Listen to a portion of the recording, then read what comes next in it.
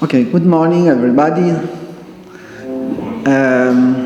Today we are presenting a session on cultural heritage as a stimulus for recovery. So it's a very important topic for the conference, but for everybody who is working, who is dealing with identity, cultural heritage, and recreation of communities after disasters. So it's a very important topic for us, for Italians, of course. A lot of the cities you are visiting, you visited in Italy, were rebuilt after the Second World War.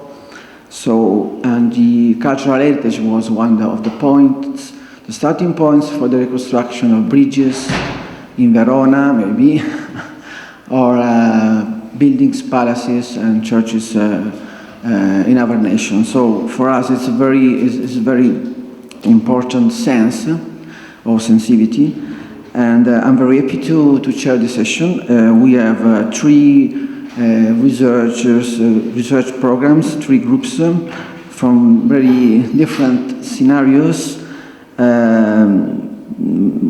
dealing with how to rediscover values, meanings, and common feelings on cultural heritage after a disaster. So the first one I'm presenting is a group from University of Perugia, and Giovanna Ramaccini is presenting the paper, the research, and the title is HDD, Heritage Debris Design, Debris Between Memory and Reuse. Please. Thank you. Good morning to everybody. The result that I'm going to show you is the partial result of a research carried out at the Department of Civil and Environmental Engineering of the University of Perugia in the context of a post-PhD scholarship with the scientific responsibility of Professor Paolo Belardi, and in cooperation with the M&G Engineering Society of Spoleto, of which the engineer Moreno Marziani is the referent. In particular, in my speech, I will focus on the importance of debris as an element really important for knowledge and memory of places. Starting from the definition of the noun, today the term debris takes on the meaning of broken or torn pieces left from the destruction of something larger. However, as pointed out by David Gissen in his work Subnature, there is a significant difference in the sense of ruin and debris. In fact, while the concept of ruins generally focuses on former building elements and architectural fragments that could refer back to some physical whole, debris was often referred to as a collection of unrecognizable matter coming from violence and disaster. The objects reduced to debris totally lose their identity, as described by Paul Auster in his book In the Country of Lost Things, in which he says that we cannot recognize an apple or an orange if they are both pulverized. In fact, by reviewing a selection of iconographic representations, if the representation of ruin communicates feeling of charm and wonder, on the contrary, the representation of the debris communicates feelings of emergency, of disaster, of anxiety, whether it's the drawing of Viollet-le-Duc, reference to a French stronghold, or images of the entire towns and cities reduced to dust at the end of the Second World War. It isn't by chance that also in relation to the numerous disasters, both anthropic and natural, the use of the term has undergone an exponential growth in the recent years. On the basis of what has been said, there are two concepts that connaturalize the debris, namely destruction and indistinct, a concept, the last one, highlighted by the fact that in the English language, the noun debris is an uncountable noun, and this aspect reveals the lack of perception of identity elements and stressing the perception of debris as an indistinct mass of matter. But is that so? Not at all. In this sense, the directive of the procedures for the removal and recovery of debris of protected and historical buildings, published in 2016, introduces a classification of debris. According to this document, in fact, the debris is not all the same. There are, in fact, type A debris, referring to protected building, type B debris, referring to historical buildings, and type C debris, referring to modern buildings without cultural interest. After that, can debris be subject to rigorous method of knowledge that enable it to be protected?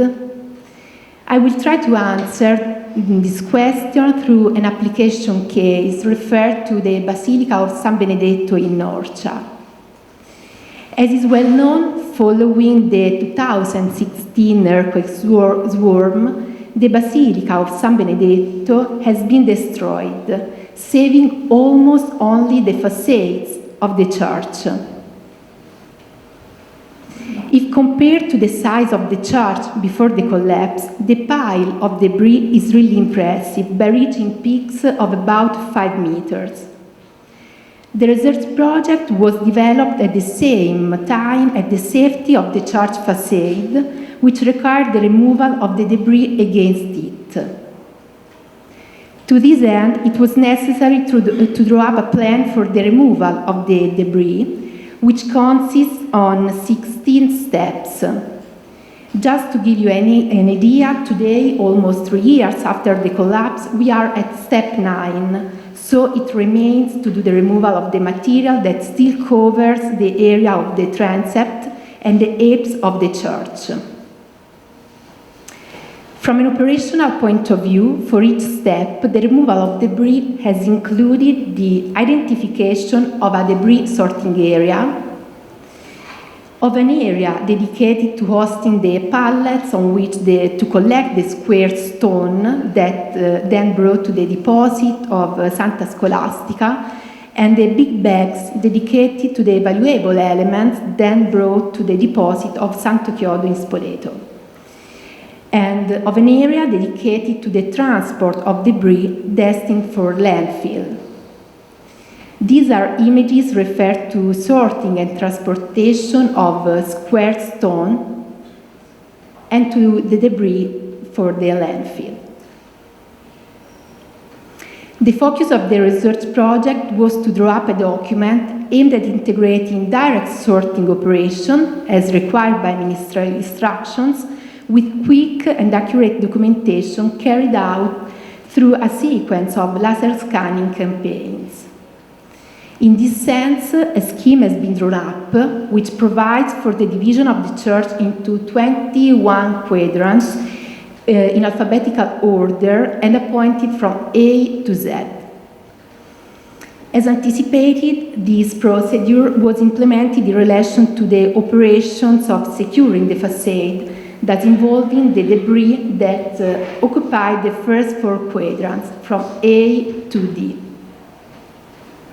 The weekly sheet has been organized together with the Ministry for Cultural Heritage and Activities and together with the architect Stefania Argenti as Higher Institute for Conservation and Restoration referent. The weekly sheet is composed of 3 cards. The first 2 are dedicated to the documentation of the valuable elements destined to the deposit of Santo Chiodo or Santa Scholastica. In particular, the first card, that is this one, is dedicated to the shipping documentation of the element. Here is inserted the location of the element with respect to the quadrant, the photographic documentation, and a brief description referring for any other details to the detail sheet, that is the present one, and in which important additional information is introduced, such as the element size, the identification by means of a progressive alphanumeric code, and the destination. This is an example of the selection made on September 2018, in which the general sheet that documents the elements found refers to the detailed sheet, which in the particular case is dedicated to the squared stone, introducing also the palette of reference and the deposit of destination. The weekly sheet also contains a third card dedicated to the documentation of the architectural survey measure made by laser scanner.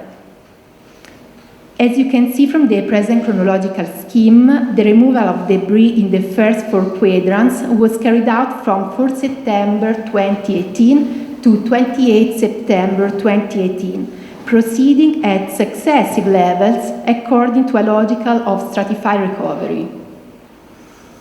This is the identification of some of the stations for recording in the areas under study, and taking into account, for example, the station 19, these are compared with the frames and associated with the relative point clouds. The laser scans are returned using the Leica TrueView software, which has the advantage of automatically recognizing the image of corresponding points using image matching algorithms. This allows to acquire a three-dimensional virtual model in which it's possible to navigate and to calculate the position in space of a point considered, that is, to carry out measurement operation preceding further critical readings. So, coming to the starting question, we can argue that the work of debris documentation is useful both in case of reuse of debris in the reconstruction of the original asset, and when it becomes necessary to dispose of it, where the digital copy represents a fundamental memory document. In the recent Italian past, we have been familiar with such images. Since the end of the 1920s, the Ministry of National Education has been adopting security measures for the protection of monuments and works of art in the event of a new conflict. The monuments are literally locked up through the creation of provisional structures that completely conceal the object and modify the urban image. But today we can argue that knowledge is one of the most important forms of protection of an object, as demonstrated, for example, by the experience of the Palmyra Arch that on October 2015 had been blown up by using dynamite, reducing it in debris. The digital copy of debris makes possible virtual operations of image recomposition useful for anastylosis-based reconstruction. But it isn't necessary that the debris has to be used to recompose exactly the state before the disaster. To this end, I will show you the draft of the so-called Chart of Debris developed as part of the research conducted at the Department of Civil and Environmental Engineering. We are in Norcia, and along the historical path that connects Norcia to Cascia, we find the Church of the Madonna di Cascia. The name is due to a peace stipulated between Norcia and Cascia in 1477, to seal which was decided by both towns to build 2 churches. The inhabitants of Cascia built what they called Santa Maria di Norcia, while the inhabitants of Norcia, this one, still called Madonna di Cascia. This is the church before the earthquake, and this is the church after the earthquake. And these are the debris of the church. The idea of the project is very simple and is already present in this sketch. Rebuild the church where it was, but not as it was. by reusing debris which today lie on the ground.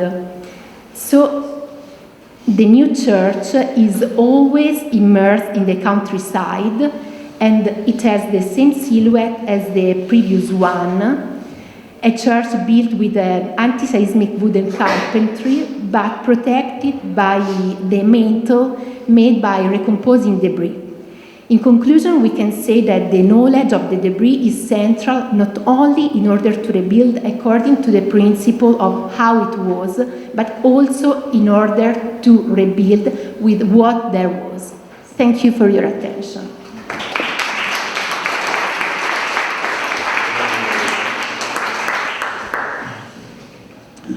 Okay, thank you, Giovanna.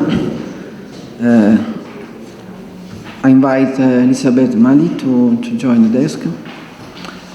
Thank you for your paper, for your presentation, and to keep us informed and aware about how complex it is to remove ruins and debris after the earthquakes, and so it's a big issue. For example, in Amatrice, they erased completely the foot of the buildings. So this is not allowed by the point of view of the directiva of the regulation we saw before, because it is mandatory to keep the foot of the buildings in order to maintain the fabric, visible. But they removed everything. So it's a sort of ground zero, Italian ground zero. Okay, are you ready, Elisa? I'm ready, but perfect. Yeah, okay. Okay. Oh, wonderful. Okay, from Italy to Japan, the research is entitled Results and Problems of Localized Housing Recovery in Japan Using Traditional Construction Methods. Is presented by Elisabeth Mali. Buongiorno. Thank you very much. So today, the research that I'm presenting is really the work with my co-authors from their practical experience working in architecture and construction and providing housing. We're still working on the paper about how to explain these lessons. So I'm really excited to hear some feedback. But the topic is what we're calling localized housing recovery using traditional Japanese construction methods. So it's a little bit stepping away from heritage per se, but what we're talking about, how we define localized housing recovery, is bringing together the local resources of materials, skills, and people. And in the context of Japan, what we're talking about is wood construction. So timber production, timber areas, building skills, traditional carpentry, local regional design, in that realm, and also the people who are doing that work, the builders, the carpenters, the designers, and of course the people who are experiencing the housing.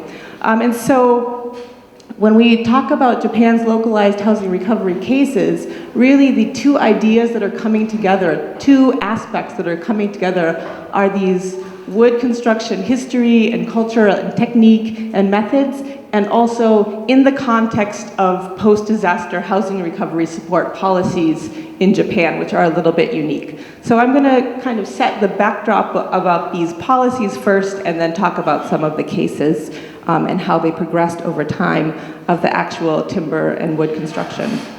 So here's I'm gonna do the old-fashioned pointer. So here's a map of Japan, just to give you kind of a preview of some of the places I'm gonna mention. Here's Tokyo, here in the center. I'm very sorry, but Kobe is here and it doesn't have a label, so if you remember anything, please remember Kobe was here. So in 1995, the Kobe earthquake is the first big modern urban disaster post-World War II in Japan. And then in Niigata Prefecture in 2004, there was the Chuetsu earthquake. And then in 2011, the Tohoku Great East Japan earthquake affected this area in the northeast of Japan. And in 2016, there was an earthquake in Kumamoto. So actually, we have so many disasters, but the ones that are relevant to today's presentations are those. And so, in Japan, there's quite a well-established system of providing different types of support by different phases after a disaster. And kind of unique compared to other countries. In Japan, the government takes on the really primary role, and the role of NGOs or private sector or international support is very small to non-existent. So that's an important point to keep in mind. And after the first phase of emergency evacuation, which is people evacuate and stay in public buildings, a lot of schools and gymnasiums and municipal buildings, we have really clear and different phases supported by different policies and different types of support in the temporary housing phase and in the permanent housing phase. And in temporary housing phase, based on the Japanese laws, temporary housing is provided by the government, and temporary housing is provided by the prefectural government, or the state, not the nation state, but the middle-level state prefectural government in Japan, not the municipal government, but the kind of more regional level government. And the laws for temporary housing stipulate that the housing should be used for 2 years, only 2 years, which means that it doesn't have the same requirements for a permanent foundation. It can be built lightly, more cheaply, to a less high standard. And although the idea is 2 years, actually that can be extended year by year, and it in fact is extended. In Kobe, people live for more than 5 years in temporary housing. In Tohoku, people are still living 8 years after the disaster in temporary housing. But in terms of the design intention is for 2 years. And then the photos are the example after the Kobe earthquake, where prefabricated, we're looking at a kind of aerial view of mass prefabricated temporary housing. So that was used after the Kobe earthquake, and then since that time, all of Japan's 47 prefectures entered into agreements with what's called the Prefabricated Builders Association. So in case of a disaster, they can quickly call that private sector prefabricated builders to build the temporary housing. And then finally, in the permanent housing phase, in general, the Japanese government does not support giving money to individuals. So the main focus of permanent housing reconstruction is on disaster recovery public housing, which is different than social housing or just public housing. So especially after the recent disaster, that's not necessarily restricted to low-income people, but the government mainly focuses on that. And then people who want to rebuild their own individual housing are pretty much on their own. There's some small compensation for your housing damage, but people are rebuilding their own houses. So this is an example of public housing, and I need to talk faster. This is some examples of what temporary housing looked like after the Tohoku in 2011, the Great East Japan earthquake in Tohoku. So actually, compared to the Kobe case, where prefabricated temporary housing was the standard and the norm, in Tohoku we saw a lot of variety.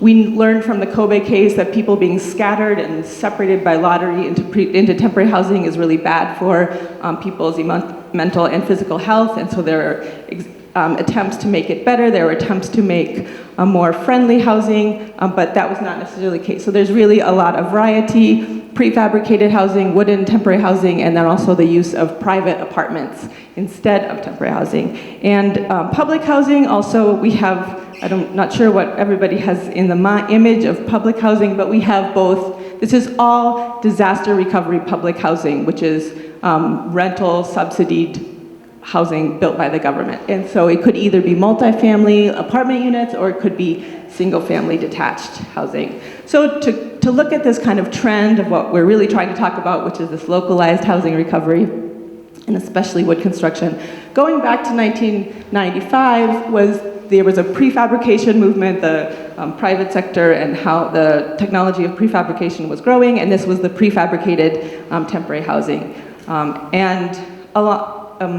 So what we're talking about in terms of localized housing recovery was really born after the 2004 Chuetsu earthquake in Niigata Prefecture, and these are some examples of that localized housing. And what that entailed was coming together by local government and people who can finance the project, and local builders and designers to come up with a design that was really locally specific. So meeting the climate, it's a heavy snow region, meeting the lifestyle, something natural, familiar to local people, and also including the local builders, so you can build this with local wood resources.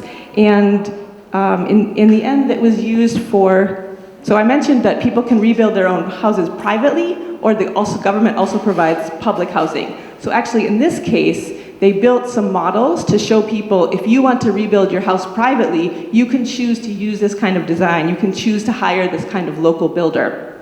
And they did have, I think, 19 houses that people chose to use this model to build their house, and they also used them for building public housing for other residents. So moving forward to 2011, after the Great East Japan earthquake, this is an example. This is a town in Aizu Wakamatsu in Fukushima. This is showing, actually, in one site, they still have prefabricated temporary housing and wooden temporary housing used together on the same site. So there's really a range here. But this is one case, and my co-author, Professor Iwata, was directly involved in making this case happen in the town of Miharu.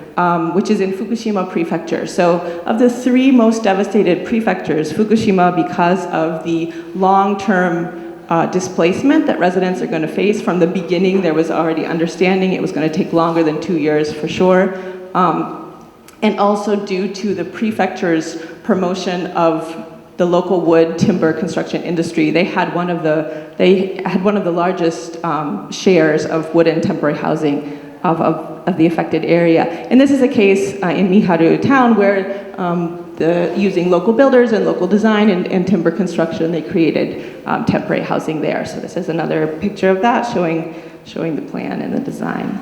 And this is the construction process. So, yeah.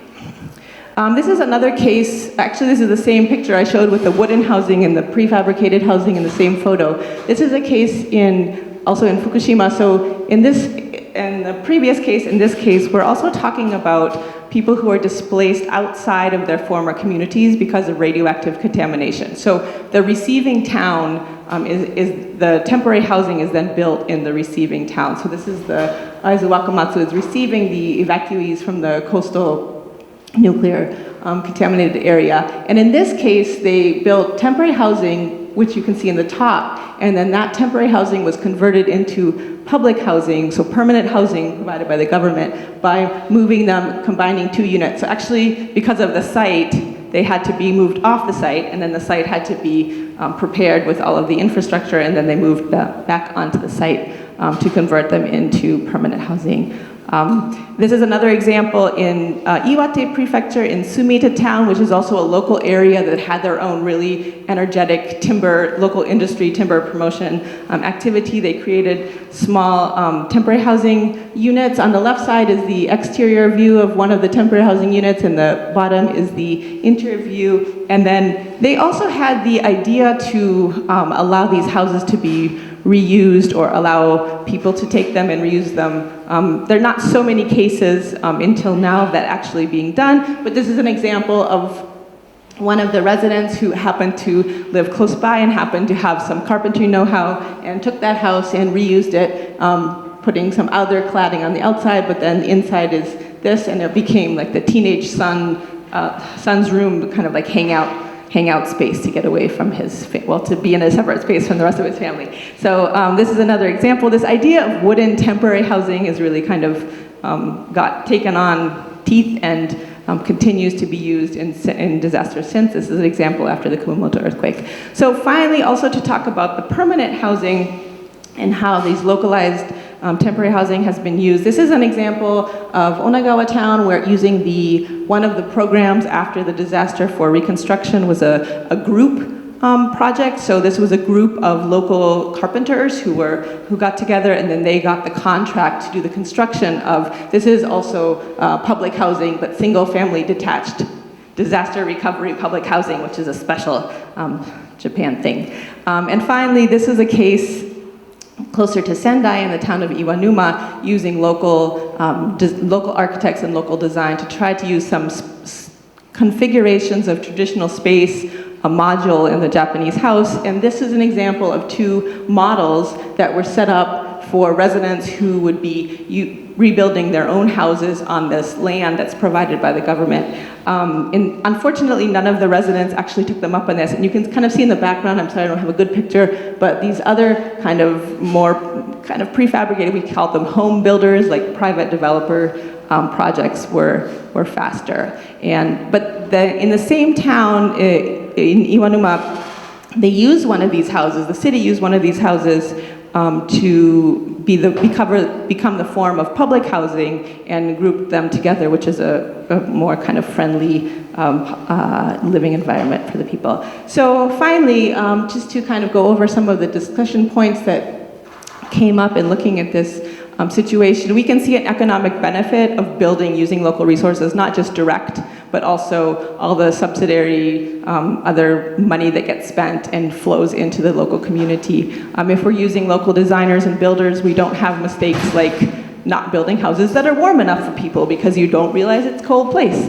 The potential reuse of wooden temporary housing is something that's been talked a lot about, and we have successful cases, but they're still a very, very small share. I'm not going to talk in detail about the developments, how things changed over the cases, but I think it's really important to notice that we need the key factors. We need leadership, timing. It has to match the timing of the residents' experience of the rebuilding process, or it's really difficult to get people to work for them, and it needs a lot of coordination. So finally, and this is my last slide, I think we can say that the ideas of localized housing recovery have advanced using local human resources and local building materials. And if we think about what international experts are saying about housing recovery, promoting the local economy, promoting local people, I think this falls right into that idea. On the other hand, we have a very specific Japanese context of post-disaster housing recovery within these very established policies for temporary and for permanent housing. So I want to end my presentation with this final question, is how are the lessons about the coordination of local resources and disaster recovery from the policies in Japan relevant to other countries? And I'm really curious to hear your feedback about that. And then especially we're talking, in Japan, we're talking specifically about wooden construction. So I don't know how that relates to other places that are using wood or other places that are using local materials. So thank you very much.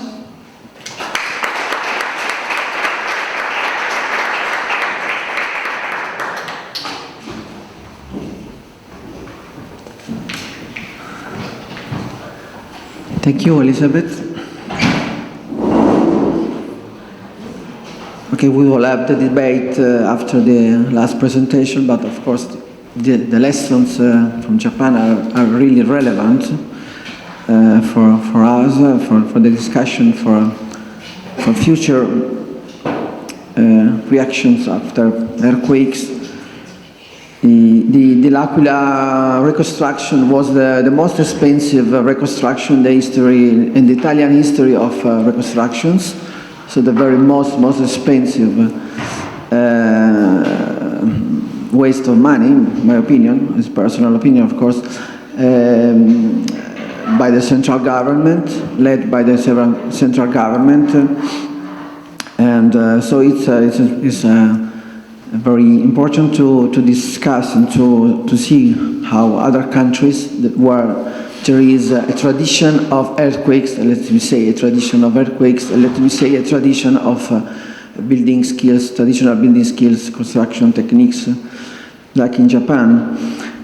And another point that we'll discuss later maybe is about wooden construction that is very relevant because in Italy the standard is to react building according to wooden construction technologies, but that is a technology that is uncommon to mostly of our regions, of course.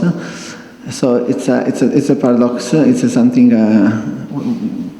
If we are dealing with identity, with cultural expression of material, cultural expression of places or other issues, like yesterday we were discussing about it, so introducing foreign technologies with the national competitions, with national companies coming from abroad, and from different countries, and introducing this kind of not flying objects and identify the not flying objects in the landscape could be a really important issue to manage for the future, maybe. And the other point is the balance between temporary and permanent. That is another it's another point, because temporary, you know, is a wide concept. Maybe in our context we have places with temporary buildings that are still alive after 39 years. We have places in Italy where they built barracks and in 1980, and so we have still district quarters that are dealing with this sort of evidence of past earthquakes. So we are not lucky with technology. Okay, it's fine.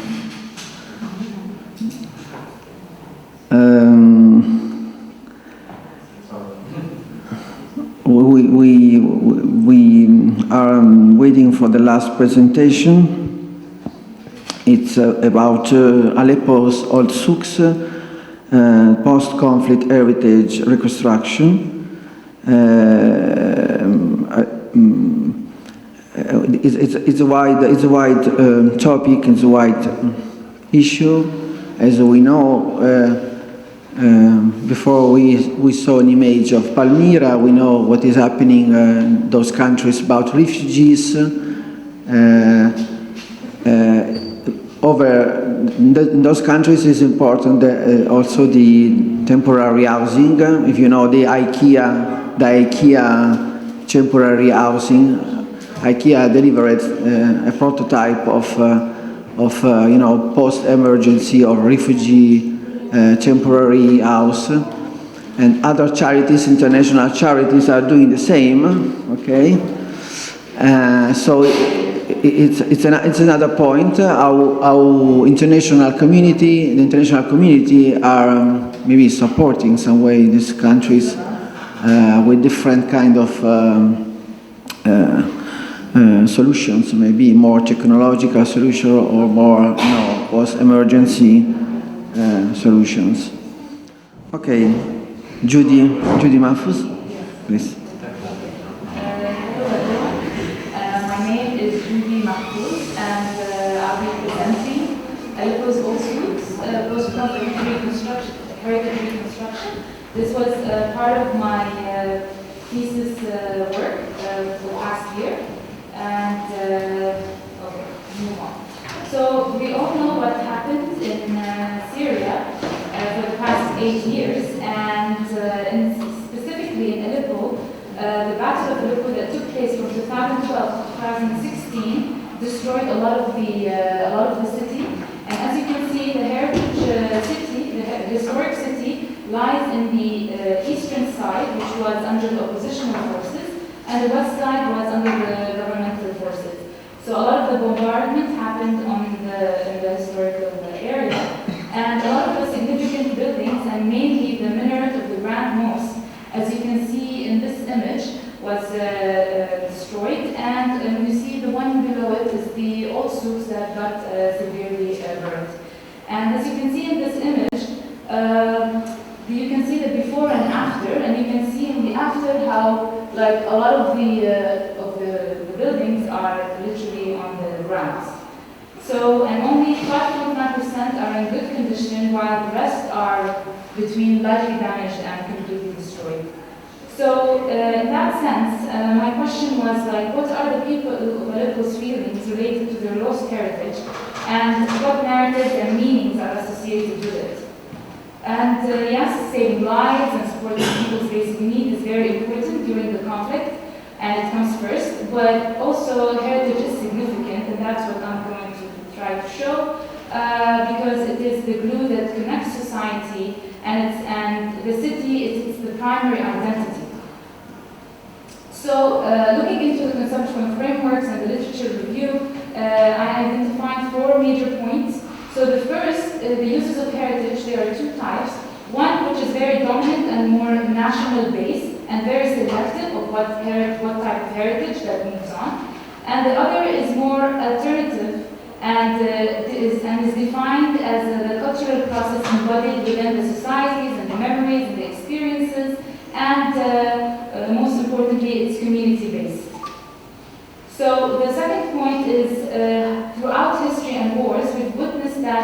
heritage was used as a weapon of war to deliberately destroy identities, to dissolve bonds through the removal, and such as the example we've seen in the Balkan War, where in Sarajevo the library, the National Library was destroyed, the bridge was destroyed.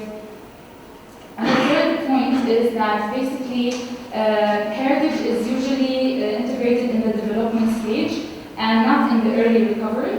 And the literature review here argues that it's very important to start the heritage reconstruction at the early stage because culture cannot wait, and it is very important for the recovery and healing of its societies.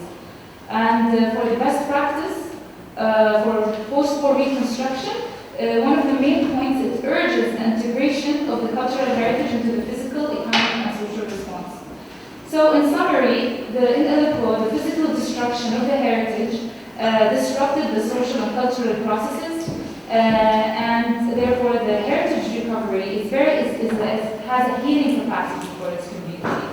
And for my research, I also looked at the Syrian antiquity law of 1963 says that the heritage and archaeological sites are owned by the government. So I have this question, what about the inclusion of its communities? And therefore my research aims to look at both the narratives of the experts and non-experts and try to find an integrating both narratives together for the reconstruction process through looking at three things: identifying the past connections and diagnosing current problems and analyzing expectations. So how? It's a qualitative research. I did semi-structured interview with basically two groups, and you can say there are three. So the managers that managing of the heritage, which has architects and construction engineers, and the second type had the producers, which are the shop owners in the souks, and the users, which are the locals that went to the souks. I used a narrative approach, looking into the past, present, future stories and tellings.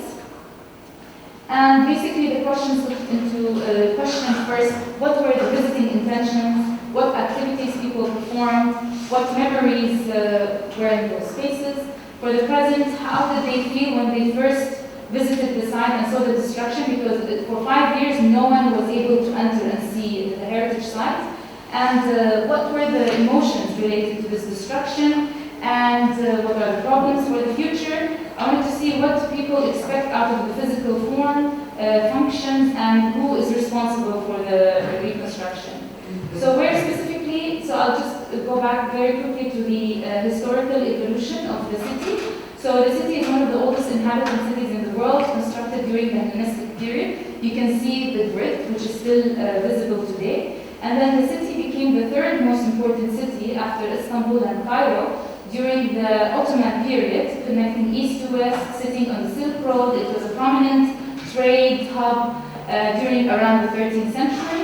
And during the 19th century, when the land trade declined and the water trade routes became more prominent, the city started declining around this period. And this is the situation of it before the war, around 2010. And the red zone is basically the old souks, and the yellow is the Grand Mosque, and in the middle is the citadel. And what I need to explain here is basically the souks were divided into different compartments. Each had its own specific product. So, for example, perfume souks, soap souk, textile souk. So it maintained those original historical features, and therefore. That was my case study because, again, it has this conflict of interest where there's the national and community identities that might reflect. It has this historical significance. It's also a UNESCO World Heritage Site, and it's threatened to remove from this list.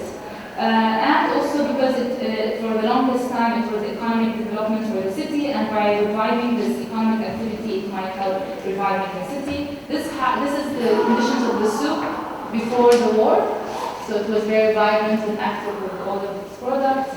And what I did is I first conducted the reconstruction, site visits to see the reconstruction work.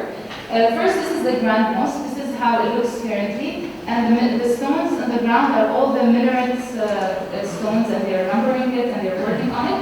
What I wanted to talk about this is a government-led project, and it's very exclusive. No one can enter, no one can see it, so it's very hidden. This was a community-led project where people gathered the funds and they reconstructed this central mosque in the souk. And this is a project, it's one of the souks that survived and that wasn't destroyed in the souks. It's basically market in Arabic. And it's led by Aula Foundation. And you can see the before and after. So before it had all these metal doors, and over here they're trying to rebuild it into the Ottoman features, so wooden doors and those features. This is also a community-led project. It's a cathedral, and the dome was destroyed, and the roof, the wooden roof was destroyed, and they're reconstructing it. Those are just a walkthrough through the souk. You see some are completely on the ground, some are just in a mess, and yeah, some are abandoned, so all forms of abandonment. And then let's move to the narratives of the people. So as I said first, I wanted to identify the connections between the people and their heritage sites. And so there are three connections, main connections, which is the historical, economical, and social. But what's very interesting is in the historical, a lot of people talk about the self, the sense of self and its identity, and then the economic activity. It was a source of income for the majority, and the social interactions. There was a lot of social support, social bonds that happened. It was a space for this social activity. And for the present problems, all of them identified with this trauma that they have with the identity destruction. And I also noticed that there's a generation gap where all the younger ones are not really connected with their heritage because it's been like 6-7 years that they haven't been to the heritage sites. And there's also this big issue of the social diaspora where 2 million people have left the city, and therefore there's lack of workforce, traditional skills, and most importantly, young men. So there's no one to really do the work. And a lot of the shop owners who own those shops are also not available to rebuild their shops. And for the future, everyone has the expectation to preserve the old image and the functions. And they all urge the public administration to create new policies because they're very outdated from the 1960s and 70s. And they also urge the shop owners to return back to their sites, to their shops, to rebuild, because most of them are reopen their shops somewhere outside, and it's very difficult for them to relocate back once they establish themselves somewhere else. So in conclusion, so the summary of the narratives, what I realized that the past narratives and stories and memories describe its influential role for its activity. So therefore it has an influential role for its recovery and social healing. For the present, it put more awareness into the problems and what people are going through, so therefore it could be addressed. And for the future, it showed also what was very interesting, that people did somehow have this adjustment or acceptance to the change. And also it showed a lot of tensions between the stakeholders, so there should be a shared responsibility between everyone. And this is more like reflections and conclusion. So basically that in general, heritage movement emerged in a Western understanding respecting the sovereign government. But in disasters, the state took the lead for the heritage recovery after first saving lives. But in conflict, that framework is less clear, especially in contexts where the state contributed to part of this destruction. If a conflict, the destruction of heritage, is used as a weapon of war, then you have a direct conflict of interest between the state and the heritage reconstruction result. So basically, the state that just partly destroyed it is going to be also responsible for rebuilding it. So there's a question in that sense. And based on the narratives collected, my argument is to consider a heritage reconstruction from a community base and not from a national base, especially in this very unique situation. And in countries where non-state actors need to have their rights protected, their lives protected, why not should they also have their heritage protected?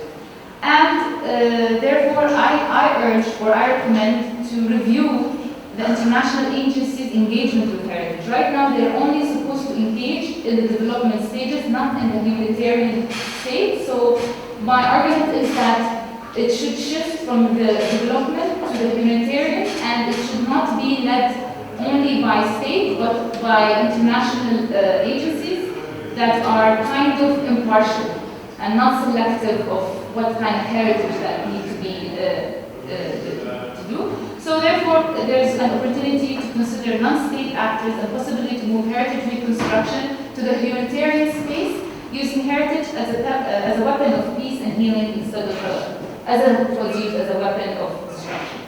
And also, I wanted to really quickly go through those slides to show you that the people in Aleppo, I was very impressed by their resilience, and they're like the champions over there trying to reconstruct their heritage with the very little capacity they have. And one of them said this very hopeful note, because Aleppo for the longest time had so many invasions. So also Aleppo sits on an earthquake-prone zone. So 150 years ago it went through a very devastating also earthquake that destroyed the souks. And therefore they said they all have this mentality that it fell so many times before, so it will rise again, so they have this kind of hope. And you see shop owners in the middle of rubble and rivers, they're just reconstructing their own shops. These are the engineers and the architects that I interviewed. They're all doing a lot of the work from themselves, spending so much time working on the site. And you see communities cleaning up the historical site. And also at the municipality level, so if you go up the hierarchy, it gets very difficult, but at the municipality level, people are very capable and very passionate about reconstructing. So you see them going around and doing a lot of the damage assessments. And also there's a very interesting, I thought that was very interesting, a society called the Archaeology Society of Aleppo, where they're doing tours in the middle of destruction, educating people about the heritage that they lost, so they can create this connection that was disrupted during the war. So, thank you.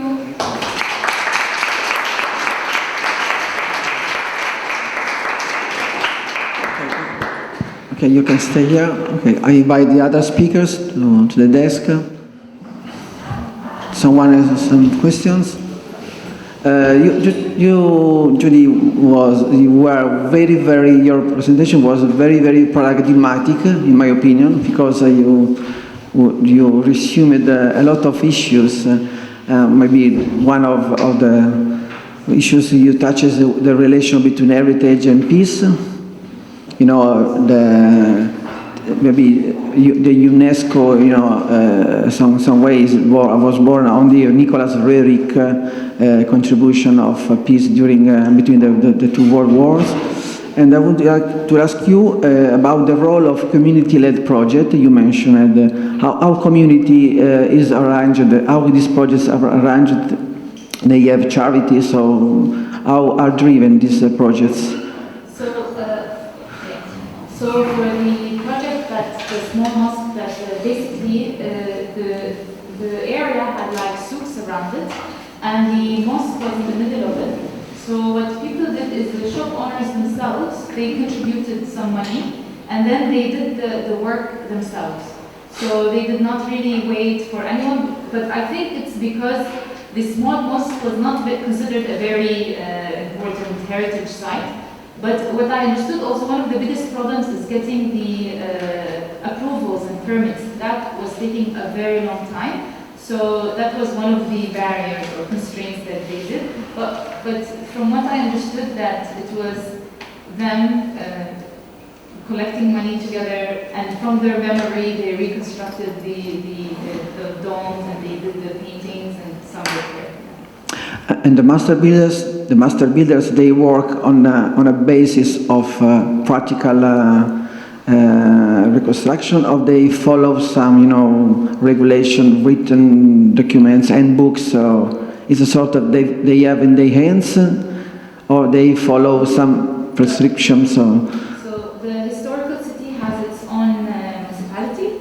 So, and from what I understood, that it's very strict. So they have to go through this process of getting approvals and getting the job done. But also, Syria right now is a little bit corrupt, so maybe through other means they found ways to like do the project. Okay, thank you. Thank you.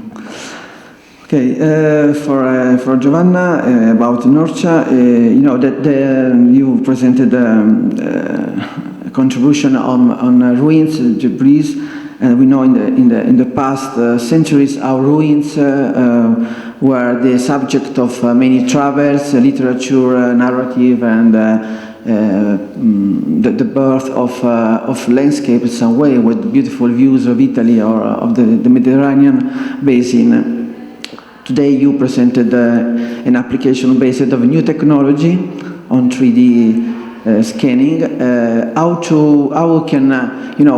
we can share this representation, these images, this 3D model in some way, how to create a way to socialize this knowledge, because of course you mentioned the projects by the national superintendents, by the national body in charge for the conservation, but how we can transfer this knowledge to people to give impulse to awareness about the loss, the damage they had.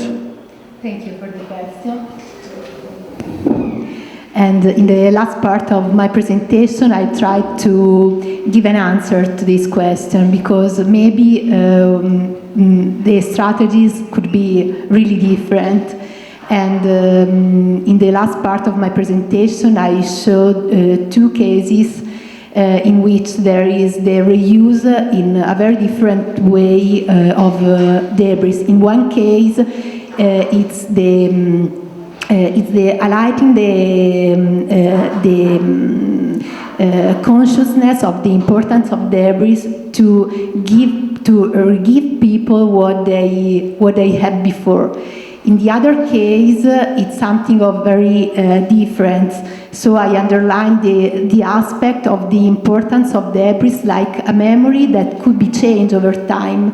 So it's possible to give people what they have before, but really in a different way. So the sense is that it isn't necessary to block the image of our cities forever and to reconstruct simply what there was before, but maybe it's important to underline also the potentiality to reuse debris and to give also a different image for the future. Thank you. And for Elizabeth, okay, you concluded with a list of discussion points, so we can start from those discussion points, and maybe how this lesson we learned from Japan about the traditional and localized housing can be reused in other countries, because it's very relevant about cost, about expertise, about building skills, so creating a new economy, for young people, maybe a way to approach to heritage through the reconstruction, so to be active. She was speaking about active engagement, so how this reconstruction can be a best practice. And the other point is about temporary, permanent. Maybe your comment is welcome too. I think we don't have too much time, so temporary, permanent maybe could be infinite discussion. So maybe just in related to the first point, I think maybe that's the next steps for our research to kind of codify what are the factors for success from this case, because I think we can say, without a doubt, the localized response, of course, has to be contextualized locally. So something that's using the Japanese tradition won't make sense in another context, but maybe the framework is using the tradition of the local context in that way. I don't know if that answers your question. Did you have a specific... How we can create the basis of knowledge?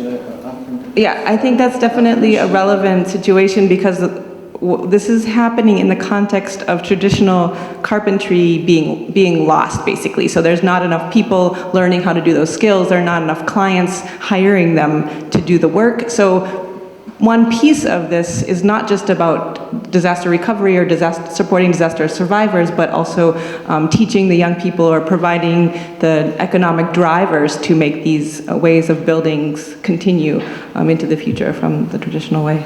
Did you have a specific temporary question, or should we take that to the coffee break? Thank you. Do you have any questions, or someone of you wants to comment? Okay, thank you so much. Prego, please. The cost of the wooden houses for temporary or permanent, how's the range cost? I can't answer that without consulting with some experts, but I think the idea is that it can be, the wooden housing can be provided as an affordable way, so something that works out and not that it's exorbitant, but that's a practical, yeah.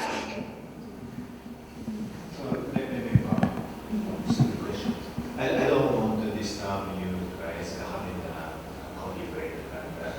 I think three presentators sharing one issue, that kind of technology, the traditional technology, how to develop, how to create a kind of future. So please give us a comment about the concept of technology.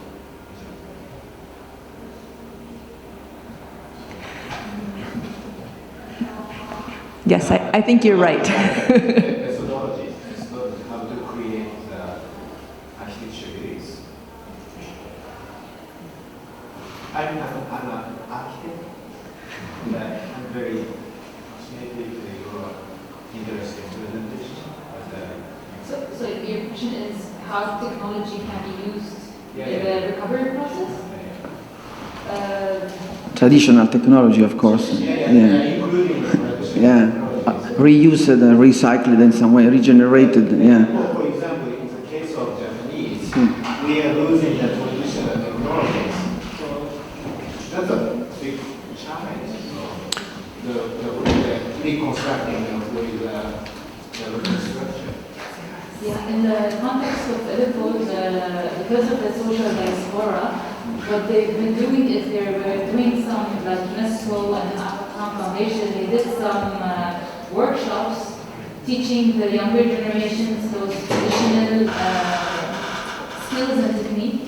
Because this is a big issue right now where a lot of the lower, like the working class, that are the ones who are fled, who are experts and masters in this kind of technology. So, yeah, this is a problem that needs to be addressed in Aleppo. Yeah, it's the same issue for Italy, of course, because if you have to rebuild, for example, a town like Amatrice, you will need a lot of people, craftsmen. So it's important to start from school, from education, to create programs on carpentry, on stone masonry. I know about a project by the War Monument Fund in Jordan for Syrian refugees about stone masonry, stone carving, stone masonry, for women also. So to create inclusion, it's a way to create economy, to create a social inclusion and cohesion within a community on the heritage. But it's a matter of economy, because building and rebuilding and the history of urbanism and placemaking was and is a matter of economy.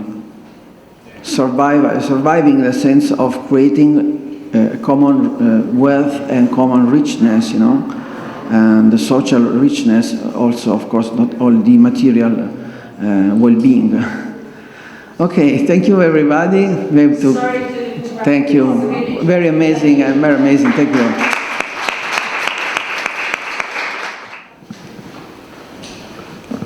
Okay, I'd like to open this session. It's time for you. Please go ahead. Good afternoon, everyone.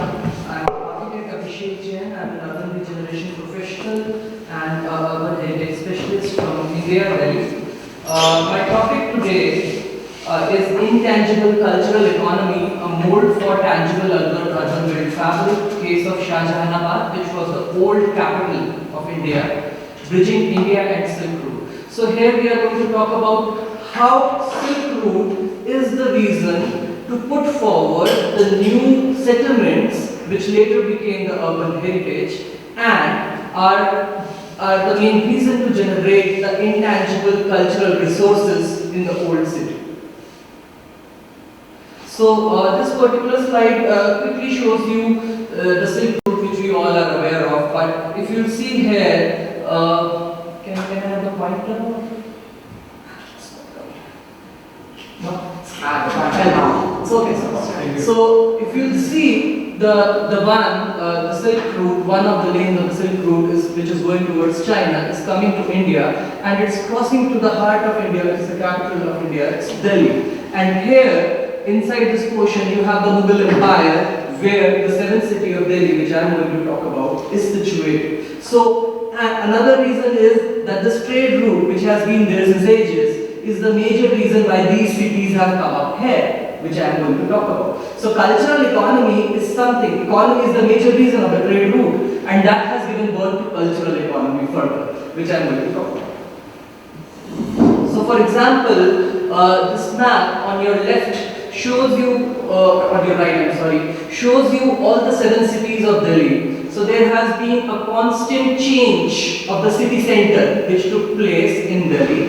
From first one, which was on the other end, goes to the end one, which is the 7th one, next to the river Yamuna, and that is the one which I have opted for my study, which is still there. All of other ones are now ruins, and that is the living city, which is the 7th one.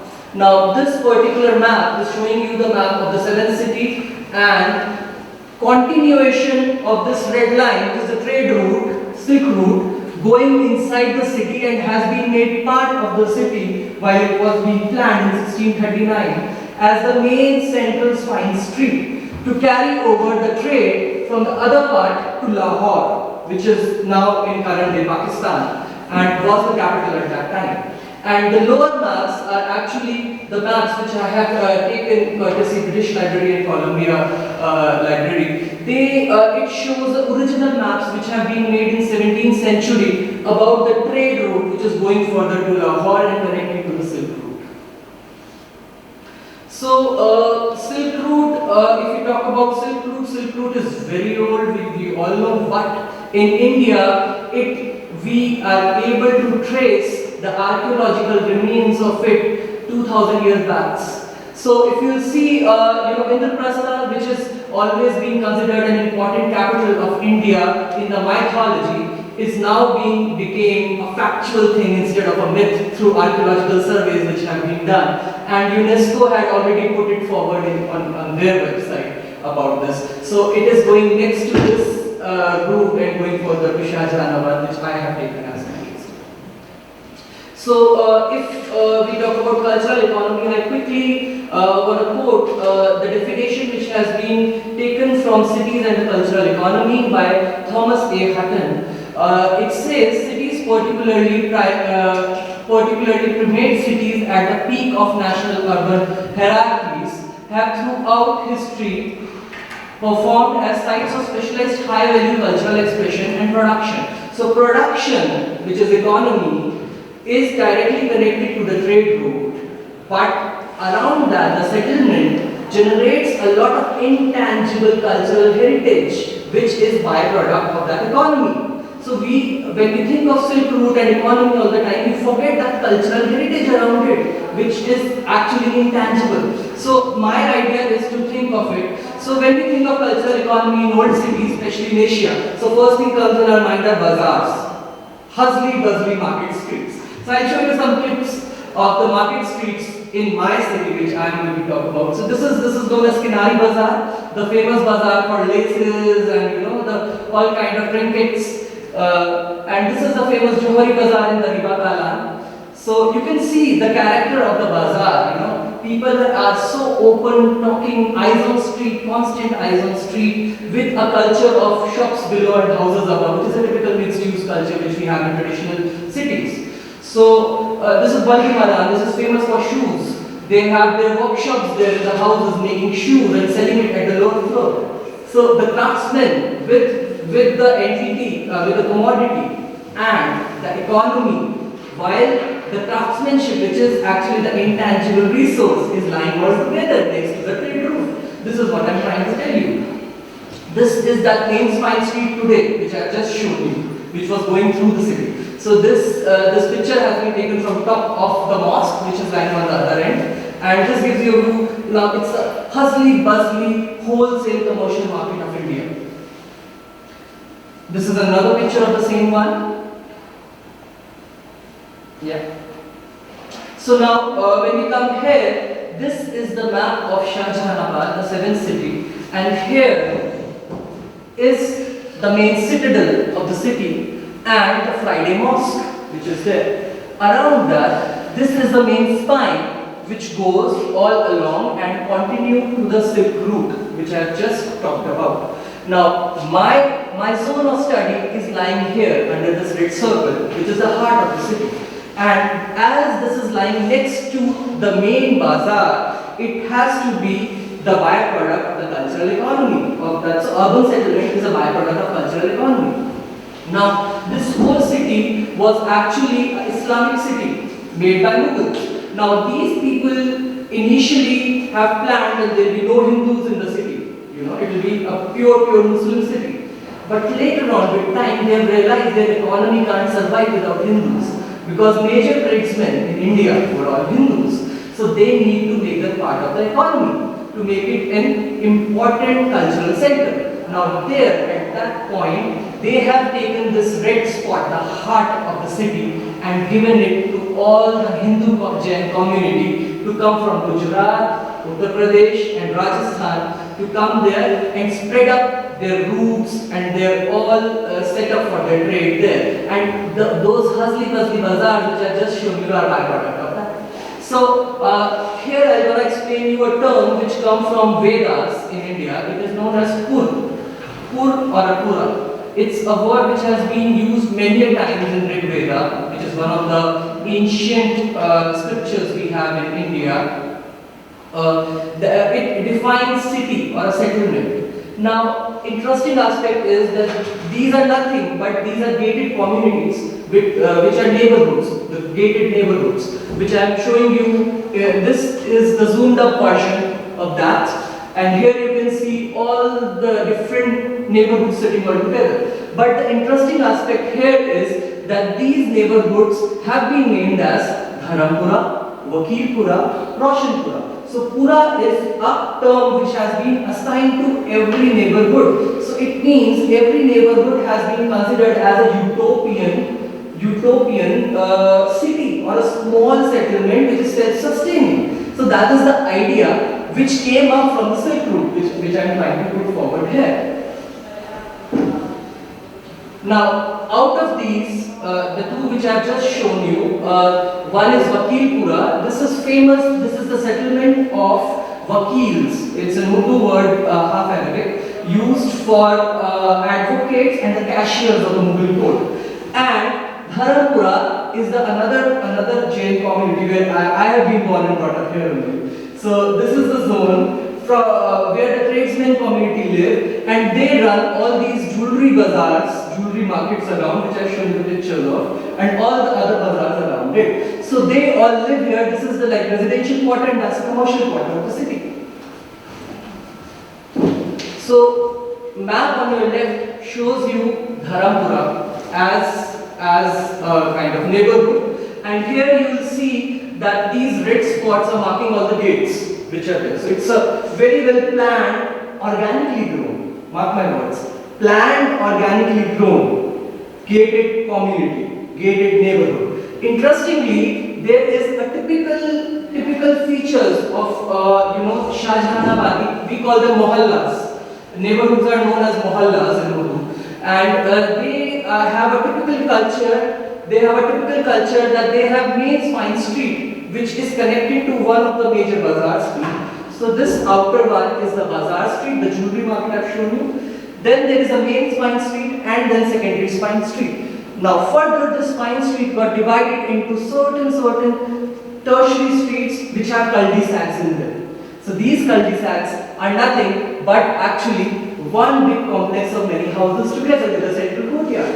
And all these people belong to the same family. Another one shows you the similar thing.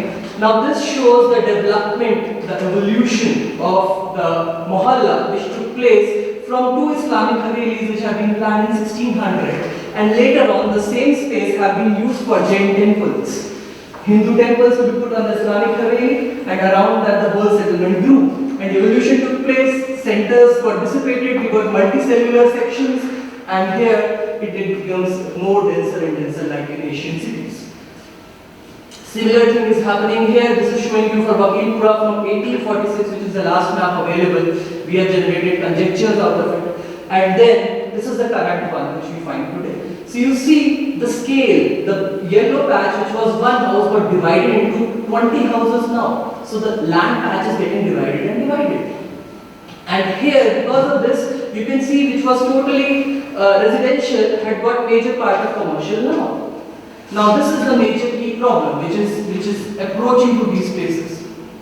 This is a picture inside the Dharapura, and you see this is the major, one of the mansions in the center of the street, and you have shops below either side, and you have verandas and terraces on upper side, and a constant interaction, mutual interaction is happening. Eyes on street is there, and this is secondary street. Mind you, this is not the primary street, this is the secondary street. So primary street must have been much more active. So these public places are something which has to be kept, which is the product of the Silk Route, which I am trying to tell. Okay. 3 minutes left. Left? Yeah. My lord.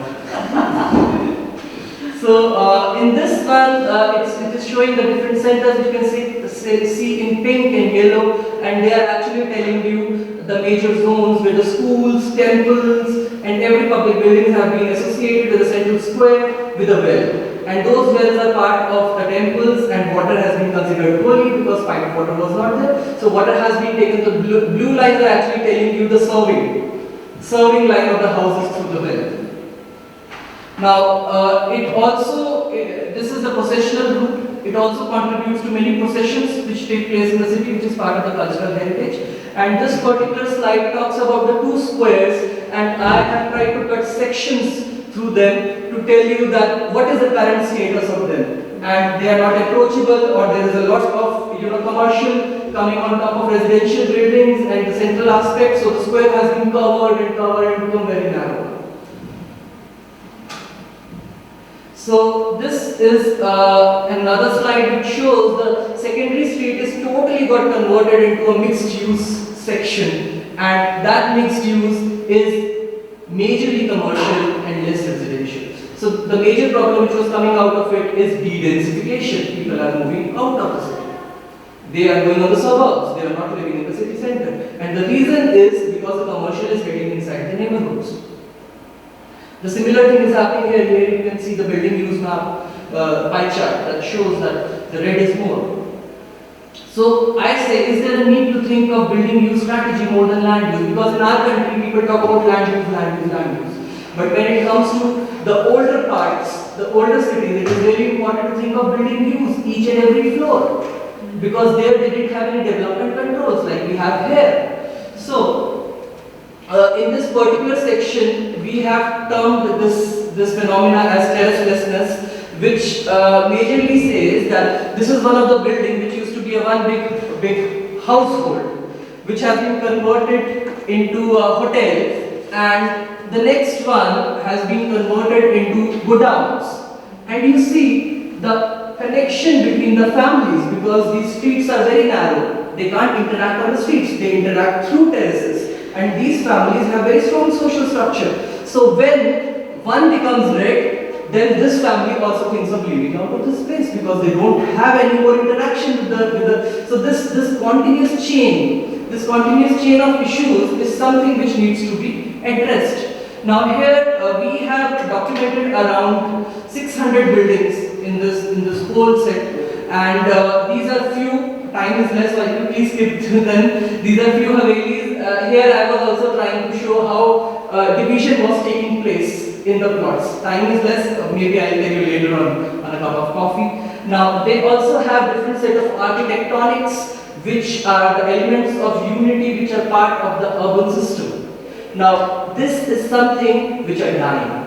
Now, this is something which is product of the community. So, every neighborhood has their own coming out of the main typology.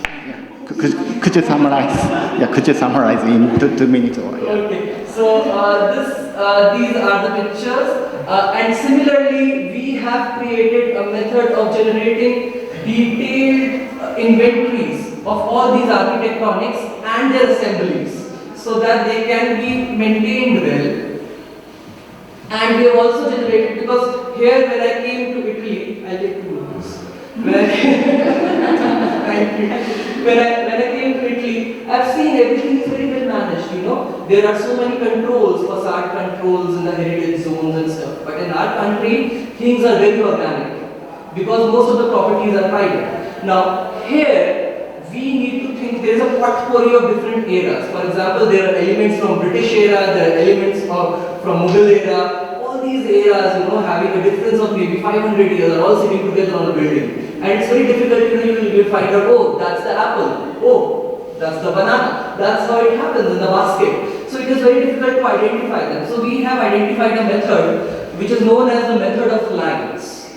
So you need to identify the construction facade lines, which you will find common. And through these lines, you are able to differentiate between these elements.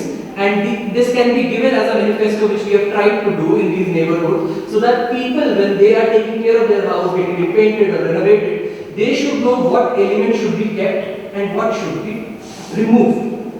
So that they should, because they all have respect for their heritage, but they didn't know how to maintain it. Because it's a potpourri for professionals, so how can a normal layman understand that? Similarly, this shows the continuous, series of platforms outside the houses where people interact in the afternoon, in the evenings, and wherever you are seeing red patches are the ones which have been covered now. So that social structure got part, simple platform outside the houses, and when it goes, people goes out of the place. Now here it's a simple example of the 2 squares. We have done a detailed drawing of 2 squares, and it is very difficult there to do any kind of renovation in the buildings, because people have private code, and it's literally, you need to have a community participation with minimal physical changes. So we have, in our foundation, we have generated certain plans which are more about the usage of the space and about the connectivity. So we have tried to change certain connectivities to get a connection through those zones to make, like it was a square, can you imagine? Now it is not a square at all, it's a narrow street. So to make the square active, I have to make this public building open to people. It is open to people, but for certain purpose. A marriage is happening once in a year, so the marriage will happen here, once in a year. Why not having a constant flow through these buildings? Make it part of an open space. Similar kind of thing has been done here. Now these are my concluding slides. This is the final spatial approach which has been taken for the urban regeneration strategy of one of the mohallas or the neighborhoods, where we have identified different types of public spaces. So I can't explain you in this period of time because it's very detailed, but you can quickly understand that every community have their codes of day. They have their routine, and they have different aspects of it and spaces to use to it. So we did a very detailed research. It took us 10 years to do this research and identified each and every code of their life, where women sits at 1 o'clock, where they move to 2 o'clock, where they go to buy vegetables. Men coming in the evening, come and stop at the betel nut shop, have betel nut, it's very common there in Old Delhi. They interact through those zones. So a small shop plays a very important role there. If you remove that shop from the square, it makes it dead. So we have identified those zones and generated a strategy for it, so that these nodes can be strongly kept important and the activity will remain there. Now, the final, I conclude, the major highlights which we have found out in our whole study is generation of building use controls for mohallas, for neighborhoods, which is missing in our country. Keeping the communal traits alive to support the cultural economy. Now, this is very interesting. You know, in our country, you will see one mohalla, one neighborhood is coming into part of two administrative boundaries, which was a British overlap in our country, which came later in history. Because of that, because they didn't understand the cultural aspect of our settlements, and because of it, you find the same community living in two administrative boundaries. So where will they go to ask for their needs, either to this municipal corporation or that one? And this is the reason why this is happening. So we say that the cultural aspect of communal trade should be kept important while identifying the administrative boundaries, especially in these cities. Then local area level gentrification policies. As de-densification is constantly happening, we have to understand the gentrification aspect of the city. Communal interaction should be the main key, which I have already talked a lot, and development norms in terms of height of buildings, because I have skipped, but there were surveys where we have shown the heights have been increasing from G+1 to G+5, and the street width is just 2 meters. Can you imagine? It's just 2 meters, 1.5 to 2 meters, and you're having a 5-floor building next to it. So where will people gonna have sun? No. And most of the city is there like that. So this control is required. Now with our foundation, which is Shah Jahan Abadi Foundation, we have taken an initiative and I'll quickly show you a few pictures. These are the workshops and heritage walks which I have started 8 years back in this area. And now I find these are all the local. So can be just 1 minute. Quickly. Yes. So these are the pictures with locals. Community participation has been done through our foundation by bringing them and making them understand the aspect of each and every building and the cultural heritage associated with it, and how it is a product of the economies, which is their day-to-day life. Because they are moving out of the city, but they still come there to work. So they need to understand they have to live there. Their cores are going away. So these are the pictures which are talking about those heritage walks and seminars which have been done, workshops which have been done in the area to make them understand. And now I'll tell you, there is a lot of change which come up. No more buildings are getting de-densified in that zone. So this is something which is at our right. Thank you very much for being patient. Thank you very much. Okay. Yeah. Okay. So please. So thanks for the organizers for including this paper, even though this is somewhat different than the other papers you see at the conference. That's mainly because we are economists, so we have a somewhat different approach to natural disasters. So my name is Kristina Molnar, I'm in the University School of Economics. This is John's work with Carly, King's College, Concerto Banca d'Italia, Foyer, also Norwegian School of Economics. And the title is Shaping Preferences, Earthquakes and Inflations. Let me say, because this is such an interdisciplinary conference, please ask clarifying questions. If you'd like to, I prefer to say less, but make myself understood. Okay. So the big picture question that we're asking is whether people's preferences change. And I will be very specific about how we measure preferences and what preferences we're thinking about. But for now, just to be on the same page, even if I ask you, would you like an apple or a banana, and you choose an apple, you express preference for an apple. Similarly, we saw presentations yesterday where people were asked, do you prefer to live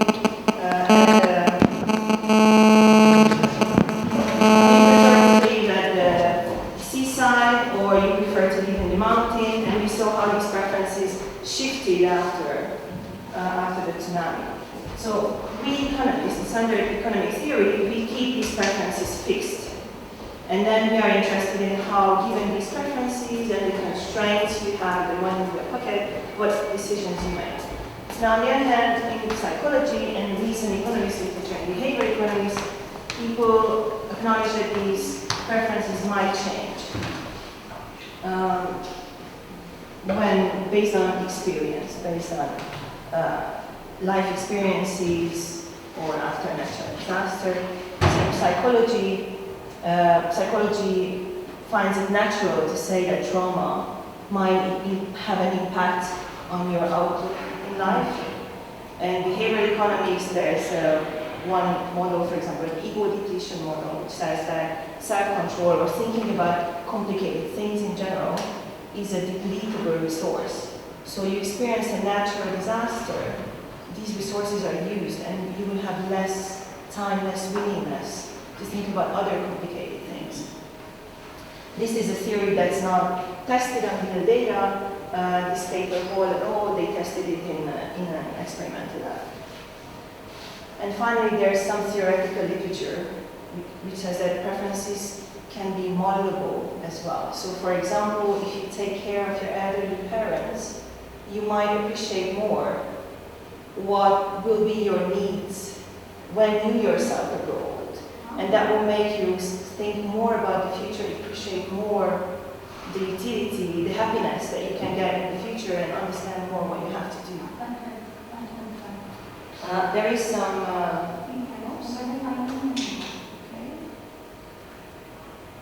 I skipped one slide, but I can skip that slide.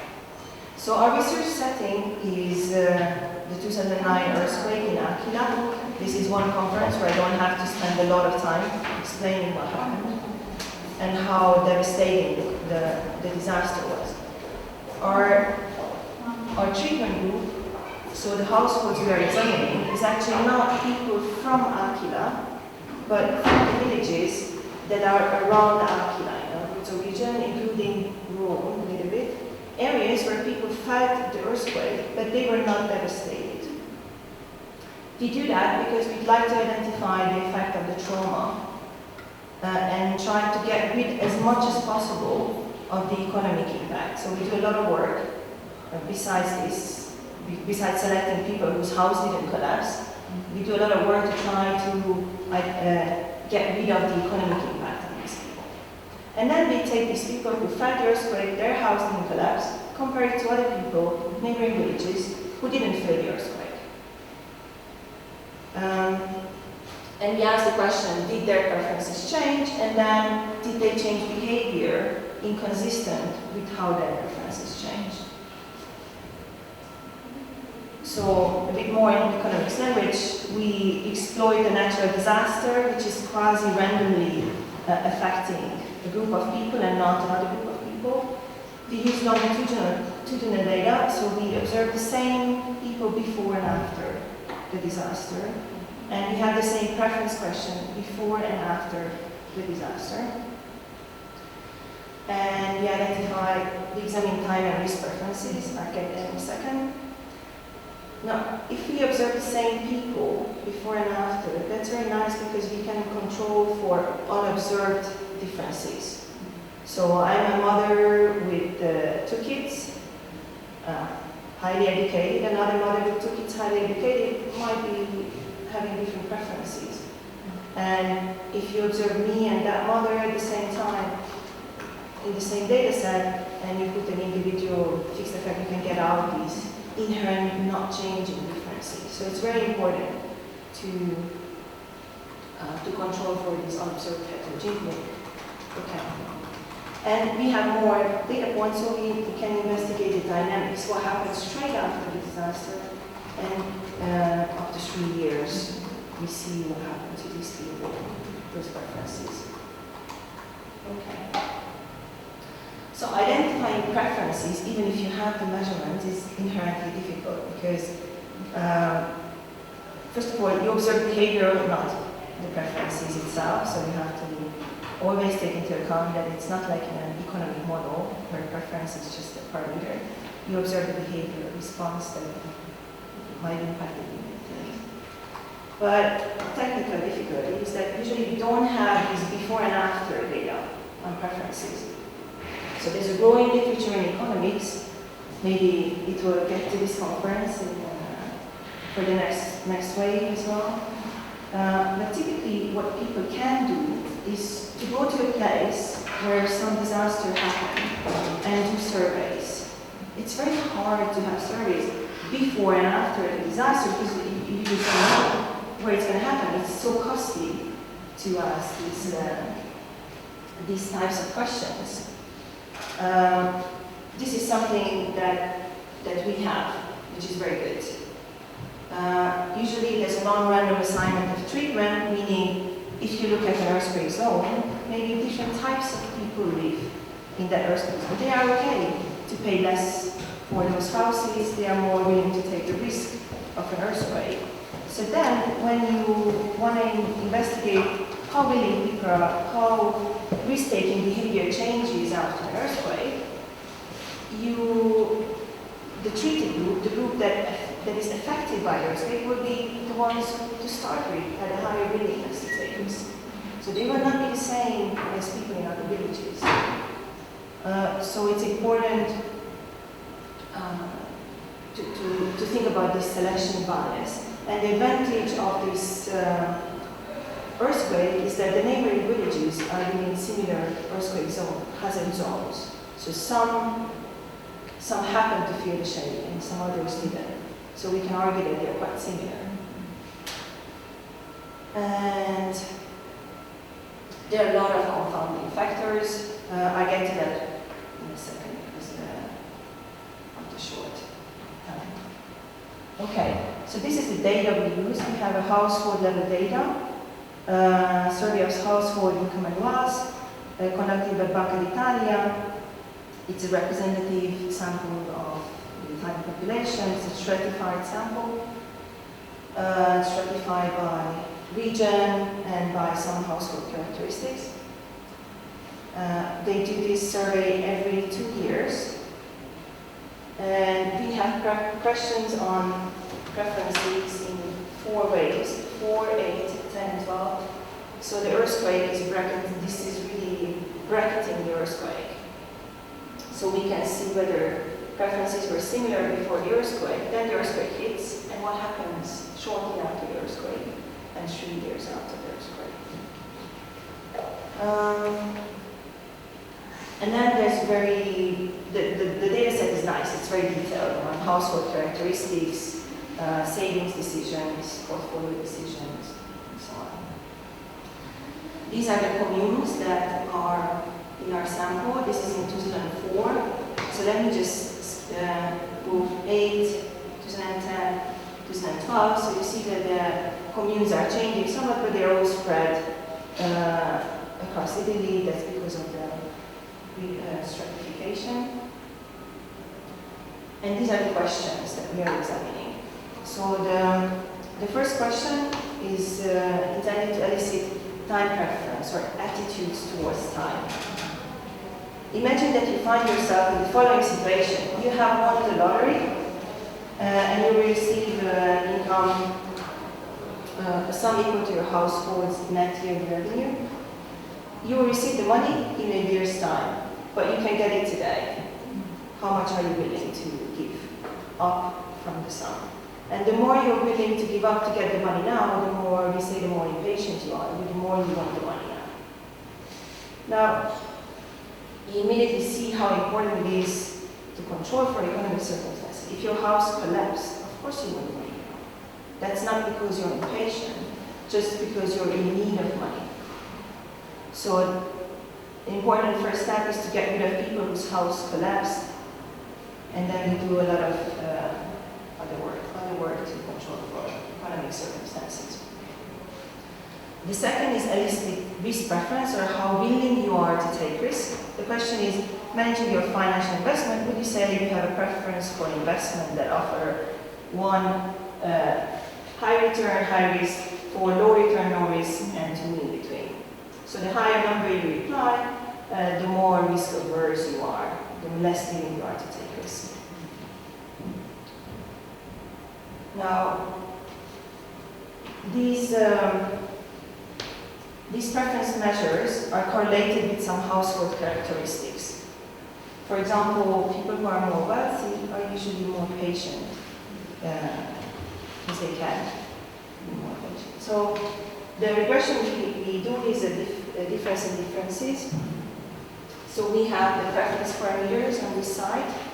So how patient, an individual in one commune at time t was, and then we measure the dominant effect of the earthquake, household characteristics to control for how many kids they have, do they work, are they employed, what's wealth, and so on and so forth. Individual fixed effect, that's something that we talked about. Time fixed effect, because things can change in time. There's an economic crisis happening in 2008. It hits Italy 2011, so it's important to control for something that might even be a whole country. Regions might be hit differently, so we control for the regional differences. And here are the results. Okay, so here's the sample. This is the full panel. Let me zoom in to the area around Aquila. So we do two panel estimations. One is on neighboring villages and one is on whole Italy. Here's Aquila, it's not even separate. Here are the communes where we have the households who felt the shake, also in Rome, felt the shake, but they were not devastated. And then there are some other ones also in the neighborhood who didn't feel the shake. So these are the villages that we compare. And this is visually without a regression, how impatience evolved. The more impatient you are, the more you discount the future, so the lower this value is. The red is cities that didn't feel the shake, and the blue is who felt the shake, and the earthquake should be really to the right.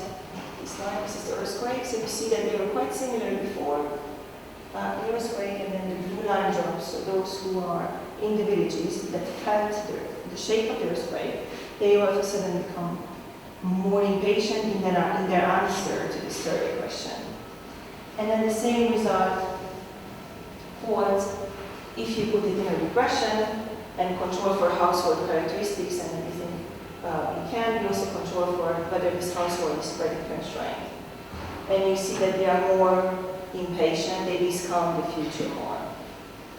And this is true both in the short run and 3 years after the earthquake. So it seems we don't have data beyond 3 years, but it seems that this is a long-lasting impact on people's attitudes towards sorrow. On the other hand, the risk preference, it seems a short run effect. We're currently working on seeing whether people currently understand this risk preference question. And we see that those who seem to understand probabilistic questions better, it might be, we see a long-run impact as well. Okay.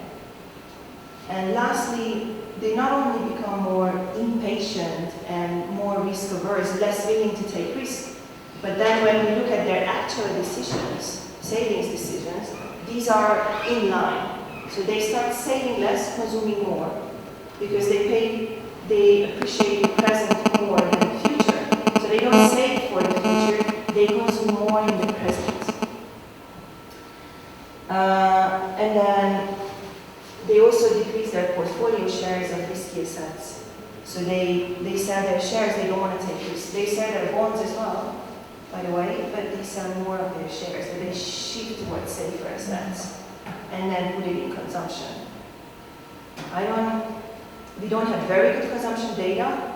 When you go into the details, it seems like both durable and non-durable consumption increases, but it's not because they renovate their house, they're buying jewelry and paintings.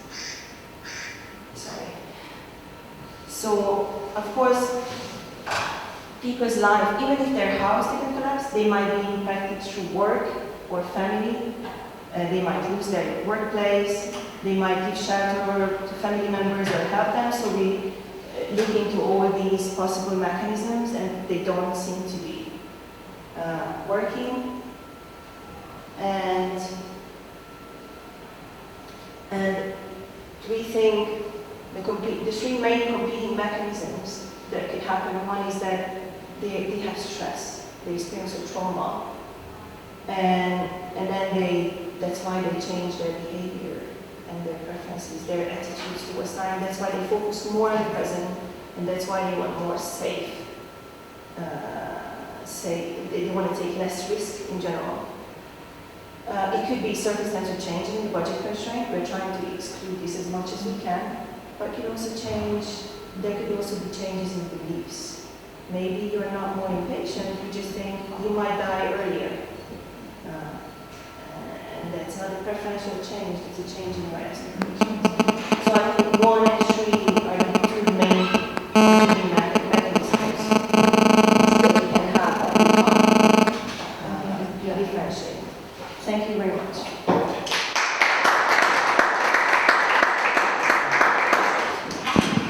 Thank you very much for your presentation. And next is a video presentation. Yeah, while the video is getting ready, yeah. I want to just mention that okay. explanation about it. That the video actually is about.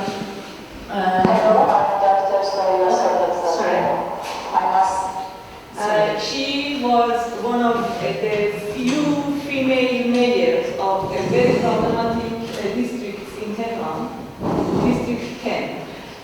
And she actually exercised an experiment in that region for the first time in Iran, actually. So she's talking about that experience in that problematic district, social issues, housing issues. Okay, please start. Hello, I'm Dr. Sonia Sadek. I must say I'm really happy to participate in this conference, even through a pre-recorded video. I also want to thank the organizers for providing me this opportunity. I also want to thank my co-author, Dr. Aula, and the rest of my colleagues in District 10 of Tehran Municipality, who had been a great help in running the street in the hands of children event. So I'm going to talk about this study, which is titled The Experience of Clay Street Applying Tactical Urbanism to Urban Resilience Approach in Iran. This study aims to investigate the experience of Clay Street as one of the tactical urbanism projects in a deprived area, District 10 in Tehran. In theoretical background section, first I talk about tactical urbanism. Due to genocide tactical urbanism demonstrates the huge power of thinking small about our cities. It shows how, with a little imagination and the resources at hand, cities can unlock the full potential of their streets. The term tactical urbanism is often used to introduce low-cost, temporary interventions that promote the development of neighborhoods that are implemented in a short-term and immediate period. In this study, tactical urbanism has been considered as an example of bottom-to-up process, which is an informal activity that has implemented local initiatives with managerial strategies in a coordinated but unplanned and unexpected process. Therefore, this paper emphasizes on the recent experience in District 10 of Tehran, which explores the principles of tactical urbanism and focuses on achieving urban design dimensions, especially in terms of behavior, as well as adapting to urbanism, current laws, and human needs. Well, the next topic is about urban resilience. We define urban resilience as the capacity of cities to function so that people living and working in cities, particularly the poor and vulnerable, survive and thrive no matter what shocks and stresses they encounter.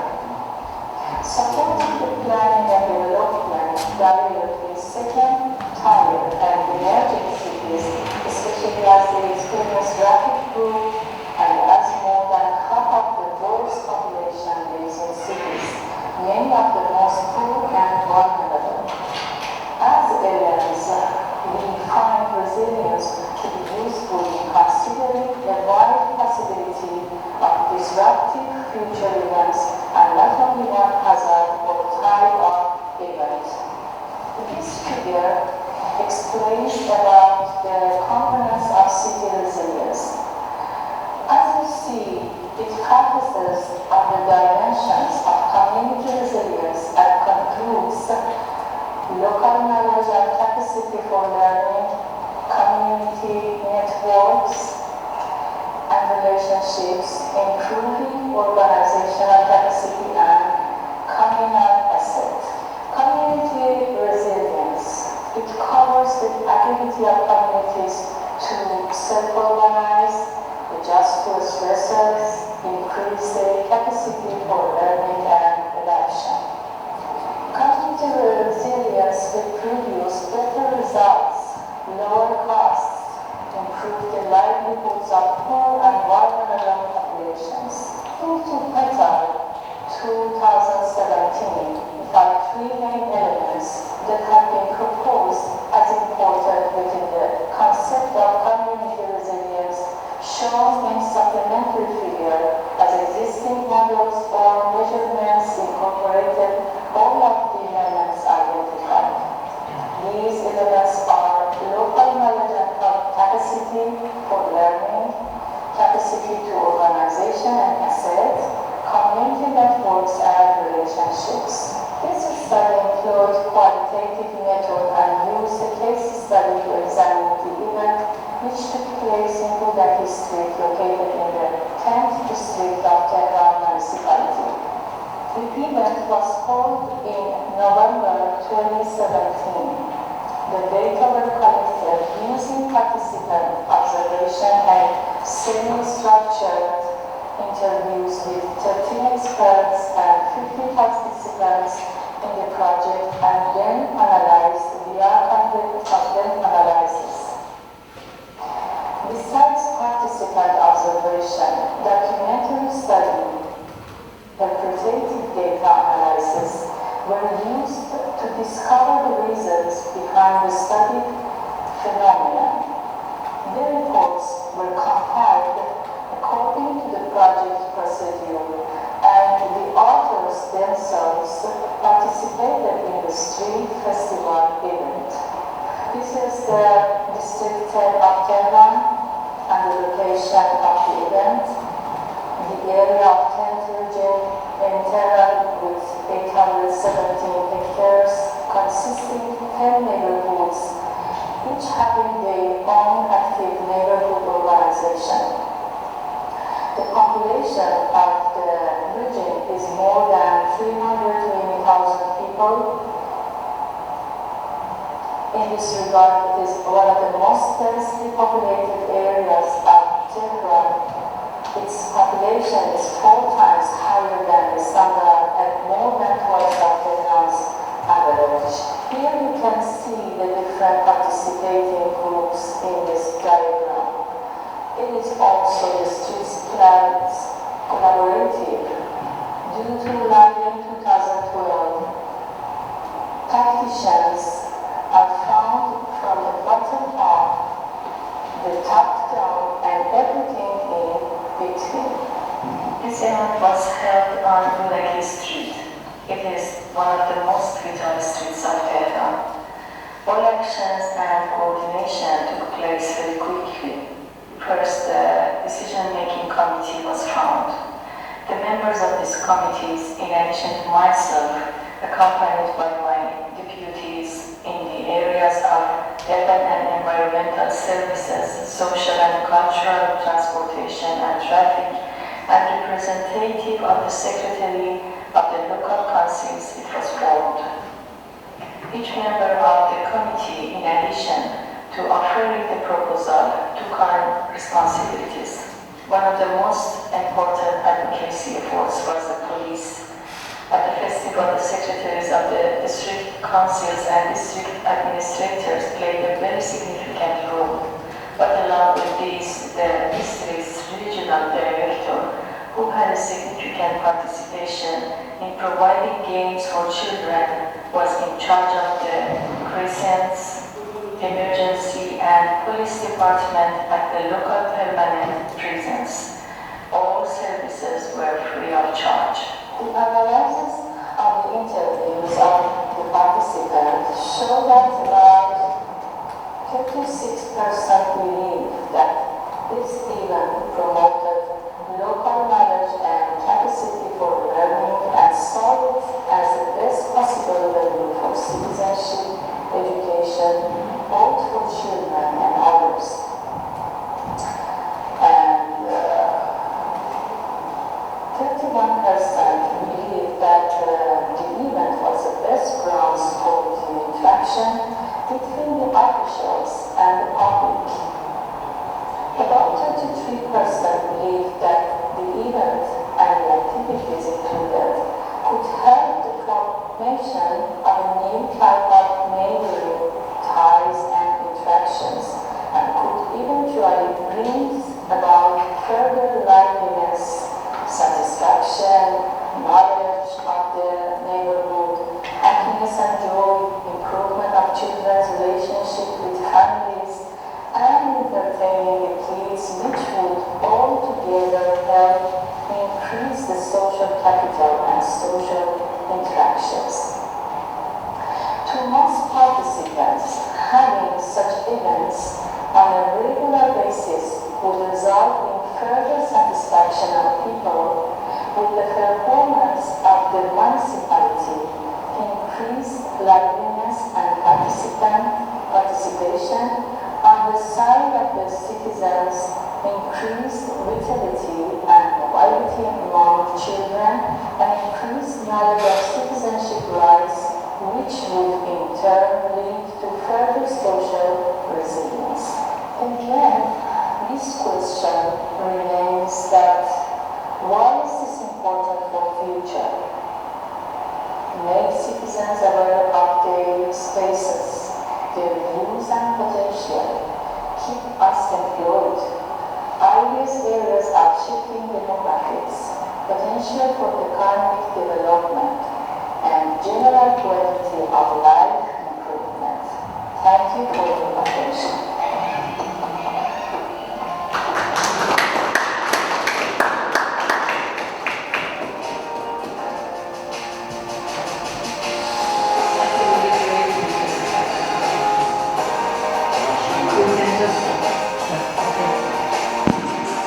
Okay, we have 3 presenters, so now floor is open for Q&A session. But I think we have time for 2 or 3 questions. So are there questions? Yeah, please. I have your conclusion or one of the points that you made about the perception of future. That was very interesting to hear that, from the economic perspective, that a very quantitative thing, the conclusion was made. I heard that one actually in Ban, when the officers for planning permissions, they became very soft and actually very accommodating, basically. And they were telling me that, why should I be so tough when I might not be there tomorrow? So very Sufi style. And your one of the findings that, wow, it changes people's perspective and it affects other things. It does. It's interesting that you heard the saying, because it could go either way, right? So you could, after experiencing a disaster, you could say, well, I have to think more about the future. I have to reinforce my house, for example. But that's not what's happening, it seems. Very interesting. Yeah, are there other questions? So then again, this has important policy implications as well. How do you have these people? You mentioned it before that it's important to involve people in the reconstruction. what kind of houses should be good for them. But then we saw it in Anna's presentation that their preference is where they will live, at the beach or in the mountain, is shifting. And by the time they build the houses on the mountain, they want to live at the beach again. So how you have these people and how you take into account their preferences, it's a tricky issue. You might want to think about preferences that are more stable and they're not just temporary change. So you cannot really survey them. If this is true, that they can't really survey them. What kind of house would you like right after the disaster? Because in 2 years' time they might want a different type of house. It's a very interesting policy implication, I think, about preferences. Sorry. I have a question for both. The first one is for you, because you say we do not need more land use planning instead of, we need more building use rather than land use planning. I would say that we need planning. So do you think that is the right pointing? Because in my opinion, that we are also clear about land use, because we talk about ownership, private, public ownership. Yes. So, I think it's a critical point. Yes. Yes. We're talking about how to, and the second is, you said about our cities that are well maintained, etc. Yes, it is. I lived in Venice for 20 years. And yes, now it's well maintained because it's according by law. Problem is, who is living in that beautiful houses? That's the other question. Thank you for the question. The first question which you asked is, yes, planning, yes, what you have said is the right term to be used, but why I have talked more about building use controls is because I am talking in a specific context. I was talking in context of the city which I have studied, and because the time was less, I was not able to give you a full overview of the governance system which was there in our country for these kind of cities. Now they come, as per the master plan, they come under the special areas and they should have some special regulations which should be generated for their planning. A special local body has been made for that. But the thing is, those norms are not coming up because the existing norms, which doesn't give importance to building use, makes it difficult for them to generate new norms for building use controls. The whole thing, the whole system, the whole master plan talks about land use in our country. So that's why I have pointed it out very strongly that building use is something which should be put in use for all these Asian, especially in Indian historical centers, because they have gone through so many transformations today that even the municipality doesn't have record of certain buildings, that how many families are living in one particular house. For example, these are mansions which I have shown you, which belongs to 17th and 16th century, and they are more like slums now. There are more than 15 families living in a house having 5 rooms. Can you imagine? In one room, the whole 5 people are living with a small kitchenette and all. And they all belong to their heritage. They all belong to that place. But I'm sorry, what was the next question? It was about the fact that, when we construct, when we renew, when we regenerate, we have different kinds of phenomena that are known. I think everybody knows. But I said I lived for 20 years in Venice. Now I'm in a city that is under construction, that in probably 10 years will be one of the few examples of historical city reconstruction. Yeah.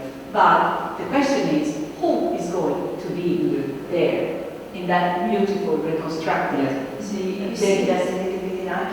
If I walk around, one thing that struck me is that all these houses are there, nobody lives there, and everybody wants to rent it out.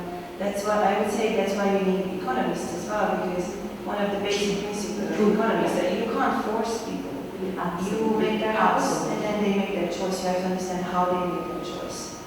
And that is why I've tried to point out the community there. The whole idea was bringing in communal traits which are associated with the tangible built fabric, so that people will understand that, for example, in my city, I belong to that mohalla. I have a mansion there which is 250 years old. I have been born and brought up, my mother has been born and brought up there. Now, in that particular place, nobody lives now. Even I am not able to live because we didn't have proper basic sanitation around the house. And if you go to municipality, we are unheard. So it's not just about beauty, it's about understanding the core of it. And one of the buildings which I've said had got converted into a commercial use, that has got converted into a hotel. Now that hotel is also, it is generating revenue, it's adaptive reuse, all good. But what about the people? They're still going away. So I think instead of having proper norms of beauty and facade, these are all important things, we should keep them in mind, which are there and we don't have them much. That's why I pointed out, because I am on this tour on Europe since last 15 days and I am amazed with the beauty of the building. But interestingly, I think it is the major practical aspect which is associated with buildings, which is about the usage. So control should be in terms of development and in terms of usage. And in terms of encouragement. Yes. Incentives. Very true. That is, I think, and I think for that, I agree, an economist to be, and a business entrepreneur needs to be. Not, in my view, and just building on what David also was saying about the local thing, treat it as a new development, new business, that you need to provide incentive added value to people coming. True. It's a nice closing sentence, actually. Any more questions? Or you can also take it during lunch. Yeah, okay, thank you very much, yeah. Thank you.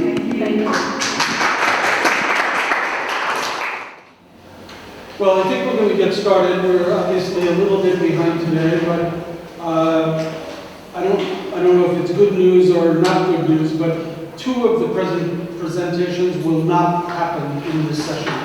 So instead of there being 5 presentations, there will be 3 presentations. One of those presentations will be a video. The first, and each one will be 15 minutes. And then we will wait for questions until after the 3 presentations. And then that should leave us about 15 minutes at least for some good discussion. So without more time, let me introduce Tariq Ahmed, and he's going to present about Karachi. And Tariq, I just let you take it from here.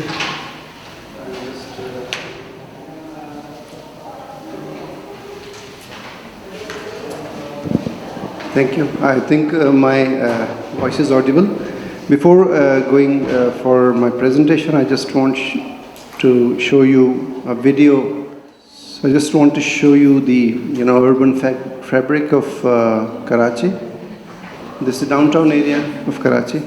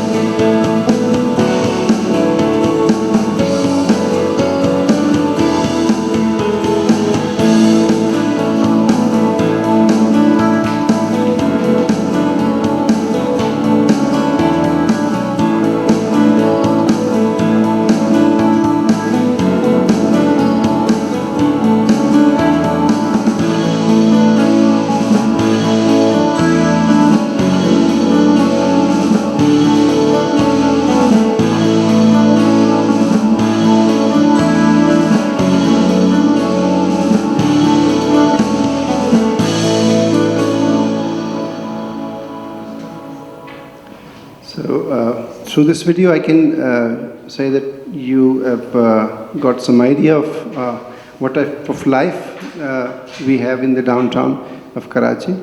We love our downtown because there's a lot of life in it. So recently, government of Sindh has introduced densification regulation in the downtown area, which is a focus of my study actually. So I'll just go through what Karachi has been for the last 150 years.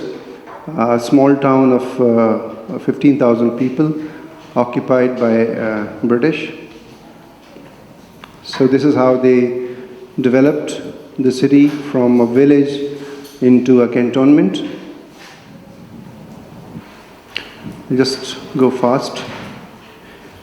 Again, all the cantonment areas were identified with some sort of function attached to it, whether it was residential or commercial or military. By the way, it's a coastline city. Actually, a lot of mangroves were there, and this development has cost us a lot. This is a Strachan map, we call it. He was an engineer back in 19th century, late 19th century. He developed a master plan of Karachi, which shows the colonial grid, the British grid, and the old town.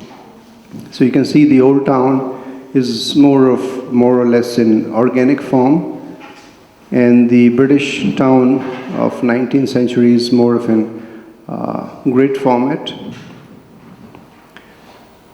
So again, in 1945, in 47 actually, after the migration and after the partition, the population of the city exploded 10 times, you know.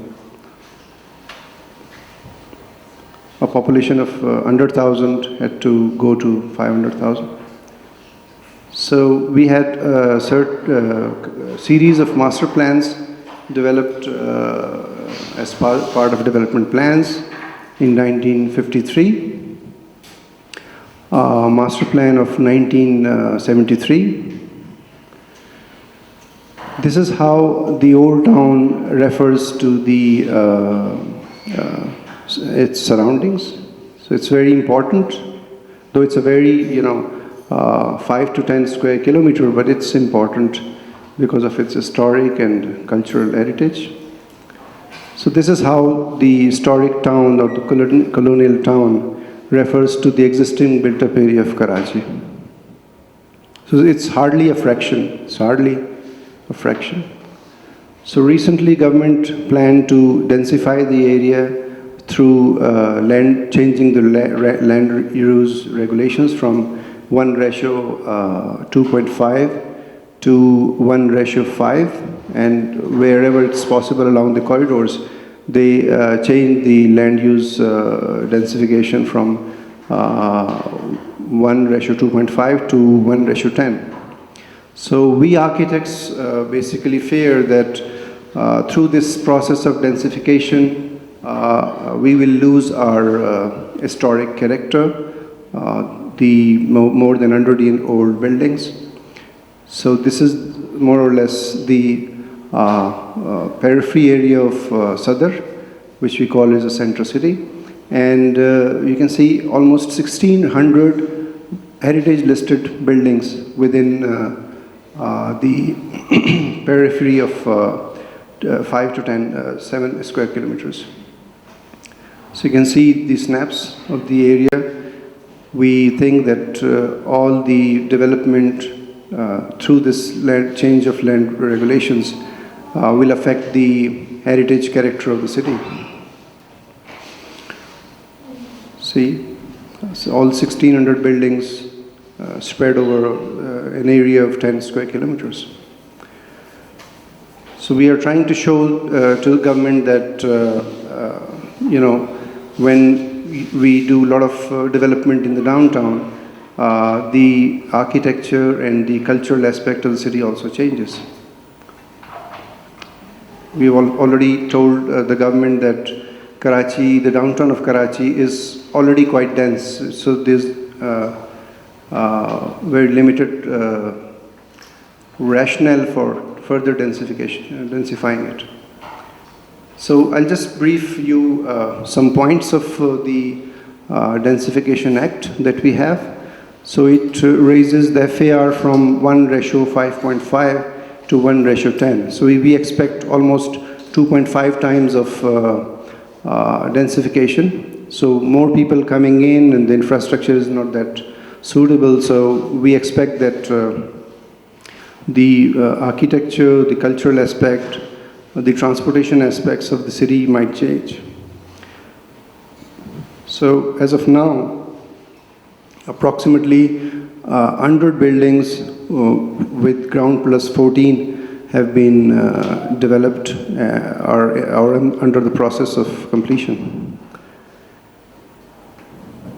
So as of now, the observations that we have done through the consultation process of experts, so we think that physical infrastructure is depleted in urban core.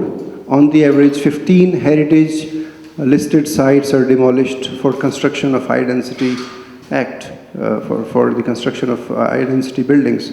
And we have one regulation for safeguarding the heritage listed sites, that is the Heritage Act 1994, which though tries to idealize the situation by not touching the buildings. So by not touching the building, it doesn't mean that any incentive should not be given to the residents of those buildings. So we think that 1,600 buildings are at risk in the downtown, and this might have a social aspect attached to it, because a lot of people, a lot of tenants living within these buildings might be asked to live. So we are actually trying to fight this land densification policy through various channels. So on the conclusion side, I think any densification should be part of a larger master plan or a larger development plan.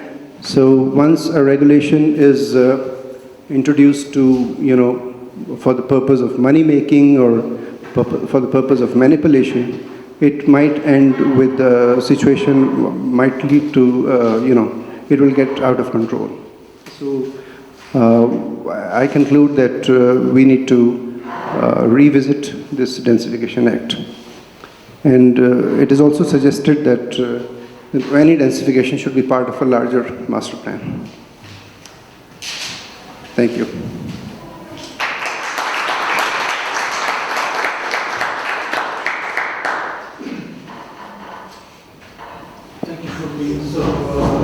I'm just trying to minimize. Thank you. So next is the video about BAM. Hello everyone.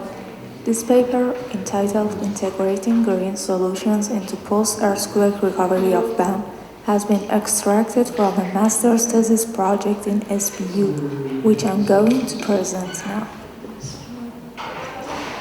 Incorporating environmental issues has been officially immersed into the recovery and reconstruction documents and guidelines in 1996 from a master's thesis project in this paper entitled Integrating Green Solutions into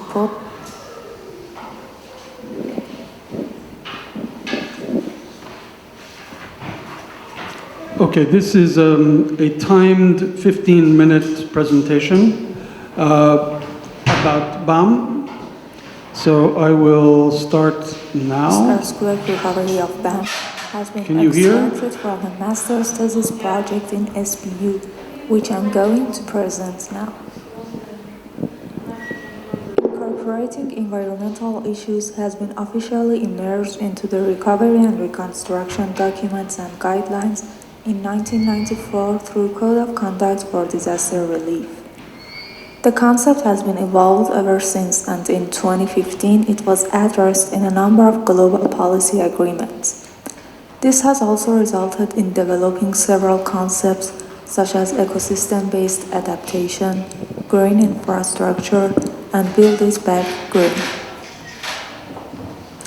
Green recovery and reconstruction is one of the significant approaches that was developed after the 2004 Indian Ocean tsunami, which drew attention towards the inevitable need to acknowledge environment and ecosystem in disaster risk reduction strategies. It aims to improve the quality of life for communities and affected individuals, whilst minimizing the negative impacts of reconstruction on the environment and maintaining the long-term biological diversity and productivity of natural systems. This paper, with an archival research methodology and field observation, aims to study the global experiences and promote green solutions in dam reconstruction. Regarding the relationship between man and nature, 3 key thematic issues in the geographical scope of the garden houses has been identified, followed by generating an integrated SWOT technique, revitalization of gardens and qanats, wastewater treatment, and reuse of solid waste. Lastly, a number of strategies for green reconstruction of garden houses are proposed and elaborated in a case study. In this table, a number of adopted measures as part of green reconstruction are presented. The key factor is the public awareness and community mobilization to be intrigued to implement these techniques. For instance, in India, after the 2004 Indian Ocean tsunami, a technique called rat trap was used that conserved 25% of production materials. In Turkey, after the 1999 earthquake, a number of unused temporary housing units were disassembled so that the materials could be used to construct longer-term houses. After the 2005 Hurricane Katrina, a 6-day salvage operation, nail and debris removal, and full site cleaning led to salvage roughly 40% of the damaged home. And finally, in Thailand, after the 2004 Indian Ocean tsunami, septic tank and wetland treatment system were used to treat the wastewater from a newly built township with 80 households.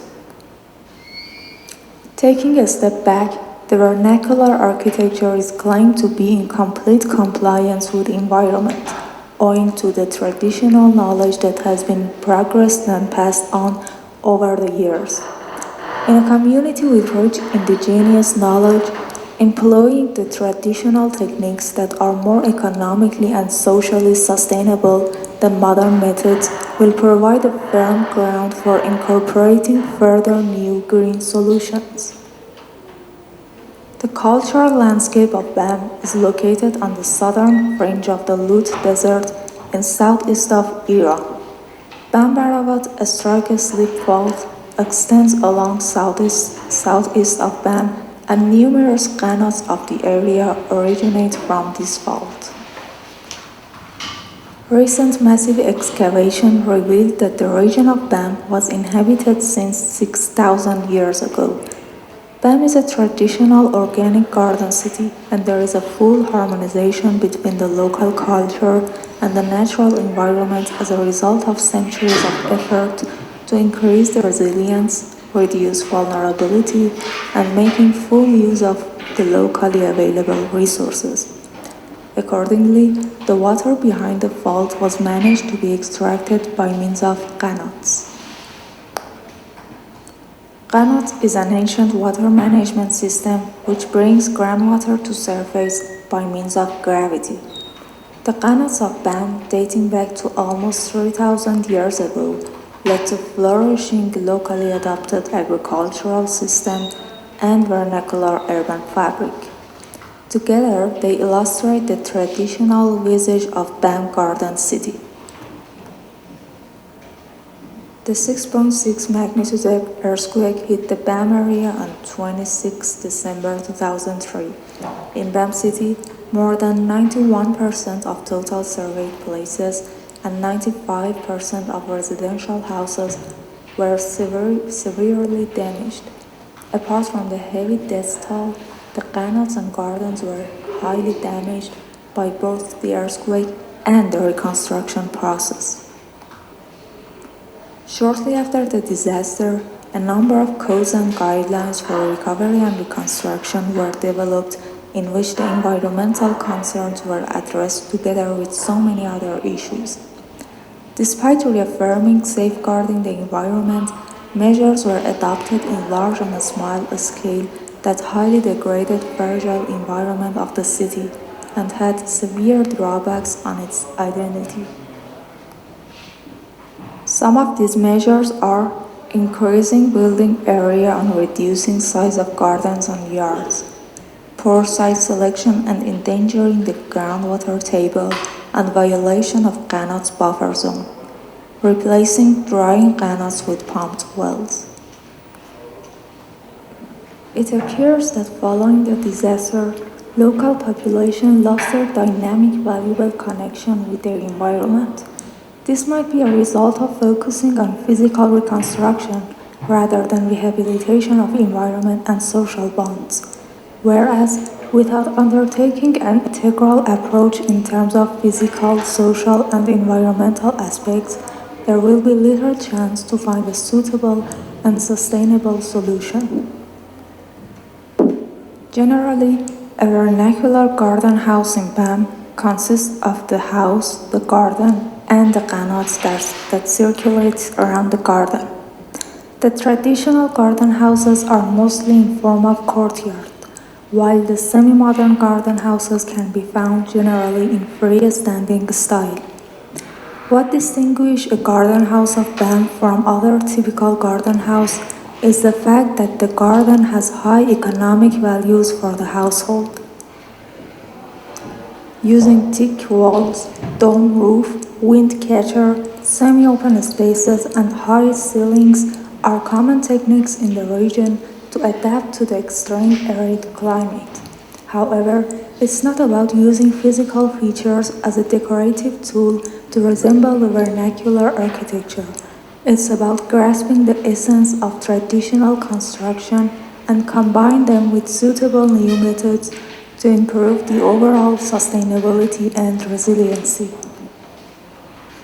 Possibility to hold social activities, plant diversity, water circulation, and multifunctionality and resiliency of spaces are a number of more conceptual elements that should be addressed in a garden house.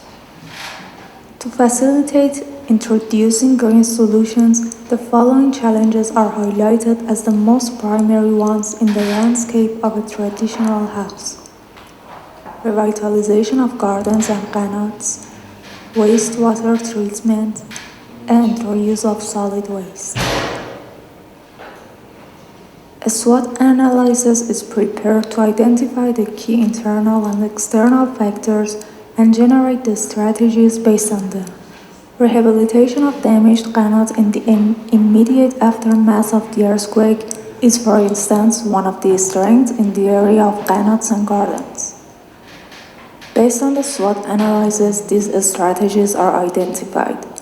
Addressing the rehabilitation of gardens and Qanots in the scope of garden houses based on the existing social structure. Concentration on the relationship between the households and their environment rather than focusing on the physical rehabilitation. Empowerment of smallholder family farming through training and community-based interventions. Here, a SWOT analysis of the condition of wastewater in BAM's new garden houses is presented. Groundwater pollution due to poor site selection is one of the weaknesses in this matter. The strategies are recommended as follows: employing eco-friendly technologies and techniques for wastewater treatment, using the recycled water for the irrigation of private gardens and public green spaces, raising awareness to facilitate the implementation of more eco-friendly technologies. This table presents the SWOT analysis of the solid waste in BAM.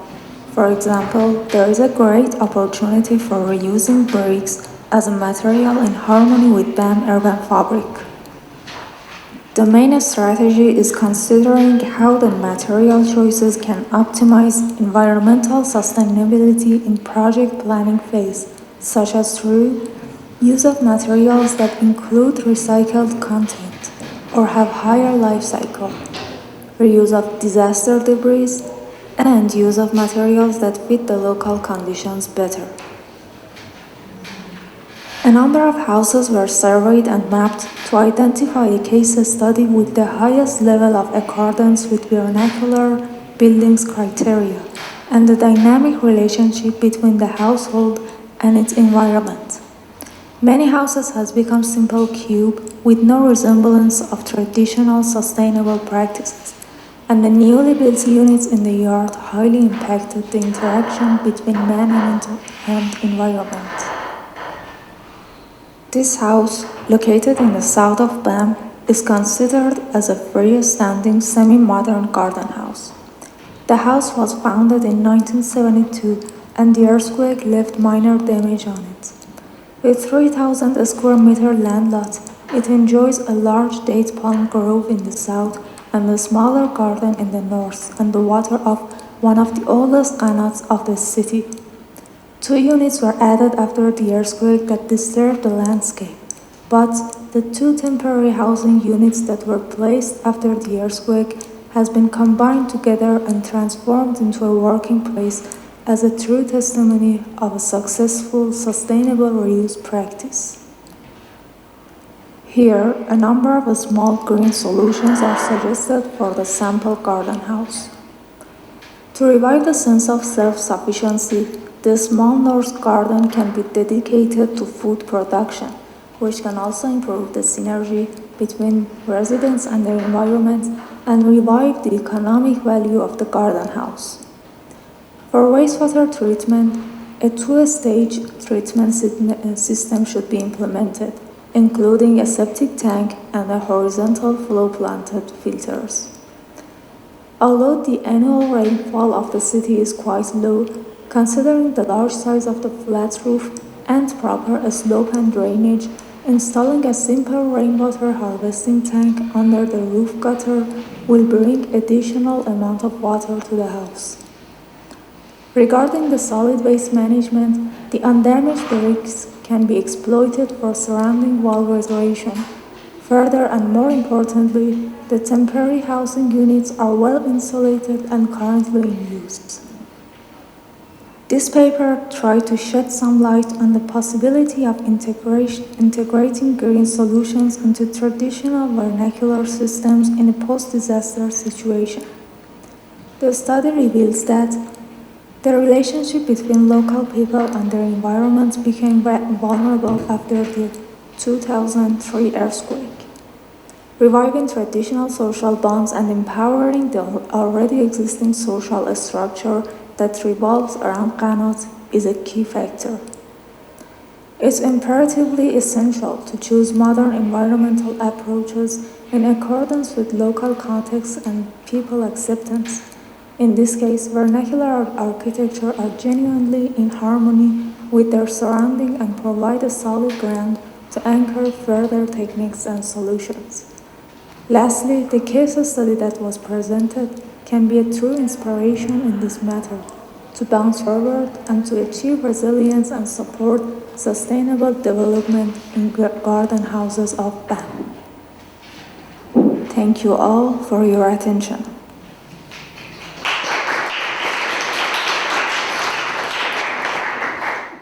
Good afternoon. Sorry, I'm not an architect. I am an educator. So my focus will be very, very different, I think. So there is a Professor Amoruso, I think, no? There isn't. He pushed me to try to use an ice breaking. So I just asked to you, what do you see with this picture? nothing.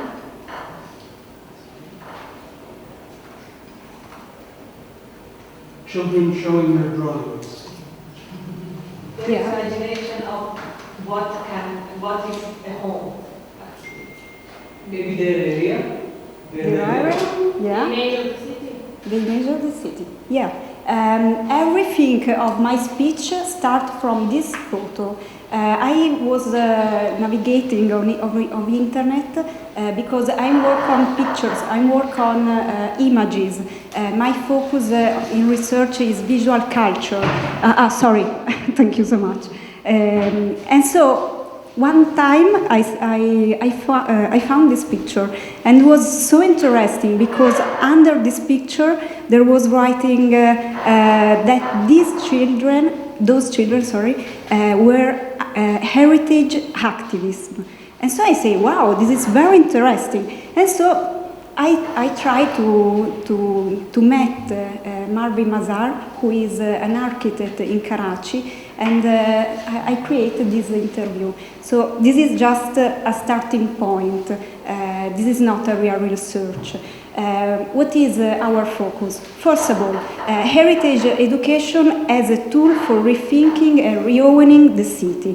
As I say, this is a starting point, but this is another interesting picture, I think, because you can see children with I don't know if you can read the paper that they have. They say that this is a guide for children, made by children, because they are heritage activists. So they have created this guide. And so I think that is very focusing.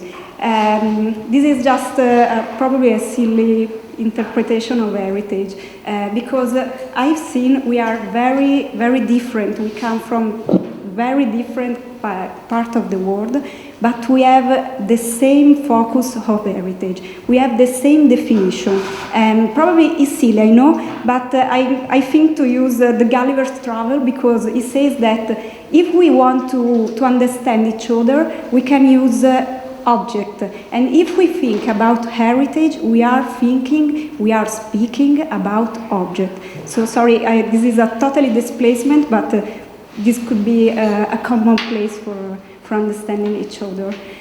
So I start with some questions. Sorry, this is our method. We start everything every time with question. And so I have question for you and for me. First of all, what does it mean heritage activism? It's very, very difficult, because in Italy, if we talk about activism, it's not a very polite way of things. Usually they are criticalized. But if I talk with Marvi, they say activism is normal. You are very empowered. And so, I don't know, we have two different points. Another thing, what is beauty? And just a question for you. Do you see beauty in your city, or do you see a beauty veiled? Probably, I live in Italy. I work in a wonderful place in the Lake of Como, and I'm not always able to say that I'm living in a beautiful place, because sometimes it's obvious. I see beautiful things and say, okay, that is. But you have talk about earthquake, and you know that earthquake is the horrible stress that recreated the beauty, because you miss the beauty and you need of the beauty. So we see that we have common problems and common similar things. So I will talk about Pakistan Community Center in Karachi, but as you know, there is my colleague, so I will try to speak for her. And I have a message from her. I try to, we try. Or, sorry.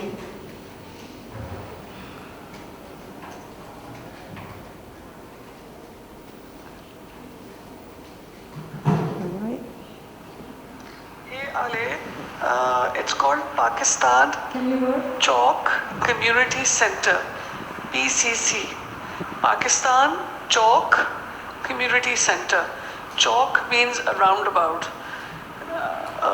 something that you go around it. So it's like a square, like circular, but something like cars move around. So it's an urban square. Okay, this is Marvi, and this is what it means, chalk. Because for me, chalk is just a word. I never heard this. This is one of the action they do, because I talk about teaching, and it's very interesting. One of the is about using the teacher voices for interpreting heritage, and just linking appunto teacher with Kriyan. But what is Pakistan chalk? I'm talking about, I think, a very common problem, because everybody of you knows we live in some place, and probably we have to manage a problem with the disaster. But which kind of disaster? You have to talk about natural disaster, but probably we have to manage human disaster made by humans.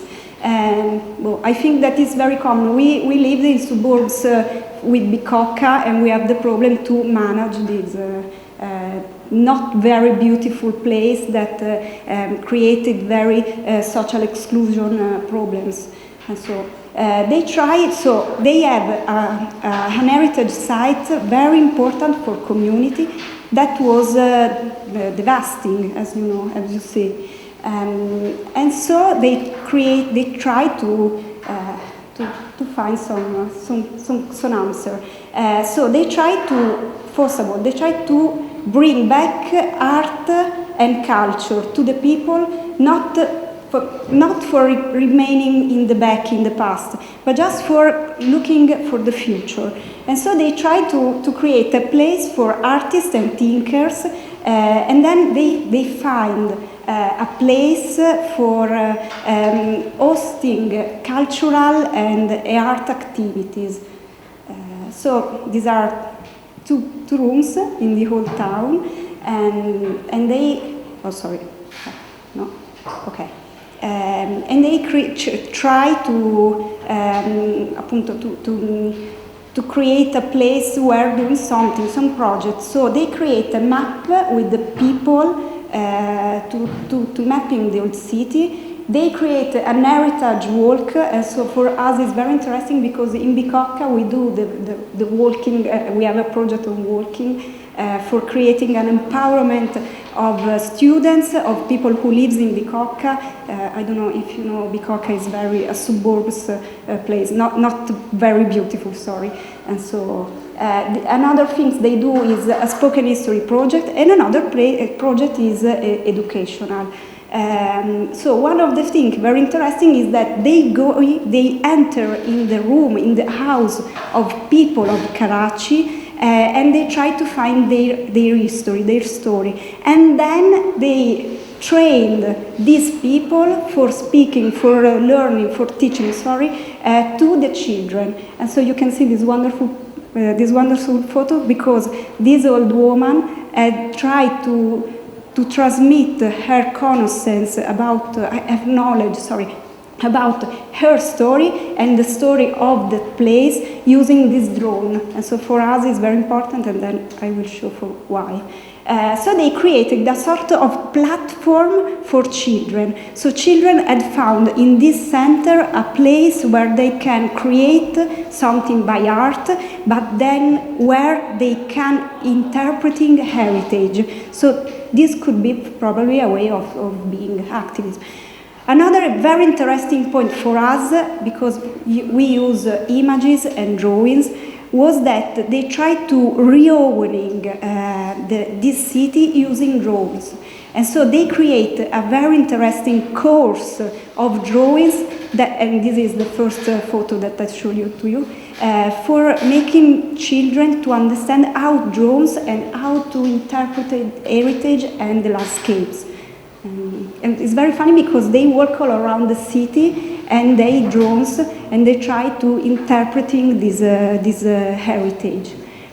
So looking at the point of West, sorry, this is a joke. We used to speak about outdoor education, And we used to say that we are walking teacher, nothing comparing with zombies, sorry, but it's just a joke to say. This is our overview about our, how can I say, stone bridge of educators. Another Western point of view could be about activism. What is activism for us? Probably it's a political word.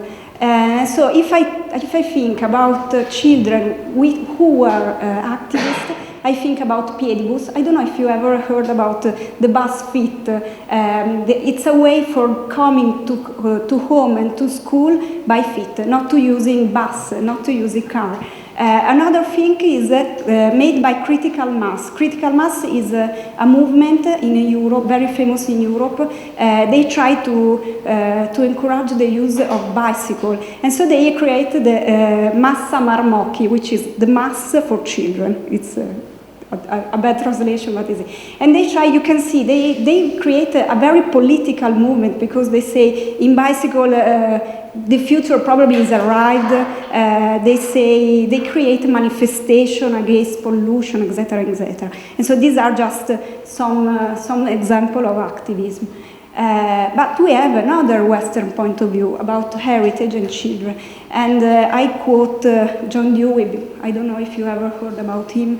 For us, it's very, very important, like an education, for the educational point about experience. And the most important things to use experience for education using object. So this is a circular point. We start from object and we arrive to the object. And our focus is about empowerment, not a political empowerment, but we try to create interpretation, and we are trying to search authentic educational experience using this object. These are, you can know probably the Tate Britain, and you can see that children that are making an art experience, this is it's a performance. You can see another, it's interesting, Subway Doodle is an artist, and he looks at the children like alien. So this could be, I don't know, a point of view. And the other focus is in Villa Carlotta, in the Lake of Como, and you can see the children that try to interpreting heritage using some tools. This is another point, Mammalia Diving Reflex Networks. They are coming from Canada, and they try to empower teenagers in the suburbs cities. So they tried to say, okay, this is suburbs, this is a bad place, you can go around by yourself because you are young, etc., etc. And so what you can say, you can go, you can direct, you can teach to the adults where are your place. You can teach which is interesting and which no. This is very democratic, I think. We talk about democratic place, I don't know. And this is another example. This is Manifesta. Manifesta is an independent biennale. Last year was made in Palermo.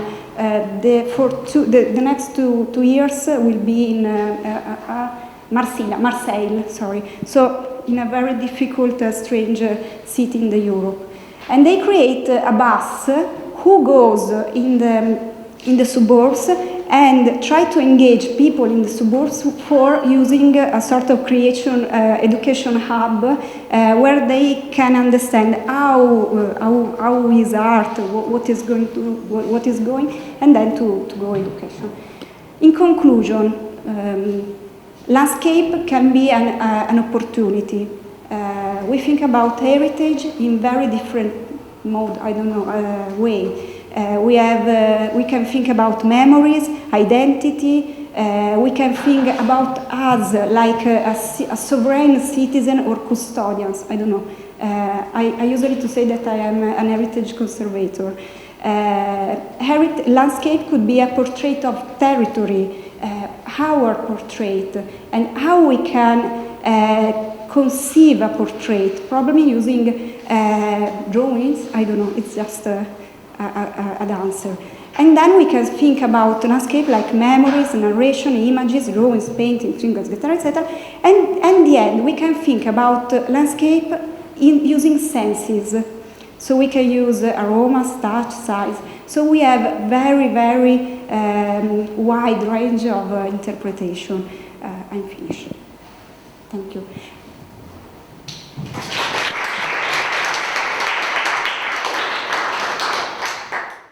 I want to first thank Alessandra and Tariq for being so thoughtful about being on time.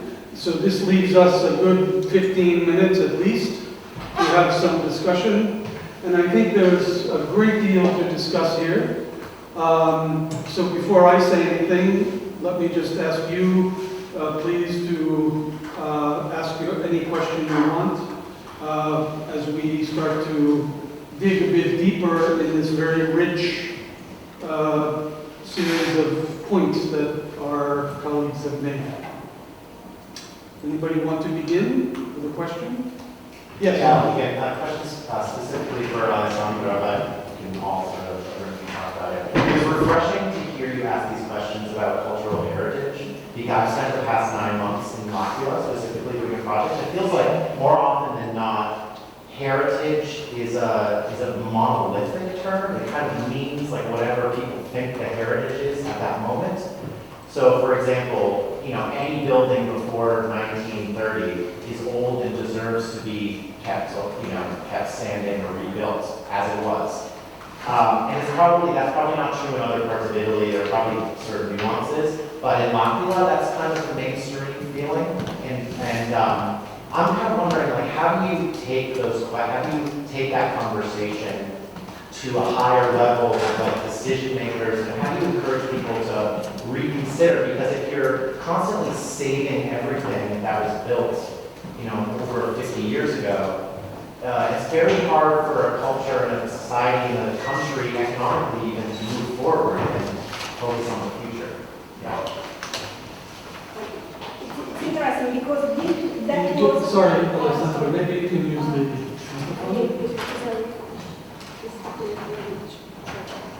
This is very interesting because that was the point where we started. Because for me, I told you, I am a heritage conservator. For me, heritage is the memory. It's the source of our memory. But if I talk with Mari, she has another point. But it's interesting because we met, because if you search for a quote for a definition, you have the same definition. But you have a different answer, and then this is very interesting for me because if I talk about heritage Milan, it's something. If I talk heritage in Karachi, it's something else. But we have found the same answer to similar problems, I think. So I think that the point is, for everybody of us, heritage is something different. Because I'm Italian, and we have, we have a particular role. It's totally different. We have seen something about Japan. For them, heritage is something else. I think that the example of Pakistan is interesting because they try to maintain the memory, but they want to look to the future. So they want to use tradition for going somewhere else. And so I think this is a culture. They are producing culture. We just consume, I think. Yeah.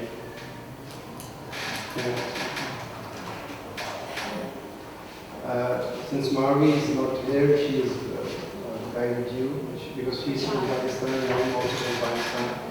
So we know her because for the lady who is, you can say that she has changed the paradigm of heritage in Pakistan actually. Because whatever we read in books and hear from the academy and all that, she has actually changed the perception of heritage. As of now, maybe a few years down the line, people think of heritage in a different perspective. Because 10 years from in the past, we were thinking that heritage is something that we cannot touch. It's a sacred cow. We cannot touch. We cannot do anything with the facade. We cannot do anything. And with those untouchable bylaws, a lot of manipulations have happened to the heritage aspect of the country, because for the part of Pakistan, this urban density act actually, this is some sort of a manipulation. People, though that architecture is not ours, maybe it's the British architecture or the buildings that were done by people who have left India. That's the Hindu architecture, there's Islamic architecture, or colonial, whatever. But that's part of that land. Whatever happened, that relates to the context actually. So she has done a great job actually on behalf of her, I would like to say, and bringing street people, community to Pakistan Chowk, and bringing people to that Pakistan Chowk. Pakistan Chowk, why it's so important? Because there, a lot of leaders from that region, that part of the region, which became Pakistan, that is where they announced that we are going to have a separate country. So there is a political and cultural and a lot of history that relates to it. So having cultural trails, walking trails, so I think that's a great job she's done. Yes? My question is regarding when you talk about this de-densification of the older town of Karachi, the concern is the lack of controls, development controls in concern with the existing heritage, or the concern is to do not get more people in the downtown. Is it clear? Yeah, I understand.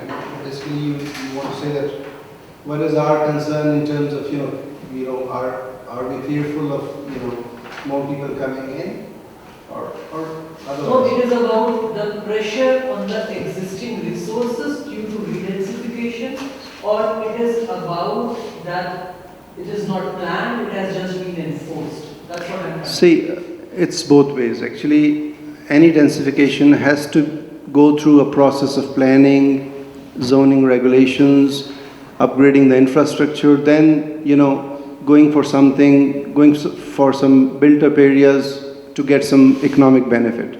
Or maybe doing some, transferable development rights, as in maybe New York you have seen. Basically, we do not say that we are against it because we are fearful of more people coming in. No, downtown areas are always dense. These should be dense. Otherwise, there's no, these are located at centers where you have, BRT centers coming in, BRT stations coming in. We have land use of administrative, cultural, and educational health facilities there. People need to come. We need to have family retreat. And it is somewhere nearby CBD, Central Business District. It needs to be densified, but through a proper mechanism.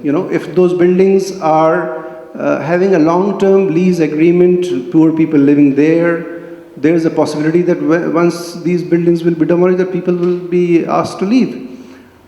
There should be a mechanism to it, or maybe we adapt a law where the adaptive reuse of the buildings gives some benefits to these people. At least if they make residence accommodations sort of a space, or a restaurant or whatever, or maybe they can get some earning and leave somewhere else, then it's okay. So it's basically about the lack of planning and institutional tools, yeah, because as of now, this tool of high densification by law is used to, it looks like there's no one in the government to stop it. It looks like that these developers are running the show actually. So that is the issue of our cities basically in South Asia, where we have a high demand for the real estate, and these institutional tools, these shortcuts I call, are very risky in terms of heritage and so on. We need to have dense spaces, but need to allocate those areas and come through a zoning regulation.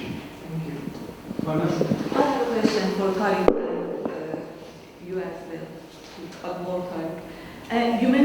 than 600 buildings are at risk.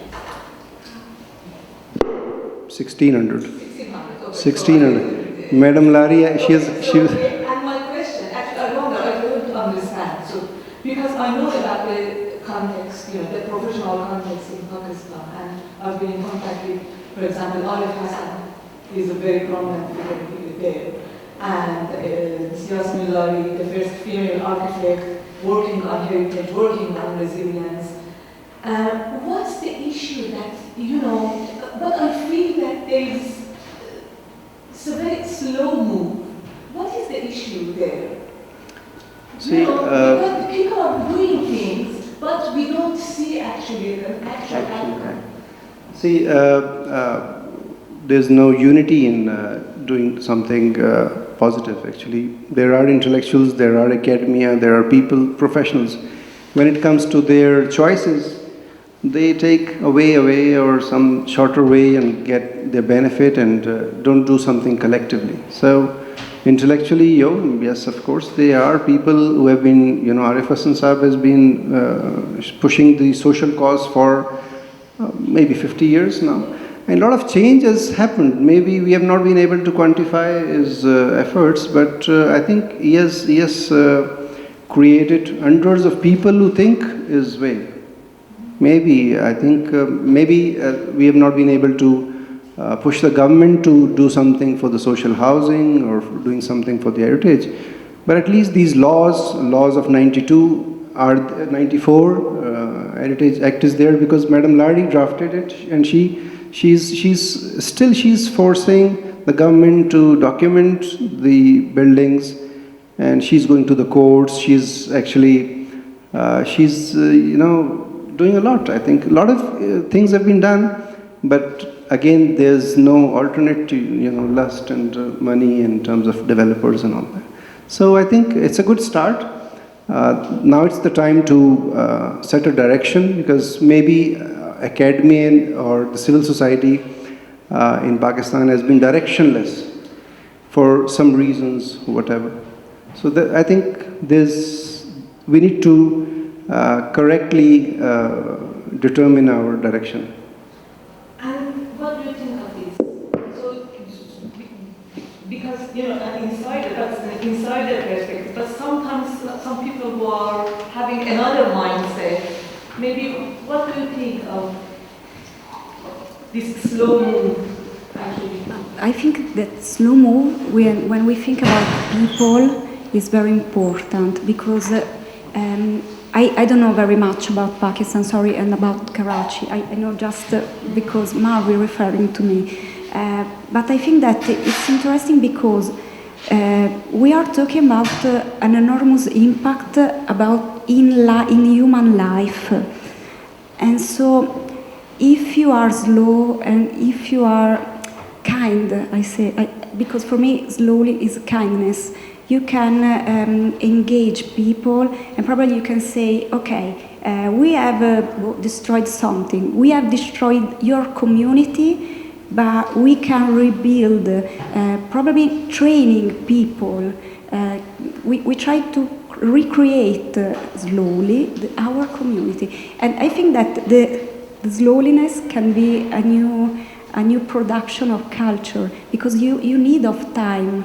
But for me, it's an opportunity. But I'm looking from Italy, I know, and so. Because you are impatient, basically. You say that. I know, but the problem is that if you are very fast, probably you create an output. You create trouble.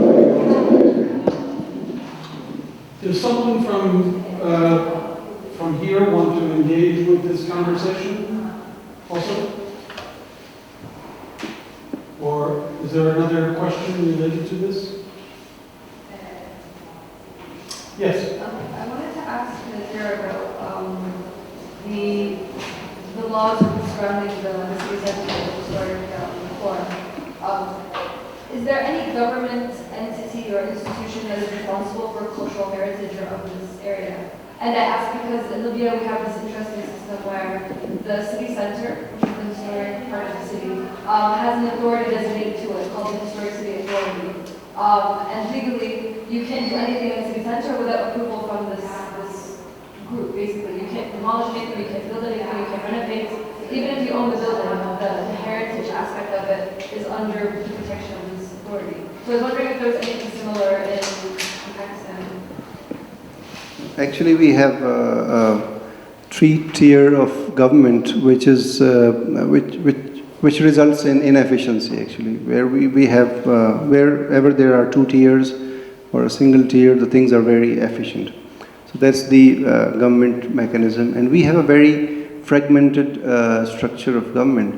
Now, Karachi, as a city of 100 square kilometer, is like owned by 15 landowning agencies, and every agency or every department has a land controlling mechanism and execution authority of development. So there is the fragmentation aspect. Now, so far the heritage zone is concerned, as per law, heritage law of '94, the culture department of the provincial government is responsible for documenting and enforcing the cultural aspect of its regulations, but it is inefficient again. It is there are many reasons to it. So once a building is demolished, they just go there and show a note sheet there that okay, this building is done and it's done in a wrong way, you have to come to court or this and that. So they take action after the demolition is done. So that is the aspect of, and so far as the Sindh Building Control Authority, the building control is concerned, they are supposed to get NOC from the culture department wherever there is some heritage aspect to be taken off. So institutional aspects are there on paper, and as per law, there are issues of implementation, and implementation is rather slow, and maybe there's no mechanism. Maybe in Lahore we have Old City Authority now, who takes care about the heritage and the maintenance aspects, and that's a very small area they have taken, because when it comes to heritage and PCRs, physical and cultural resources, things get very complex. Actually, the land ownership of the plot, the lease title, and there are people living there, families to families, and a lot of people have died. So it becomes very complex for government to go into such details, and government might not be able to go in certain details of ownerships of the property and all that. So I think here comes some sort of, we need to establish a mechanism in order to have another authority. We have already 15 authorities. In order to have another authority, we need to work out, there's a lot of paperwork. And we need to have institutional arrangement for that in terms of legislation also. So that's a long way, but that's a good start. It can be done.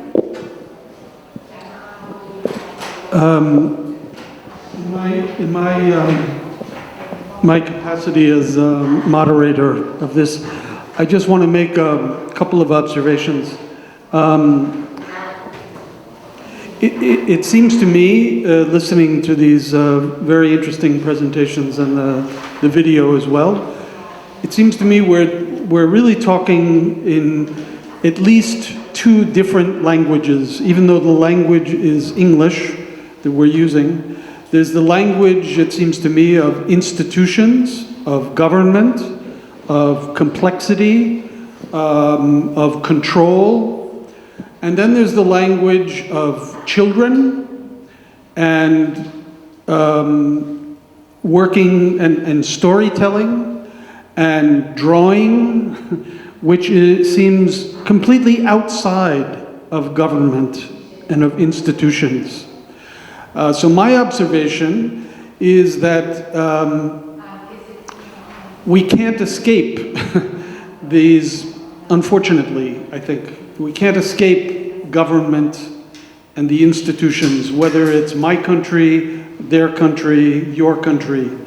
But what we can do is to be inspired by children, by these activists like Marvi Majar, by you, by people who are not stopped by control or the governments or the institutions. They are working beside or through or underneath or whatever words we use. So one thing that I am taking away from this session is trying to, you used, I think, the notion of heritage as opportunity, but which I think is true. But the additional word I would use is heritage as catalyst for change. That the change sometimes happens very slowly, but that doesn't mean that it's not positive. And I myself know of many other examples like yours, whether it's not in Italy, it's not in Pakistan, but in other countries.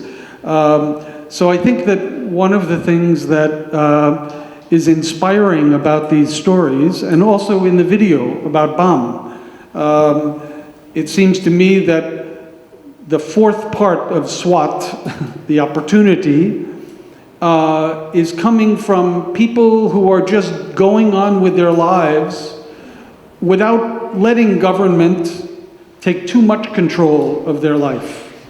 We all know that all of us have government somehow coming into our lives. But the inspiration about making change is in the faces of those children who are, and in that wonderful woman who is taking a place that is dead and making it come alive.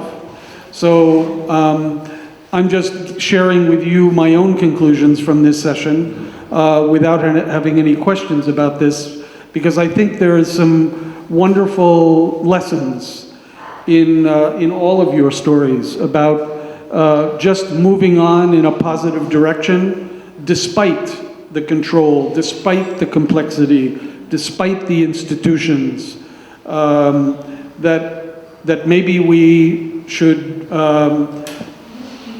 feel is positive about all of these stories from BAM, from Karachi, from Italy. So I just thought I would share that with you. Does anybody have any final comments before we finish this session?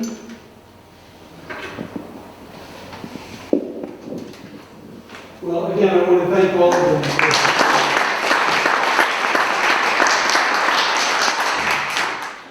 Allora, io direi che iniziamo.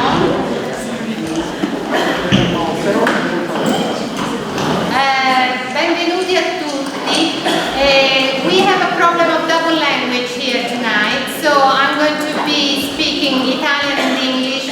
Professor David Alexander from the Institute of Disaster Study at UCL is chairing this session.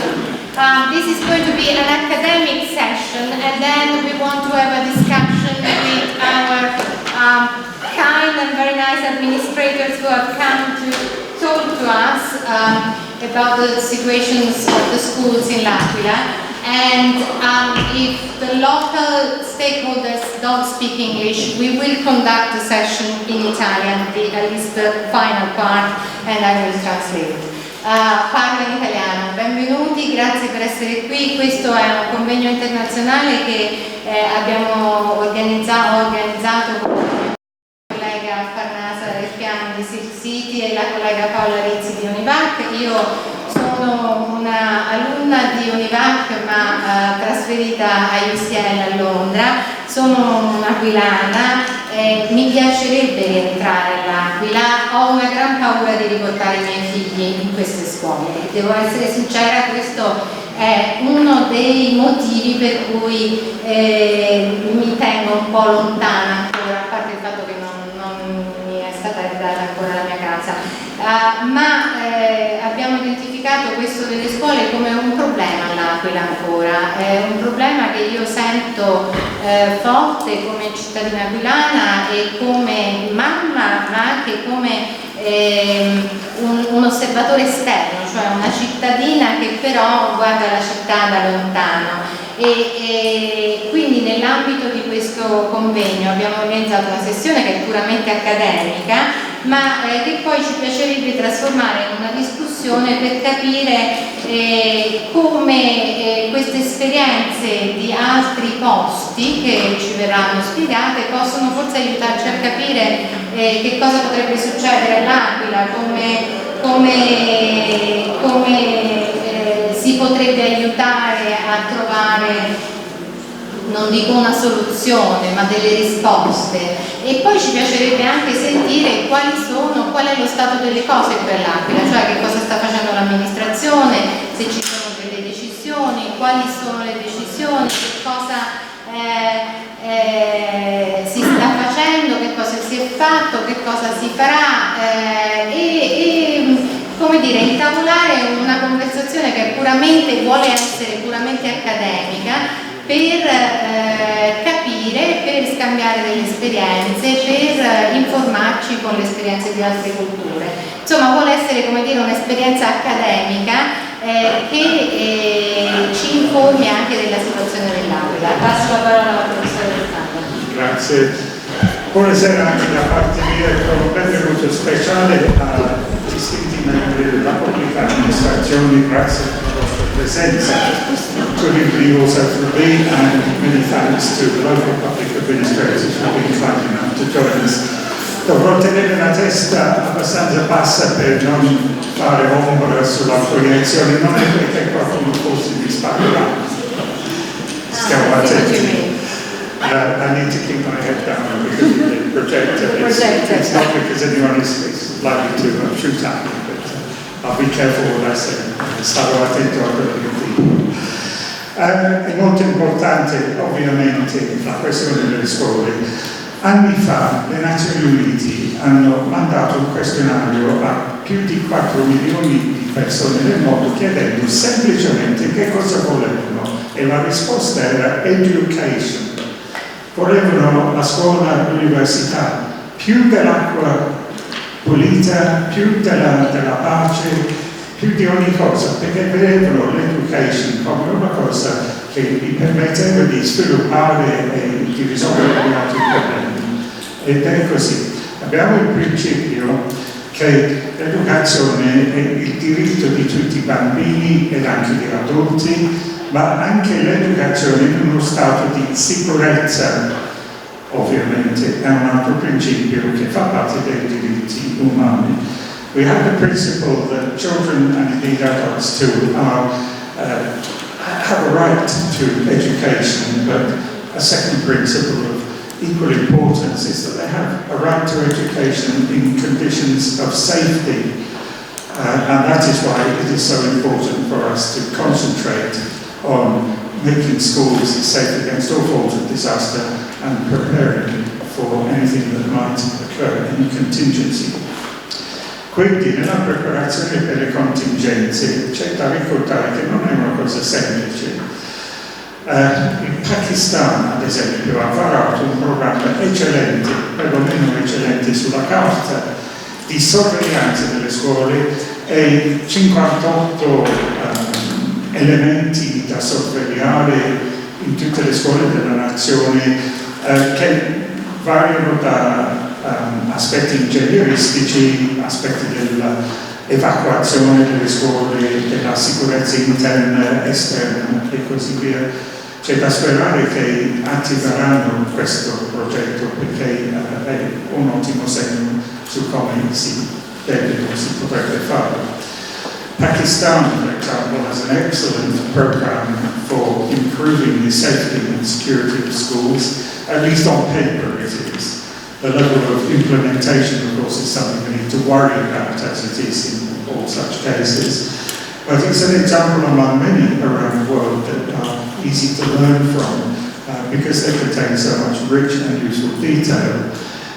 Oggi è stato pubblicato a Washington, lo Stato degli Stati Uniti, un'iniziativa antisismica per le scuole della zona che è a rischio elevato di terremoto, ad esempio, Abbiamo anche una coalizione per la sicurezza delle scuole, fondato da un gruppo di noi in origine 9 nazioni, che volevamo fare qualcosa per migliorare la situazione, soprattutto per quanto riguarda la trasmissione di esperienza, conoscenza e ricerca nel campo della sicurezza della scuola, che è davvero multidisciplinare perché estende da ingegneria a gestione dell'emergenza, a gestione e controllo del rischio e tante altre cose.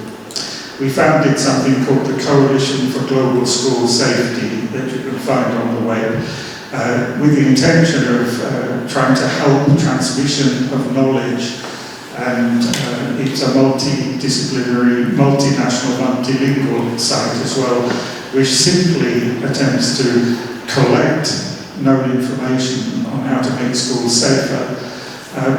Perché quando abbiamo fatto uno studio mondiale, a livello mondiale, dello stato delle scuole, abbiamo trovato molte cose che ci hanno reso tristi per quanto riguarda la mancanza di sicurezza in circostanze diverse da tutte le parti del mondo. Una volta ho avuto l'occasione, non posso dire piacere sotto le circostanze, di conoscere il bravo sindaco di San Giovanni in Puglia, il quale ha perso la figliolina nel crollo della scuola nel terremoto del 2002. Era un momento di grande emozione e il sindaco dopo si è dedicato, come forse sapete meglio di me, alla questione della sicurezza della scuola in Italia, che è molto pressante, visto che il 70% della popolazione vive in zone di una sismicità alta o significante.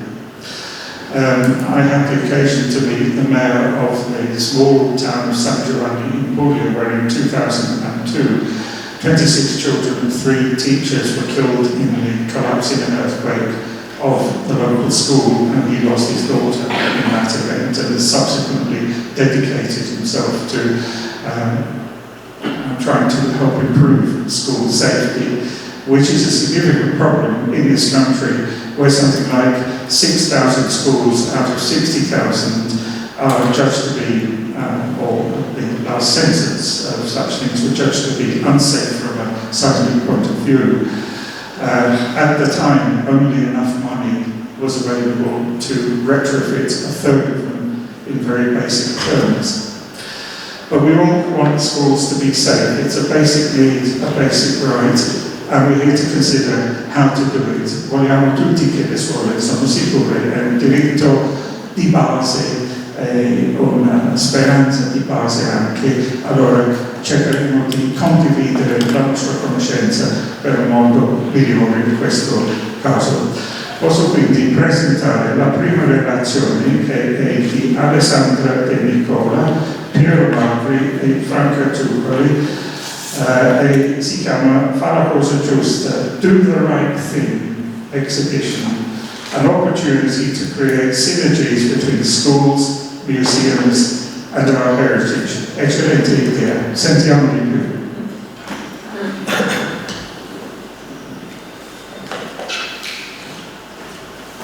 Good afternoon to everybody, buongiorno, buon pomeriggio. Adesso cercare di switchare sarà complicato, ma ci proveremo. Today for us, I think that is the day of the positive life right, I think, because we are just the positive life. We will talk about a fair and an exhibition. Dicevo, noi parleremo del lato positivo della vita, della nostra giornata oggi.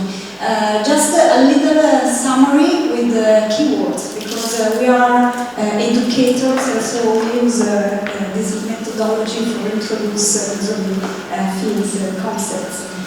We will speak about reconnecting younger citizens with heritage. So, noi parleremo di come abbiamo cercato, lo dico fin dall'inizio, attraverso una fiera, attraverso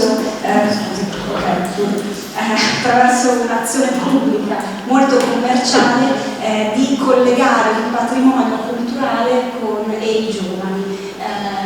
will speak about teachers, school, municipality, because we work with the municipality. It's crazy because this action starts from the down. It's very democratic action, but we work like university, so we are an institution, and we work with municipality and region. So we have 3 different steps, and we work with schools.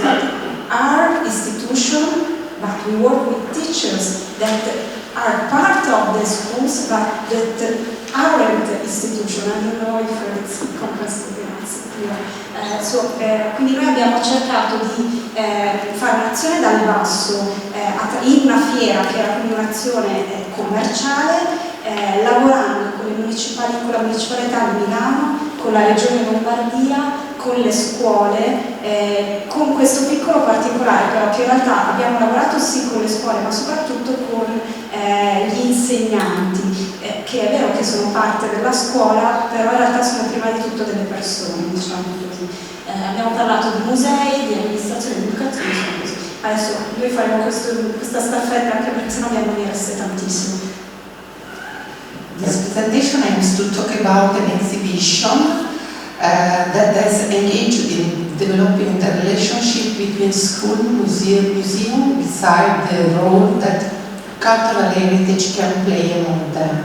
Fa la cosa giusta, can be translated into the right thing, is an exhibition that was born from the idea of Terra di Mezzo, an Italian publisher. 16 years ago, Terra di Mezzo decided to create a fair to propose sustainable lifestyle and consumption.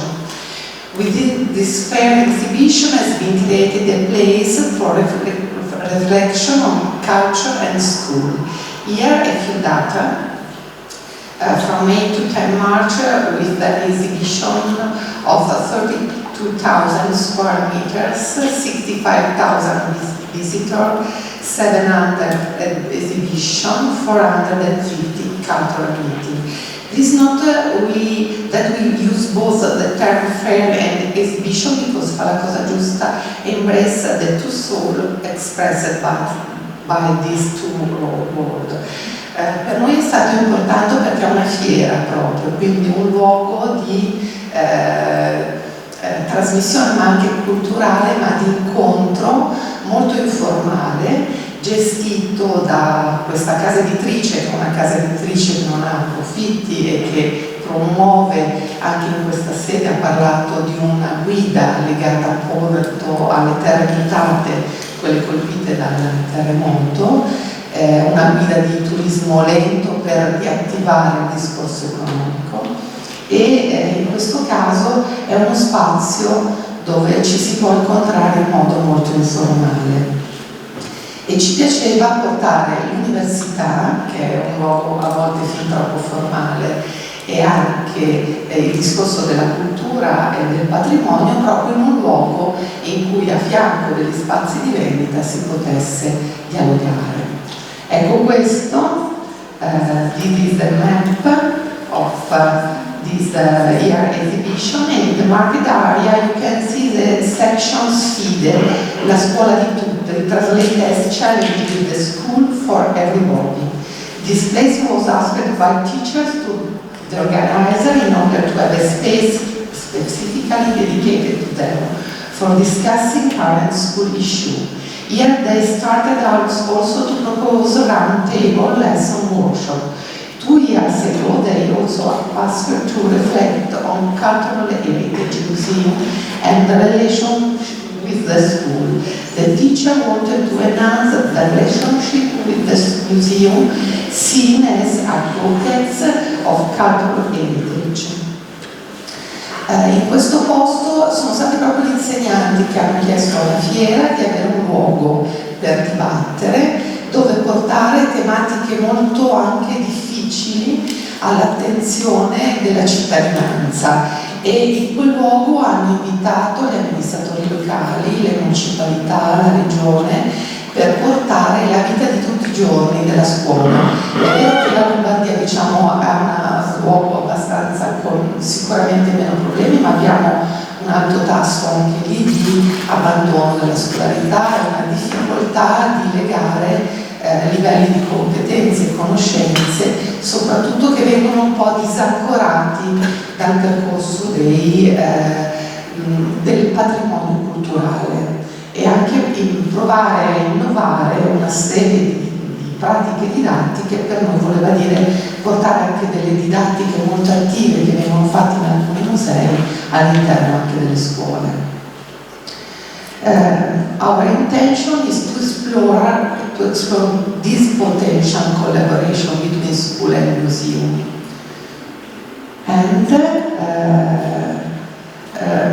together we have consulted a number of institutions, region, Lombardy region, Municipality of Milan, superintendents. The choice was to give space to small little museum with a significant educational project focusing on inclusivity, cross-curricular approach, collaboration between school and museum, and innovative education method. The region asked the museum that had won funding for educational project, and specifically the choice was for a project where there was a co-design between school and museum.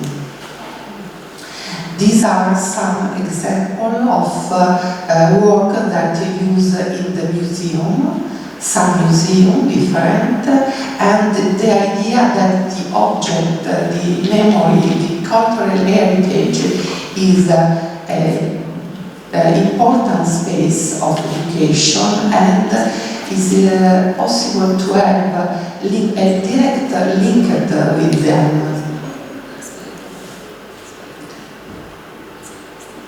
And we like to focus on the words. We are talking about cantieri, a place where we work. Probably you are familiar with cantieri because you are architect. I cantieri, lo speed, the challenge. So we try to create something different.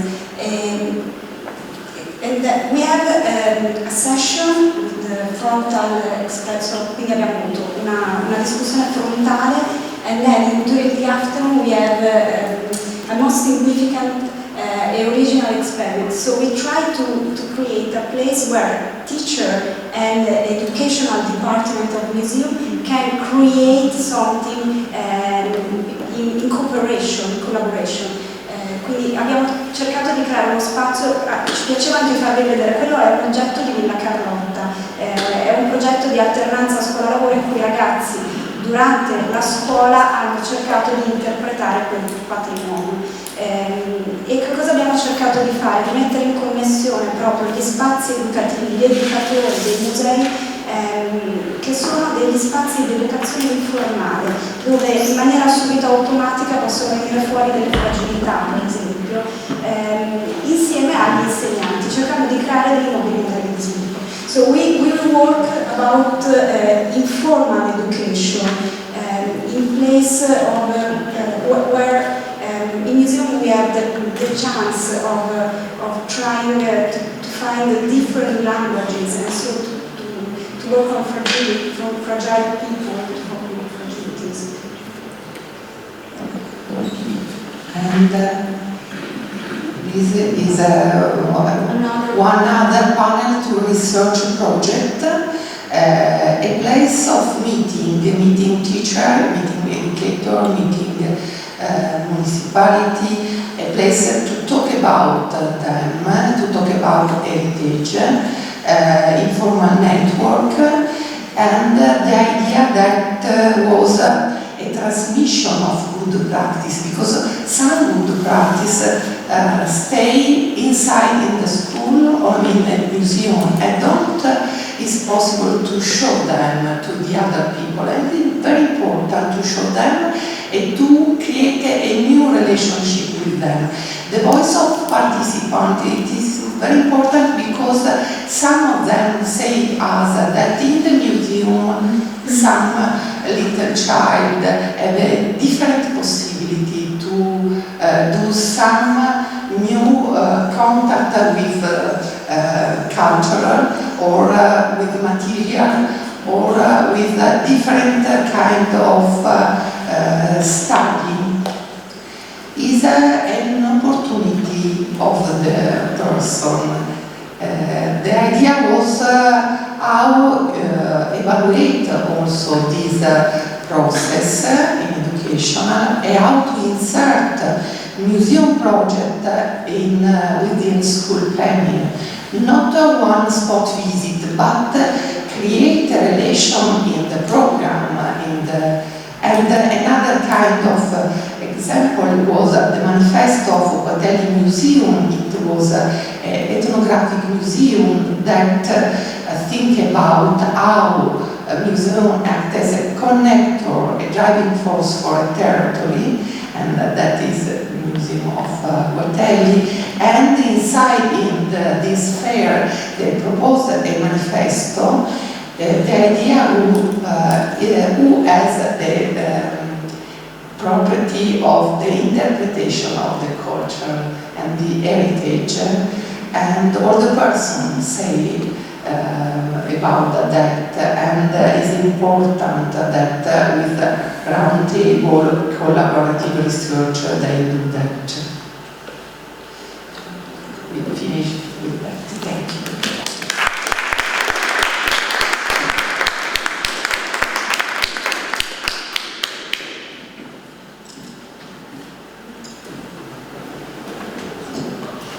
Grazie tantissimo per queste buone riflessioni sulla cultura e come trasmetterla.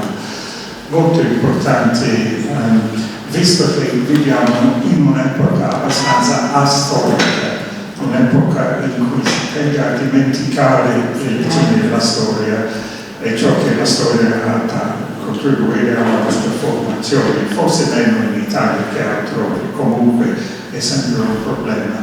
Qualsiasi cosa che riesce a arricchire l'esperienza del passato e della cultura e rendere il passato vivo è benvenuto. Thank you very much for an interesting talk about ways of getting culture across to children and connecting them with their past, which I think is very important in an age that is increasingly ahistorical, in which anything that helps us to connect with our roots and our past is important, because there are very essential lessons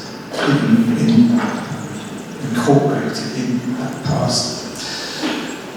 Passiamo alla prossima relazione, che si chiama Schools as Brazilians Tutor, a Didactic Path in 3 Different Contexts, by Cesare Fregora e Sara Capriani. So thank you and good afternoon. I'm Sara and I'm a PhD student in Sapienza, University of Rome.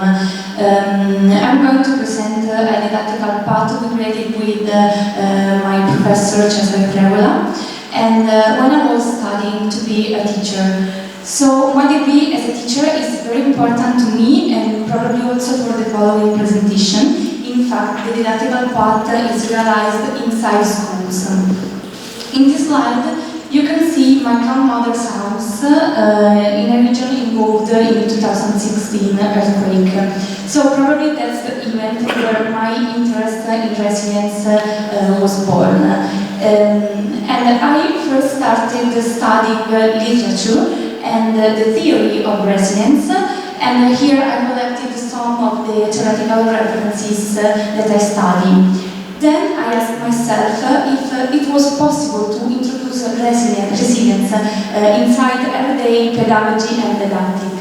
I found some references on resilience inside pedagogy, while I found less references on resilience inside didactic. But that was very important to me to create this connection between resilience and didactic, because I was studying to be a teacher. So I found an answer inside the international, European and Italian legislation. In fact, inside these legislations, resilience is considered as a didactical competence to be promoted inside the classroom. so teachers and schools could promote resilience in children. So I wrote a didactical path with the aim to promote resilience development in children, to increase self-esteem, to enhance the ability of identifying external and internal resources in order to face change. And I realized the project into 3 different schools. One school in my town, Rome, where I have to face challenges including children with diversity and different capabilities and also different migratory backgrounds. In fact, some of them never spoke Italian. And that's also a point to connection between didactic in everyday schools and resilience. Then I also made the project in Spain, in an Italian school, where I had to face bilingualism. So because some children came from Spain and some from Italy. Then I realized the project in a region affected by the earthquake, so in a school involved in the earthquake. And probably that's the one on which I will focus more during the presentation. The whole sample was composed by 78 students, both males and females, divided of course into the schools, and I selected an experimental and a control group in Spain and in Rome, but I couldn't select the control group in the region called the earthquake because of the fraction of the territory. In fact, the school has really few pupils attending the school, and to select the control group, I would have changed the environment, so probably the data wouldn't have been comparable. In order to measure resilience and the efficacy of the intervention, I used the child and youth resilience measure, adapted of course to Italian for the children, and distributed as pre and post test. The project was articulated into 3 phases. In the first phase, I observed the classroom in order to design as better as possible a project, a didactical path to be connected with the school curriculum. And then I administered the pre-test, the child and youth resilience measure. In the second phase, I made the 60 hours intervention in each school. In the third phase, I made the post-test, the child and youth resilience measure, and the data analysis. The project was articulated into 3 learning units, one focused on personal resources, one focused on classroom resources, and one focused on community and environmental resources. So, in my opinion, that were the 3 focus on which I could have worked with children to promote their resilience. So, I connected resilience with the didactical curriculum inside the schools, also using Italian, for example, literature, and also writing diary. So the project was connected with the curriculum itself. Then I also used sport, all activities with barriers and obstacles, which metaphorically represents the ability to manage difficulties in everyday life. And I also use citizenship connected with geography and history. Especially inside the classroom involved in the earthquake, geography and history were very important. In fact, children reconstructed the history of the environment. They make interviews, researches at home, but above all, we tried to involve the families and communities inside the project. In fact, the project required the parents' participation in making homeworks, and it develops a dialogue between schools and community. And the project was improved by a private association of the territory, which improved the project, creating a book which was also published, using the interviews and the pictures collected by children in schools. And we are, of course, watching, seeing photos collected during this part of the project.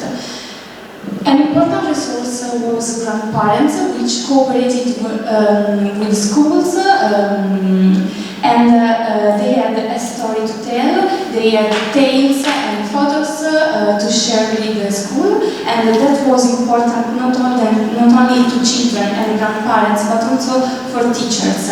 Teachers really appreciated the participation of family and this creating a good dialogue and a good cooperation between family and schools.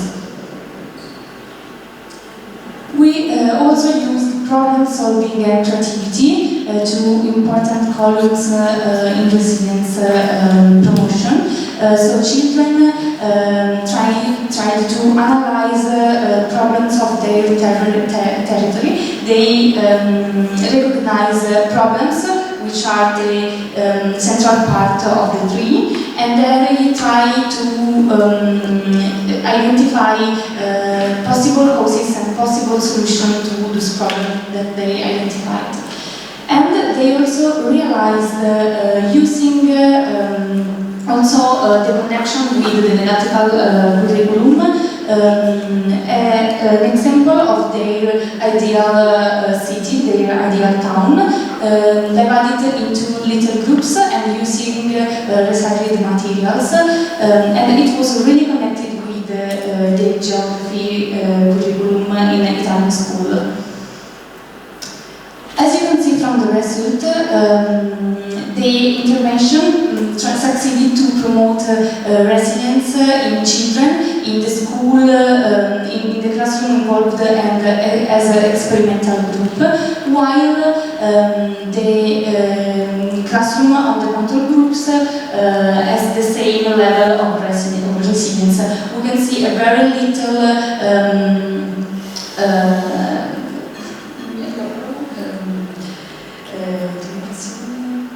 reduction of resilience, but making the statistical test that's not significant.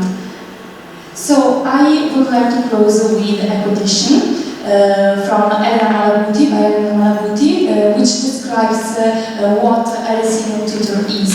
But as you can see, and in my very humble opinion, the capability to see what's better in children, to see the positivity and to provide a real support should be an important capability for every teacher, not only the one involved in the trauma or in the trauma recognition and promotion of resilience. So thank you for your attention.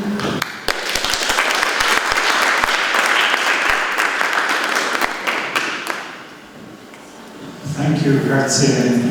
Molto importante, credo di aver visto anche un riferimento a Bronfen Community Resilience Theory. Excellent. È bene vedere la teoria incorporata in una cosa così pratica che speriamo avrà frutti ottimi. It's good to see some theory in something that we hope will have excellent practical results. A causa del tempo, because we've got time problems, we'd like to ask the Deputy Vice Sindaco di parlare, perché so che per impegni improrogabili istituzionali devono andare alle 5. Se può parlare.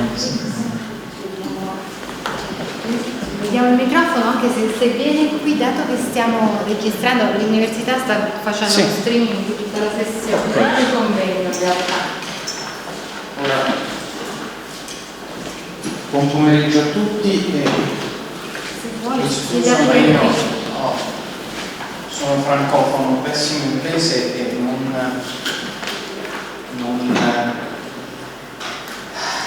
voglio peggiorare la mia reputazione facendo una doppia, quello che chi mi ha preceduto ha fatto benissimo, quindi mi chiedo scusa per questo. Innanzitutto ci tenevo a dire una cosa.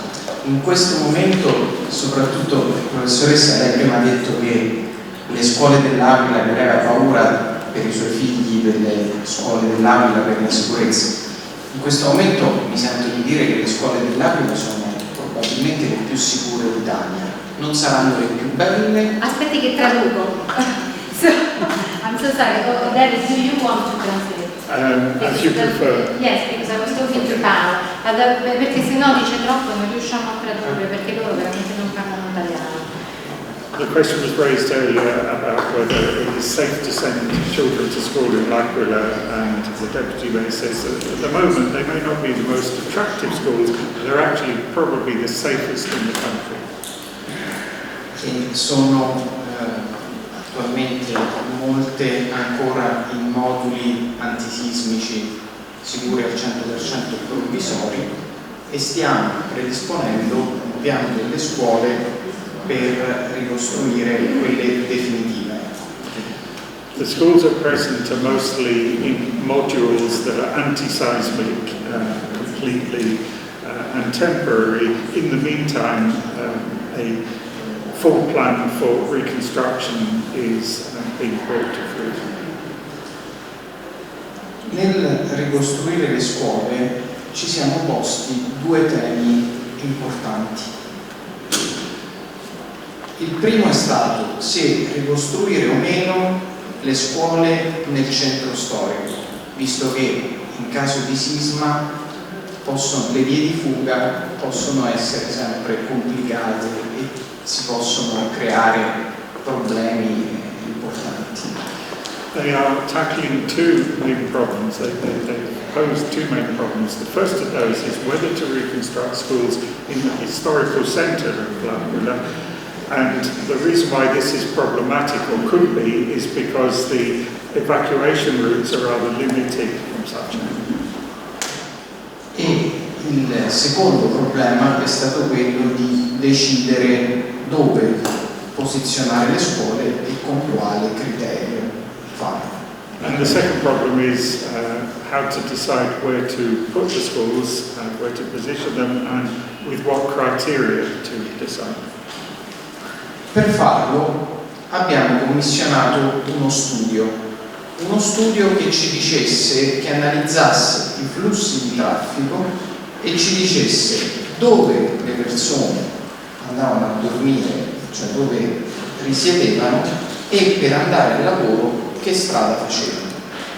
E quindi, capendo quali sono i flussi del traffico, abbiamo cercato di posizionare le varie scuole in modo tale da non congestionare il traffico, avere delle zone comunque accessibili con parcheggi che non rovinassero e non creassero degli ingorghi, quindi fossero quanto più razionali possibile. They started by commissioning a study of transportation which showed where people live, where they go to work, and what routes they take, in order to position the schools in such a way that they could provide adequate parking and not worsen congestion problems in this area. Ok. Attualmente, siccome abbiamo un problema in Italia che è quello degli appalti pubblici, no? E quindi tutto ciò che segue un'opera pubblica, da quando la si pensa a quando poi si può realizzare, passano dei tempi molto molto lunghi. In Italy there is always a problem of public contracts, and much time can pass between deciding to do something and being able to activate the contract so that it is actually done. Ora, noi abbiamo fatto la programmazione di tutte le scuole, alcune sono già in lavorazione, quindi vedranno la luce a breve, e sono soprattutto la scuola di Pettino, Maria Ventre, e la scuola di Arischia, che è un borgo vicino L'Aquila. Queste, e alcune che sono in fase chi di progettazione e chi di ancora allo studio preliminare, quello per proprio per iniziare i lavori. Abbiamo cercato di fare le scuole più belle che potevamo. Una volta che avevamo questa opportunità, laddove possibile, abbiamo fatto dei concorsi internazionali e c'è già la scuola di Sassa, che sarà una scuola che è una frazione dei borghi dei paesi proprio che fa parte dell'Aquila, nella periferia dell'Aquila, sarà una scuola bellissima. Adesso nella prima periferia, la Torretta, abbiamo fatto un concorso internazionale di idee e sono arrivati più di 100 progetti da tutti gli studi del mondo, e quindi questa è una cosa che ci fa molto piacere e che porterà poi l'Aquila tra qualche anno ad avere delle scuole bellissime e antisismiche. Adesso abbiamo questi moduli, sono antisismiche e non bellissime, saranno bellissime, funzionali e antisismiche. They have made a general plan for all schools, and this is at various stages with respect to each school. At Arischia and Pettino, construction is underway, whereas in other places there are different levels of progress. For example, at Sassa, which is one of the 24 satellite villages in the municipality of L'Aquila, there will be an absolutely fantastic school, because there's been an international architectural competition and it should produce something of enormous architectural quality. And that is the overall aim for the schools, because this is an opportunity to do something quite new and of very high quality. So in fact, in the case of Torretta, the school was put out to tender with architectural competition, and more than 100 designs have been received, and the next stage will be to choose the winning one and to start. Per il ragionamento della resilienza, a cui facevano riferimento le bravissime relatrici che mi hanno preceduto, noi per esempio abbiamo fatto una scelta che da un punto di vista della razionalizzazione della spesa non è una scelta conveniente per l'amministrazione, ma da un punto di vista della resilienza è una scelta che noi abbiamo ritenuto giusta. Ci sono due frazioni qui, bagno e piano, e avevamo deciso con i dirigenti scolastici di accorpare queste due scuole e farne una sola. Ecco, noi, proprio per il ragionamento della resilienza, proprio perché la scuola deve essere un luogo dove crescere, vivere, deve essere anche un luogo di appartenenza, abbiamo deciso di risdoppiare e quindi lasciare in ogni frazione la scuola anche come presidio, come simbolo. Questa è stata una decisione che magari dal punto di vista di razionalizzazione della spesa non è virtuosa, ma secondo noi è una scelta virtuosa proprio perché voi avete centrato pienamente una parte importante del problema. Proprio per andare in quella direzione abbiamo deciso di fare una scelta di questo tipo. They haven't always chosen the cheapest option, but they've applied criteria that might take them away from doing so. For example, in the two satellite villages of Bagno and Pianola, they've decided to bring the two schools that were there together because this is perhaps the best option to create what they intend to produce in each of the villages, the satellite settlements of L'Aquila, a sense of belonging and a sense that the school is an important central place in each of these villages. E comunque riteniamo molto importante che si parli di questo tema. Ad oggi ancora abbiamo pianificato, ma ancora possiamo implementare di tanto tutta una serie di servizi legati alla scuola. E io purtroppo devo andare via, ma lascio qui l'ingegner Vittorio Fabrizi, che è stato un dirigente storico del comune, oltre a essere un tecnico formidabile.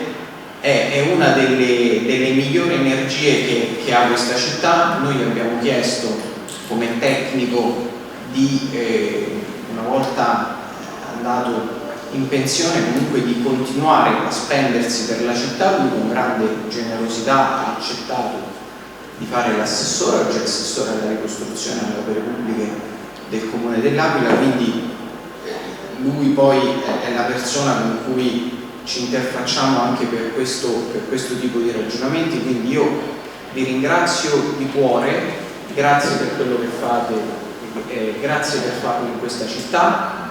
E insomma poi c'è lui con cui ci confronteremo per tutta la parte di questa interessantissima tavola rotonda a cui personalmente non potrò partecipare, ma lui rimarrà fino alla fine. Vi chiedo scusa, ma quando c'è un ruolo istituzionale, poi la tua agenda non la decidi, cioè non sei tu che decidi quello che vuoi fare, ci sono, quindi questo. Grazie tantissimo Vice Sindaco per una spiegazione molto lucida e in bocca al lupo per un ottimo progetto, e verremo a vedere come sono belle queste scuole. Grazie. Grazie.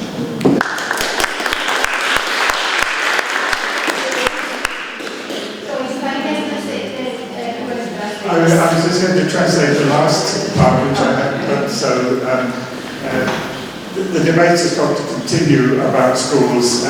Unfortunately, with so much to do, our distinguished guest has to go to the next meeting. But we have with us, we're lucky to have with us Engineer Vittorio Fabrizi, who has a vast experience of these matters and has been brought back from retirement to ensure that these projects go ahead well. But before we give him a chance to speak, I think we've got to have our last talk so that we can complete the cycle there. So it's over to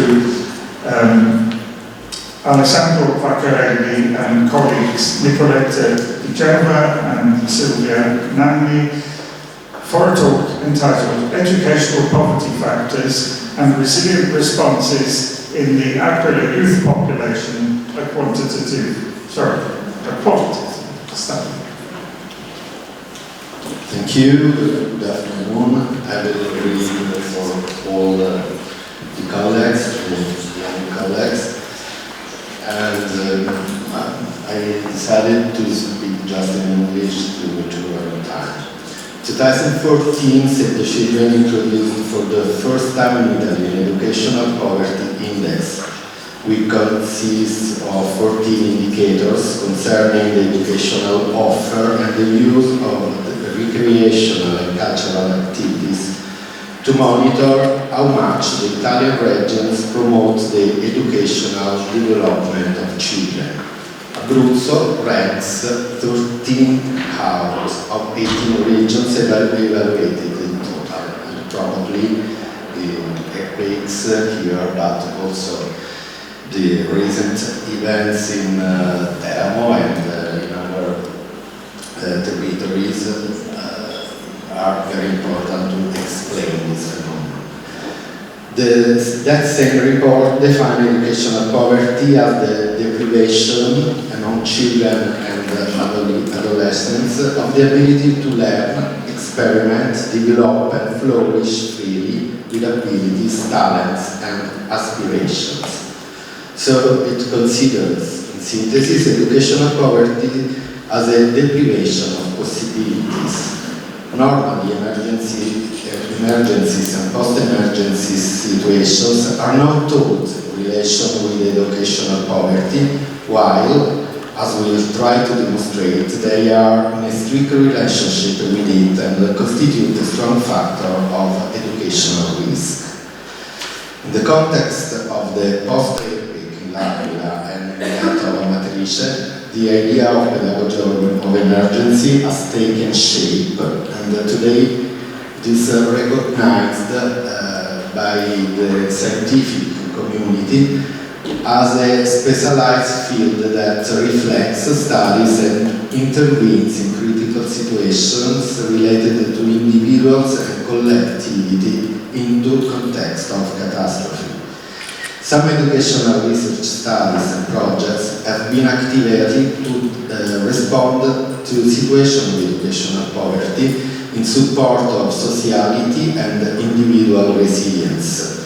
On the post-emergency front, l'Aquila earthquake has in fact opened up several scenarios which refer to the relationship between people and urban space. We have observed the weakening and the construction of social networks and relationships. In short, we have observed the social geography of post-earthquake that has profoundly altered the way of life of the community. The shadow of the shock economy and the capitalism of disasters that fell on the policies of emergencies and post-emergency has produced still 10 years after the earthquake, an extremely complex and problematic situation. The reconstruction of the historic center is still far away from being completed. Precariousness housing as a normal living condition for many citizens. Reconstruction of schools that have not yet begun, and numerous problems with the relocation of schools to accessible buildings, economic and working conditions marked by weakness. Some studies, therefore, have delved into the living condition and adaptation to the environmental stress of l'Aquila boys and girls, and into the development of specific representation of urban space and the emotions associated with it. In the context of l'Aquila, we can define children, boys and girls, as the generation of the cityless, children and young people that live and grow up in a highly alterated reality, often without being completely aware of it. Children sometimes have the difficulty of not being able to identify their roots, as they lack the memory necessary to build a new representation of the city. The risk is to let children develop an idea of a city limited to the idea of earthquake that we consider as an identity feature. It happens because the construction of the sense of belonging take place within a context in which the policies of emergency and the post-emergency have chronicled the general situation.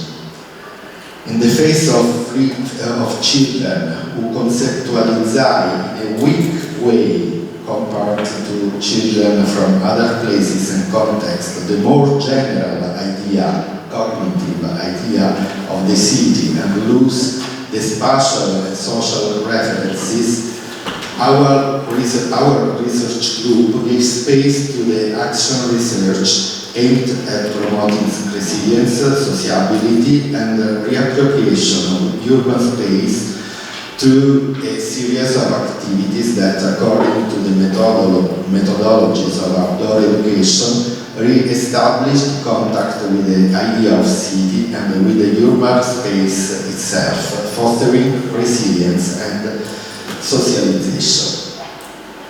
Our qualitative, the last research study, qualitative one, at the moment has reached 15 girls and boys between the age of 17 and 30. They were interviewed in the attempt to reconstruct in the scenario of the organization of urban, family and school life their formative biography, looking for the causes of educational success or failures to understand which form of resilience, individual or institutional, institutional, or which vulnerability factors have been involved. In the group, there are individuals who retain a memory of the city before the earthquake and who have a clear knowledge of the relationship between the before and after, but there are also subjects who have not had enough time to fully develop their socialization in the context of life not altered by catastrophe and subsequent policies, the generation of cityless. In the collected stories, educational poverty has been investigated on the background of the different existential events as a condition that directly touches the respondents in different ways. Some stories highlight factors of vulnerability related to the personal and individual sphere, while other stories highlight a great common factor that turn into educational risk and in a structural condition of vulnerability. The earthquake and everything that involved in terms of reorganization of individual and social life. In focusing on education, we sought to track down risks, factors and vulnerabilities, but also resilient resources in a variety of areas, including school, extra-school, sociality, and a look to the future. We leave out the family and the university, which serve a separate treatment. Concerning the school, immediately after the earthquake, the closure of schools and the reopening in 10 camps or attendance in schools far from l'Aquila was often marked by experience of disorientation, even in face of an institution, the school, which, especially for school leaders and teachers' efforts, did their utmost to ensure services to students. For example, Maria, 24 years old, 14 in 2009, say I went to another school in Roseto, and it was the experience, I don't say the worst I had, but almost the worst. While I was a student of Liceo Classico, in the new school there was not a teacher of Latin and Greek. There were professors who, however, had given their availability to be transferred from l'Aquila to the coast. I had a professor on law, interesting, nice, but she couldn't teach us. We were basically talking about airways. At the same time, debating about school, we have to consider the relocating, often continuously over the years, within temporary buildings, most modules for provisional school usage, as well as the borrowed buildings with the need for double shifts sometimes, made necessary because some buildings had been reopened despite having very high vulnerability indexes. It means that there are political responsibilities that still 10 years after the earthquake have not provided for the reconstruction of the schools and the full safety of buildings declared viable after the earthquake, but which present structural problems.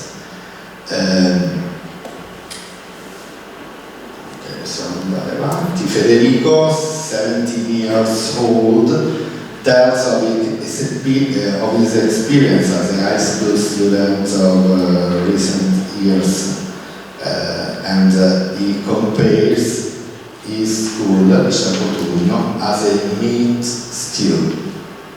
The word on the newspaper is very meaningful. He says, the meat stew of the Liceo Cotugno.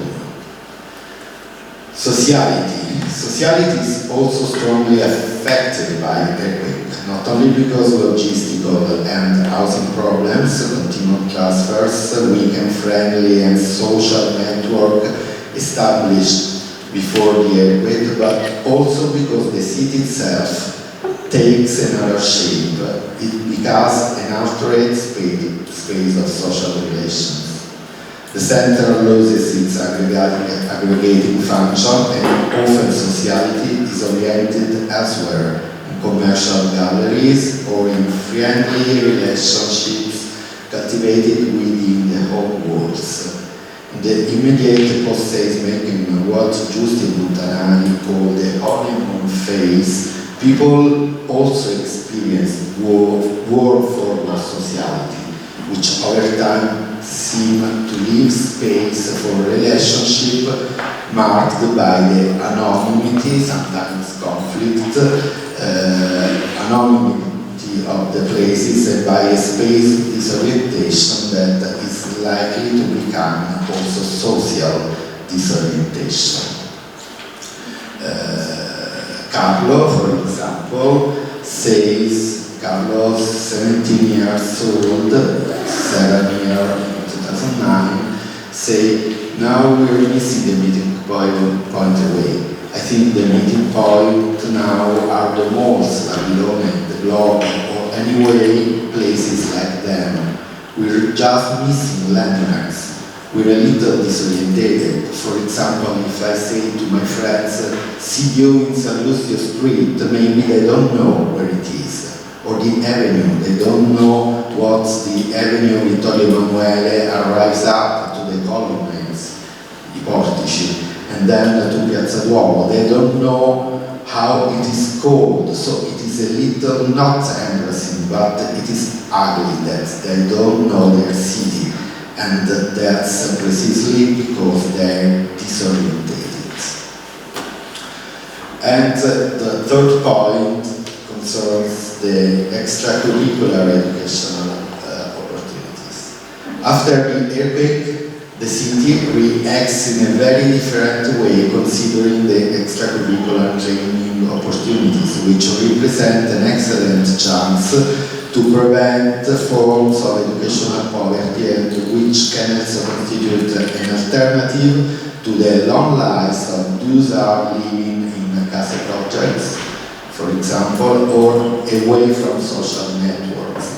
The educational design of the world of association, often in synergy with the school and sometimes with the university, has produced particularly significant experiences, which we can summarize as follows.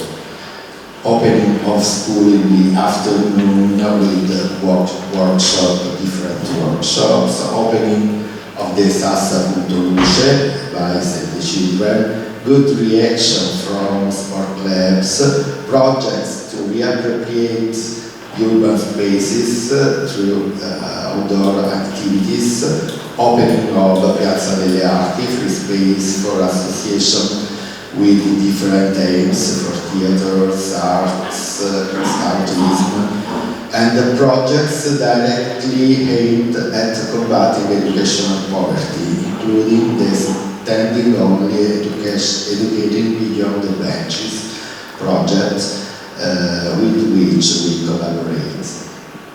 Most of these activities mainly concern the age group from 6 to 13 years old, while for the youngest and even more for adolescents, young people and adults, extracurricular educational opportunities were numerically inferior, and still they seem to wane, placing the so-called young adults and adults in front of the city without moments of educational mediation or alternatives to a sociality marked by the earthquake.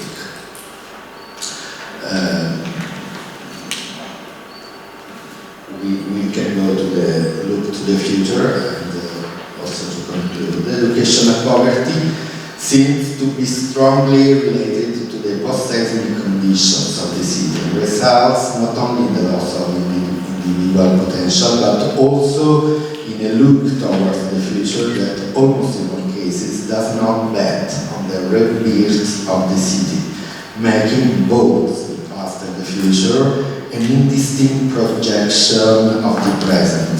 In short, there is no look at tomorrow, above all in the youngest interviewed. Again, Federico says, 17 years old, says, I see myself in a normal city because this is not a normal city. I see that I'm continuing here my studies, and for my future work in life, I don't know. For university, I have very clear ideas. I will study here for bachelor because of economical problems of my family. About the work we'll see, but I see myself continuing my study for master degree outside L'Aquila. In our idea of combating educational poverty, we place at the center the resilient capacities of individuals, of course, but also these of institutions, associations, and anyone who is publicly engaged in educational work. This means giving to the concept a reading that is also political, where resilience is too often supposed to be a capacity strictly anchored to the resources of individuals. This is why the study of vulnerability and resilience factors can lead us to focus on the points put forth in the work of educational design in search of systemic approaches in which the center is made up by aims well focused in the territorial realities, in the social and institutional networks, and orientated to actors and to the vision for the future. Thank you.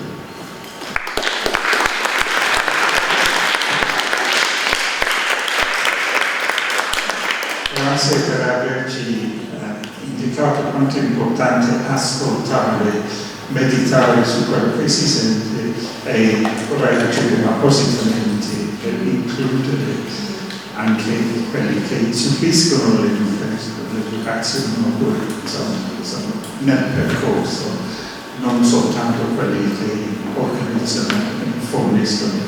Thank you for reminding us about the importance of listening and reasoning on the basis of what we hear in order to be inclusive, not merely providing education, but listening to those who consume it. Mi è stato detto di passare la parola al dottor Calvisi. Dottor Calvisi, benissimo. L'amministratore responsabile per il suo lavoro. Per la provincia. È un piacere. We have to explain that in Italy we have, per favore correggetemi se sbaglio, in Italy we have a double role, so elementari e okay, so prep school and middle school and nursery schools are the responsibility of the municipality, so the vice sindaco and Fabrizio was here with us, and instead the higher schools are the responsibility of the province. So we have the person responsible for that. Sì, grazie per l'introduzione. Sono anch'io il traduttore qui presente, così gentile, perché il mio inglese, nonostante vivono più in questa facoltà, non è il massimo, quindi evitiamo uno switch che non sarebbe buono. Quindi grazie per l'invito. Dr. Calvisi will speak in Italian and I will do a bit of translation. He's concerned that his English might not be quite up to the job. Bene, come diceva la professoressa, l'Italia ha molti livelli decisionali come le pubbliche amministrazioni e quando c'è una tragedia tutti questi livelli democratici purtroppo possono diventare anche un problema, perché quando c'è una decisione non conta tante volte partecipare a molti livelli, perché poi la decisione non viene presa, occorre fare delle scelte. When disaster strikes, it throws into high relief the fact that there are many administrative levels in Italy, and the result can be a certain administrative paralysis because it is necessary to get on with it and decide, and that in fact may be made rather difficult by the need for the different levels to interact. Si parla molte volte del modello l'Aquila, che è una frase molto abusata, molto generica. Io ho vissuto il terremoto come tutti gli aquilani, anche da amministratore pubblico, anche di un paese piccolo qui vicino, molto colpito, Fossa. Posso dire che più che un modello vi sono state delle fasi di come lo Stato è intervenuto. Sicuramente vi è stata una fase della prima emergenza, 2009-2012 potremmo dire, quando i poteri erano molto accentrati in capo alla protezione civile. Ad esempio sulle scuole si è visto un intervento di emergenza che ha permesso di costruire velocemente le strutture di emergenza perché non vi erano le regole normali di appalto. Dr. Calvisi comes from Fossa, by the way, which is one of the towns in the Aterno Valley outside L'Aquila. During the early phases of the crisis, 2009 to 2012, the matter was dominated by the states, the central states, in the form of the Department of Civil Protection. Many people talk about the L'Aquila model, but this is a phrase that has been very much abused. However, during that period there was a rapid organisation of temporary schools in temporary accommodation. La provincia, che è l'ente che io amministro, si occupa delle scuole secondarie superiori, mentre al comune competono, come ha detto il vice sindaco, le scuole dell'asilo, elementari e medie. Bene, la provincia dell'Aquila, diciamo il comune dell'Aquila, ha circa 4.000 studenti nelle scuole superiori. Dopo il terremoto, 3 di queste scuole erano agibili, classificate agibili, e 2 sono state gravemente danneggiate. Per le scuole molto danneggiate si è fatto ricorso alle strutture provvisorie. In quelle agibili sono stati fatti interventi anche per milioni di euro che hanno consentito in qualche mese, nell'estate, dall'aprile a settembre 2009, di far rientrare circa 3.000 studenti, 2.500, nelle scuole che erano rimaste in piedi e colpite da pochi danni. The municipality is responsible for lower schools, but secondary schools are the responsibility of the province, where Dr. Calvisi works. And out of 5 secondary schools, 3 were usable after the earthquake and 2 had suffered damage so bad that they could not be used. There was therefore an attempt to incorporate about 2,500 have 2,500 students study in the remaining schools, therefore increasing their capacity so that they could be in proper school buildings. Poi è nato il cosiddetto programma Scuole d'Abruzzo. Dopo il terremoto, dariva finanziamenti a tutte le scuole per l'adeguamento, quasi tutte, quelle abruzzesi. Per l'Aquila vi è una stima di 81 milioni di euro sulle scuole della provincia e 200 milioni, mi correggerà l'assessore Fabrizio, anche più forse, per le scuole comunali. Quindi parliamo di una partita di 280 milioni, forse 300, che nessuna città italiana, a mia memoria o anche europea, in questo momento potrebbe avere, anche quelle che hanno subito un grave danno. Chiaramente questi soldi non sono disponibili subito, è una previsione di lungo periodo. Il governo ogni anno finanzia volta a volta le scuole con le delibere del CIPE. Voi pensate che la provincia ha avuto la prima scuola, il primo finanziamento assegnato nel 2016-17. Ad oggi sono finanziati 3 edifici della provincia per i quali si sta avviando l'appalto di progettazione e sono una scuola ex tecnico femminile che è in centro storico, ci potrebbero andare altre scuole, ad esempio geometri, il famoso liceo Cotugno che è finanziato per 13 milioni, saluto anche il rappresentante qui presente che è stato tornato con gli studenti, e è finanziato anche l'Ipsia Sacra per circa 7 milioni, quindi sono 30 milioni disponibili, che il governo ha assegnato su 81. Una scuola costa 7, un'altra costa 7, un'altra costa 13. Un Prego. Quando verranno iniziate queste Rispondo.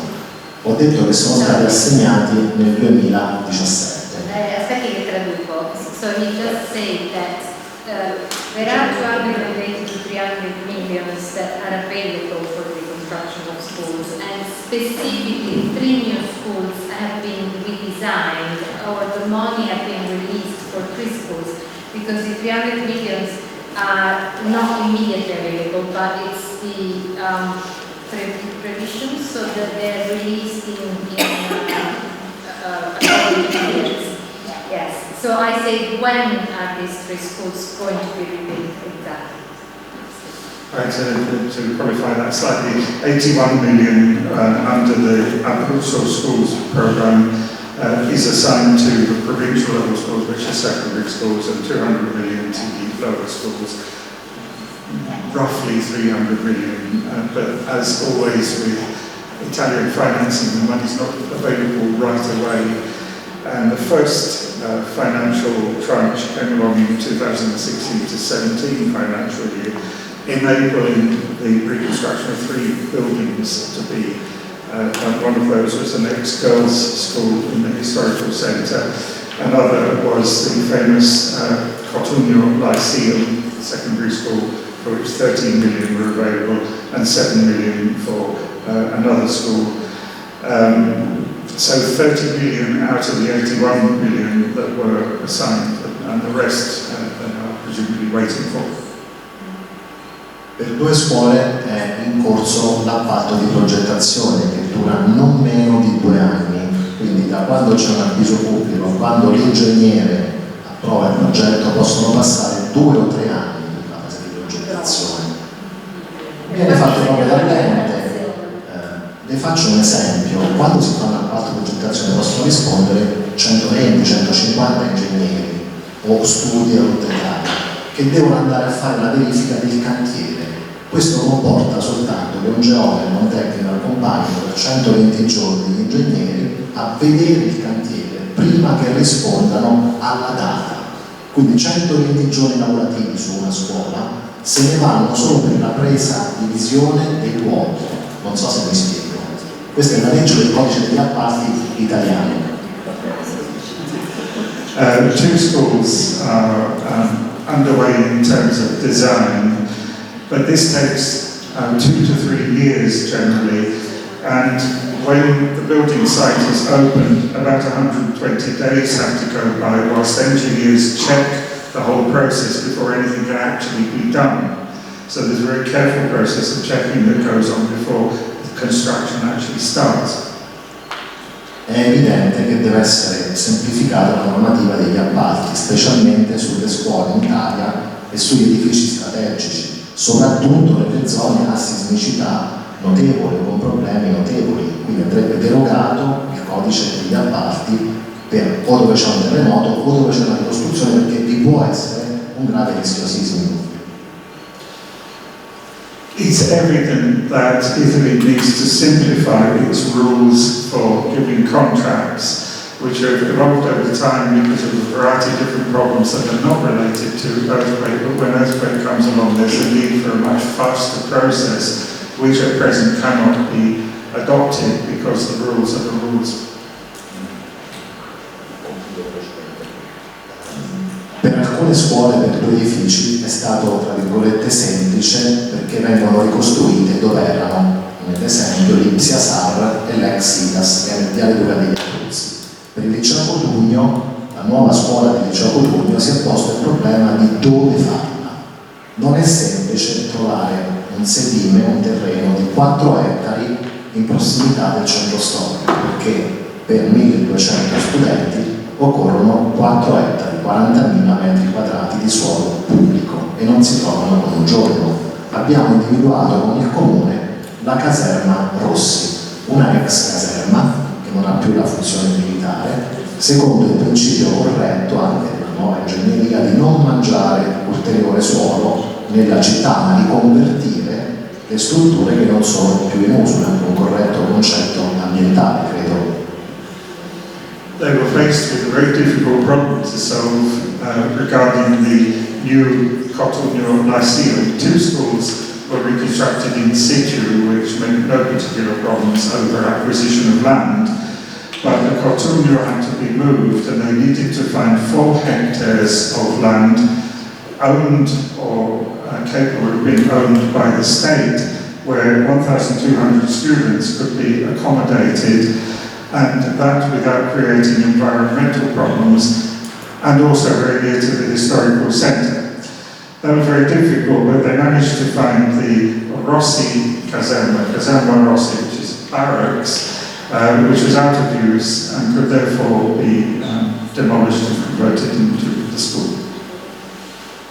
È evidente che va pianificata la città in questo modo, intesa con gli altri enti. Dovete pensare che il comune è una stazione appaltante per scuole o per pubbliche, così è la provincia, anche l'università è una stazione appaltante.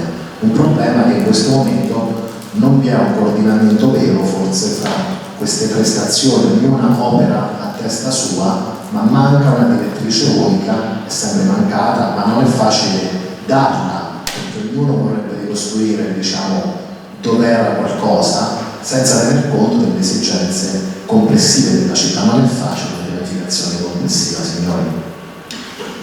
There's a particular problem at present because the municipality is giving contracts, the province is giving contracts, and the university is giving contracts, but between all 3 of them there isn't sufficient coordination, bearing in mind that it is not merely a case of reconstructing individual buildings or individual schools or university departments, but a case of trying to coordinate between them so that there is some sense to the overall plan for education.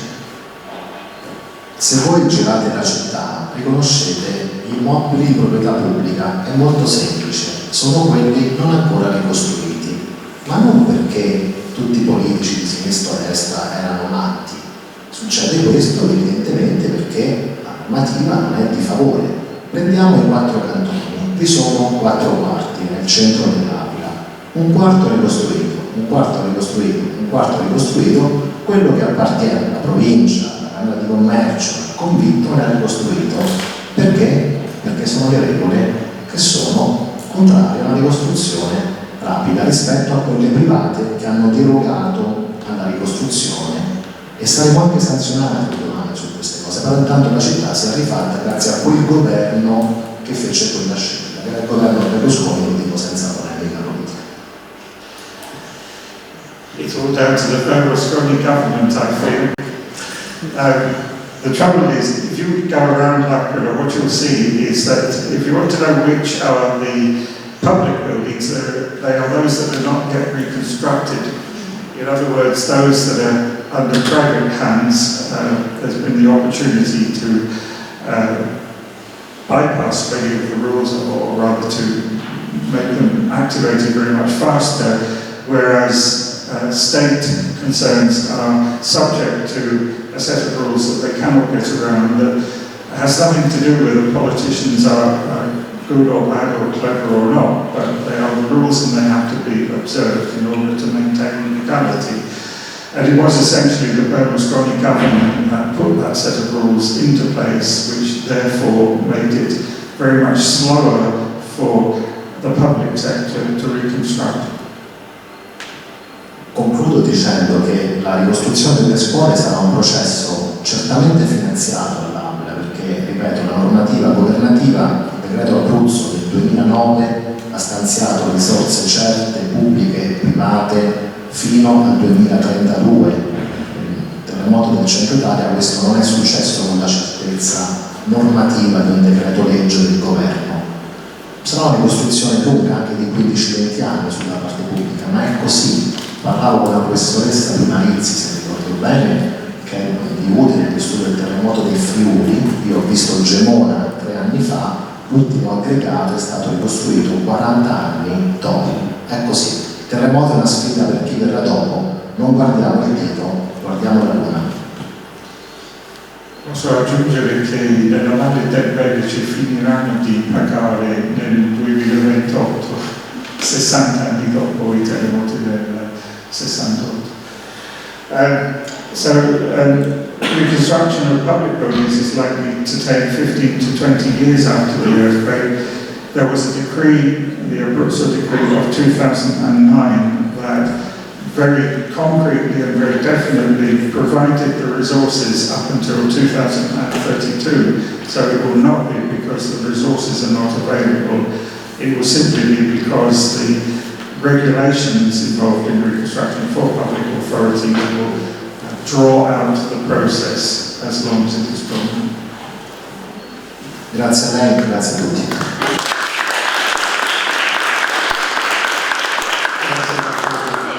Prima che lui vada possiamo fare 2 o 3 domande, perché poi Ingegnere Fabrizi, visto che lei sta con noi, abbiamo altri 2 o 3 interventi e poi parliamo quanto è prezioso. Ma le 17 arriva Fabrizi, e Fabrizi è più prezioso. È più preziosa, allora vabbè. Allora qualche domanda? Sì. Did you have a question? I saw you put your hand. Yes, just a very small question. Did you, when you reallocated kids from the 2 schools, did you reallocate the teachers as well? Cioè, gli insegnanti sono stati trasferiti insieme ai bambini quando sono stati spostati nelle scuole ancora civili. Lei ha detto che mi sembra 1200 studenti sono stati spostati. Sì. Con insegnanti. Yes.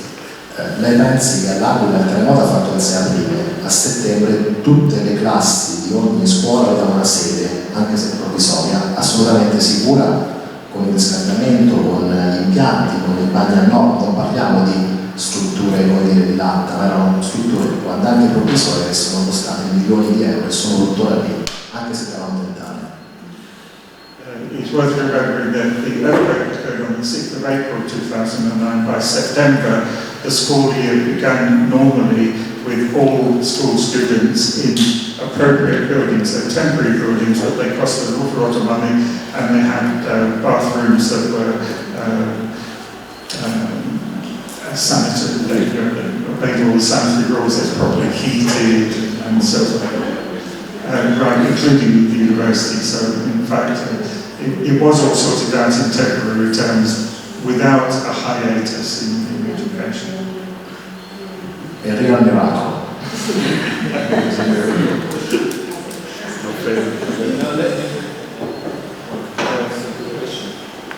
Let me have one simple question. I'm from Japan. We had also disaster. After disaster, construction cost in Japan case almost 1.8 times. Is that understanding? So how happened in l'Aquila? Maybe the construction cost. It is from very Giappone. Lì dopo il terremoto del 2011 il maremoto, il costo della costruzione è aumentato 1,8 volte. Un'inflazione dovuta al disastro. Voleva sapere se c'era qualcosa simile all'Aquila dopo il terremoto. Non so fare questo. Forse viene da Fabrizio. L'ingegnere può rispondere meglio di lei. Non mi risulta un incremento percentuale di quella portata. Anzi, i costi della ricostruzione privata sono praticamente fermi dall'inizio e abbiamo anche delle pressioni a modificare e a incrementare i costi della ricostruzione privata. There was no particular inflation in costs, and in fact since 2009 the cost of private reconstruction has remained pretty much static, and there is pressure to increase them with inflation. And so no, there hasn't been inflation in costs. Io volevo fare, prima di Silvia volevo fare una domanda a tutte e due: e perché non c'è mai stata una tavola rotonda sulle scuole tra tutti voi, cioè tra l'università, la provincia, la regione e il comune, per dire questo è un problema che dobbiamo risolvere, perché come il professor Baccarelli ci ha fatto vedere, in realtà questo problema impatta sulle famiglie, cioè sul cittadino, sul bambino che cresce all'Aquila. Given the problem of coordination between the three levels, why hasn't there been a round table discussion to improve coordination between municipally run schools, regionally run schools and university? Fabrizio, sul mancato coordinamento delle stazioni appaltanti. L'attivazione del coordinamento può essere giudicata tardiva, ma attualmente noi stiamo lavorando assolutamente in sinergia. Il governo del territorio, diciamo, compete alla municipalità, no? Al comune. Il piano regolatore che destina le aree ai vari usi è competenza esclusiva del comune. Quindi è il comune che si è fatto attore, vuole mettere intorno al tavolo tutti quanti, però devo dire che in una prima fase ha guardato solo a sistemare e a dare una sistemazione immediata. Il discorso pianificatorio è venuto dopo il piano della ricostruzione 2012, quello del comune dell'Aquila, e quando tutti gli attori si sono cominciati ad agitare, passare il termine, e quindi ci siamo messi a tavolino e abbiamo trovato la soluzione del cotunno all'ex caserma, è venuta adesso, ma noi abbiamo avuto la disponibilità di queste linee solo da poco, anzi da breve, ed è una soluzione primaria. Prima eravamo un po' in panna, diciamo, perché era effettivamente difficile, come diceva da qui, trovare 44 ettari per permetterci una nuova scuola, che fosse poi legata ai discorsi di mobilità e tutto quello che ci gira intorno a un po' scolastico di 1200. It hasn't been easy to coordinate things because although coordination between the various levels was very good initially in the emergency and early recovery phase when they provided temporary accommodation and so on, they then had to wait until the urban plan had been made for L'Aquila before they could start to think about how other organisations such as the province and university and so on could react to that. However, they then went on to coordinate very well the localisation of the site for the secondary school, Cotugno, where they were scratching their heads thinking how to find 4 hectares close enough to the historical centre. But they managed it by a process of coordinating together.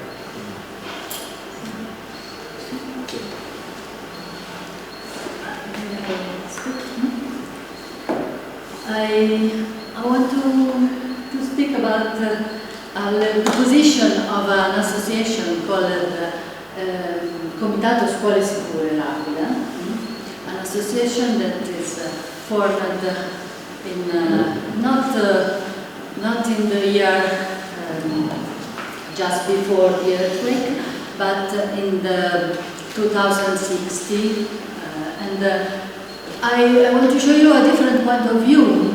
Our measure, for the measure, the Vice Sindaco said that we have the most safe school in our city. And we think another thing, very different way of thinking. And we said that we have no safe school in our city at all. If we want to include in the word school the temporary modules. Temporary modules are 10 years old now, and they are intended to have a life of 5 years, I think, 5 years. And now they show a kind of problems, of different kind of problems. But the other school, the school that are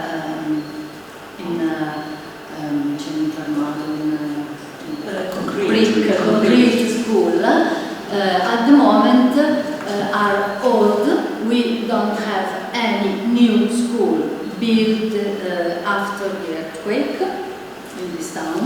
And the school that we have now were repaired after the earthquake in a few months,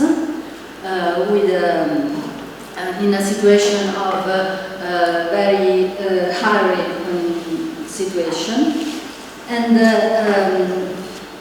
the school are prepared in order to start immediately the school activity.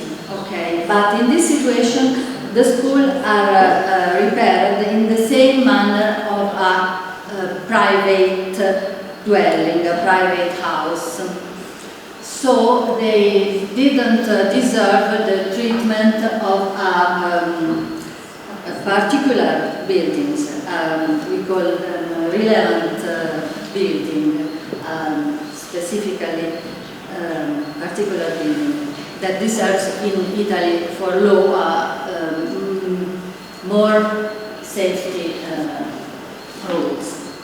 And so I want just to say that the situation is this, and we want that you know that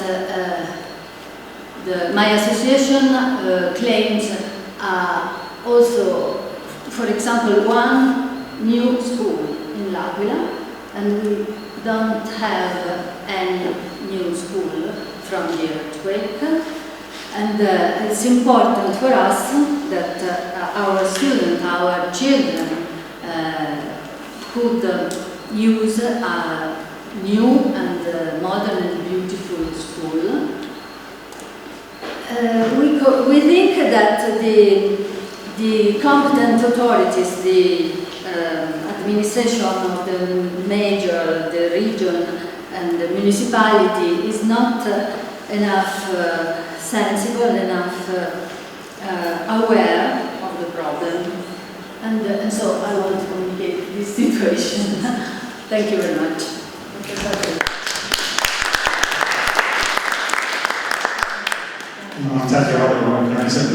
Doesn't allow me to make my intervention in English. So I speak in Italian and I...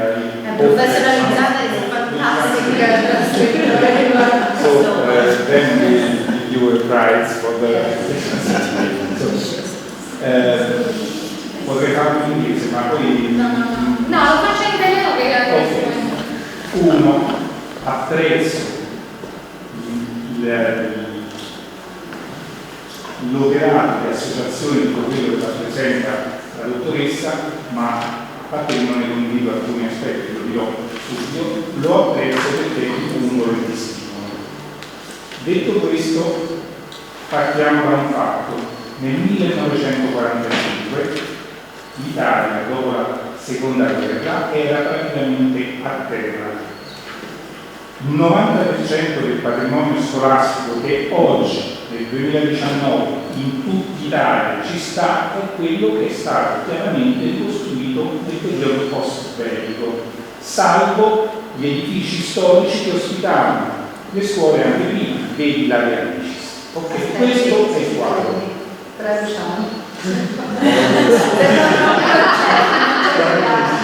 Paghiamo la cena per lui stasera. No, in realtà poi dicevi... Ci ha fatto grazie. Comunque ho il terrore di tradurre male qui perché mi sembra di essere in un campo minato. I was terrified to translate it badly because I suspect we're treading on a minefield here. But anyway, the question initially from the L'Aquila school, no, that was in English. Okay. Therefore, that was clear enough. 90% of school buildings in Italy date from after the Second World War, various periods.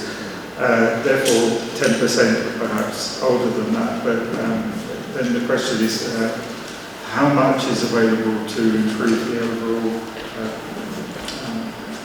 quality of the building stock and a variety of problems associated with that?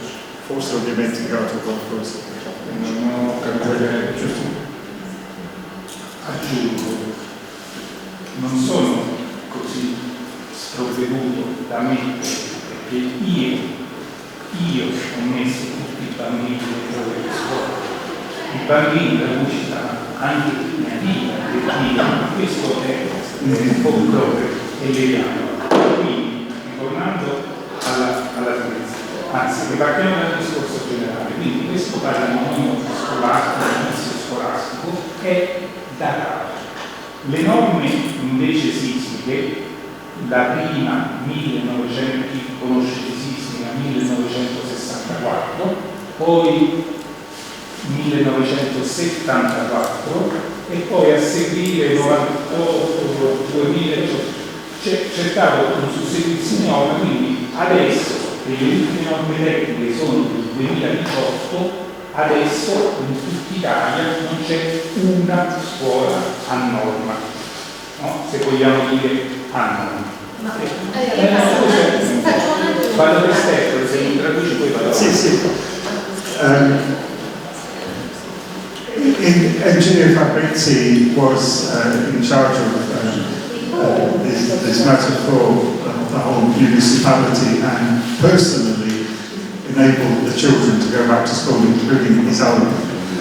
And the problem here is that there have been a number of upgrades to the seismic norms in Italy, the building codes, 1964, 1974, 1998, the 2000s, and finally 2018. So the result of that is actually there is a single school in the whole country that is legal in the sense of being up to date with seismic norms. Ecco che si introduce il concetto di vulnerabilità, perché pretendere che tutti gli edifici siano sempre a norma di fatto non è possibile, no? A meno che non stiamo sempre a demolire e ricostruire edifici anche recenti. Allora si introduce il concetto di vulnerabilità che, passatemi, non è, io sono ingegnere, non è ancora così ben definito e viene interpretato spesso, vedi il caso del Cotugno e vedi il caso della scuola materna di Aristia, vulnerabilità zero, e non faccio commenti, una scuola in cemento armato, quella di Aristia, realizzata circa 20 anni fa, una cosa del genere. Quindi la vulnerabilità apre un altro universo. Una definizione da praticoni della vulnerabilità è a seguito di un evento, no? Disastroso, che cosa, come si è comportata questa struttura? Time out, ingegnere. Time out per far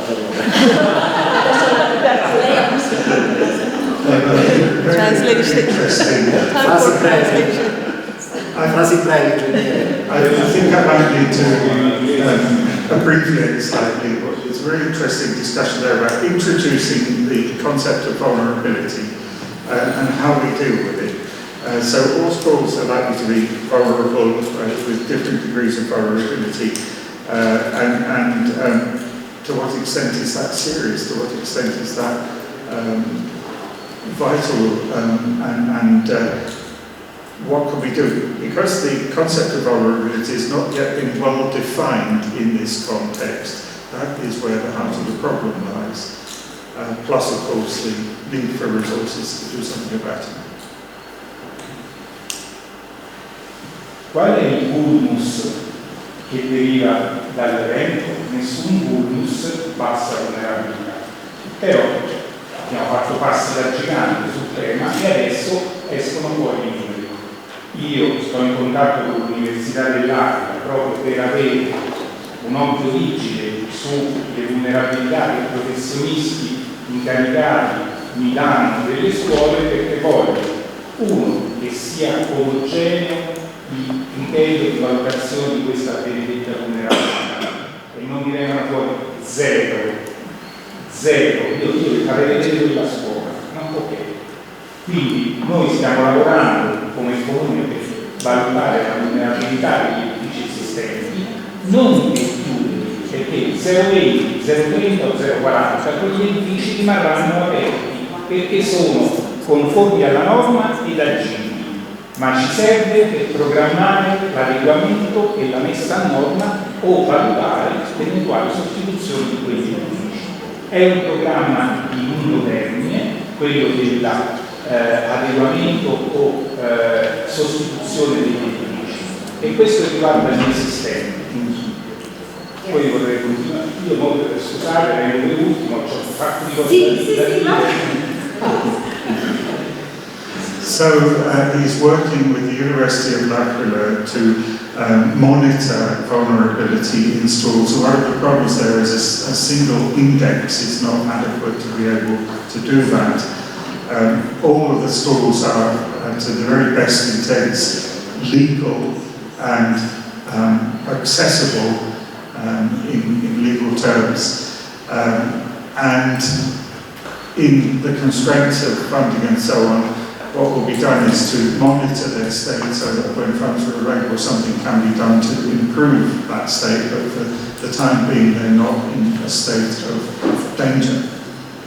Quindi, facendo una fotografia dell'esistente adesso, abbiamo i MUST che saranno anche provvisori, ma le cui strutture sono assolutamente sicure, e le deficienze che cominciano a dimostrare dopo 10 anni sono riferite alle secondarie, cioè a una manutenzione delle strutture secondarie, ma sicuramente non delle strutture portanti. Quindi abbiamo il MUST, abbiamo le scuole esistenti migliorate dopo il sisma e abbiamo le scuole in itinere, quelle che stiamo facendo a Pettino, a Televente, quella di Ischia, quella che faremo a Sassa, eccetera.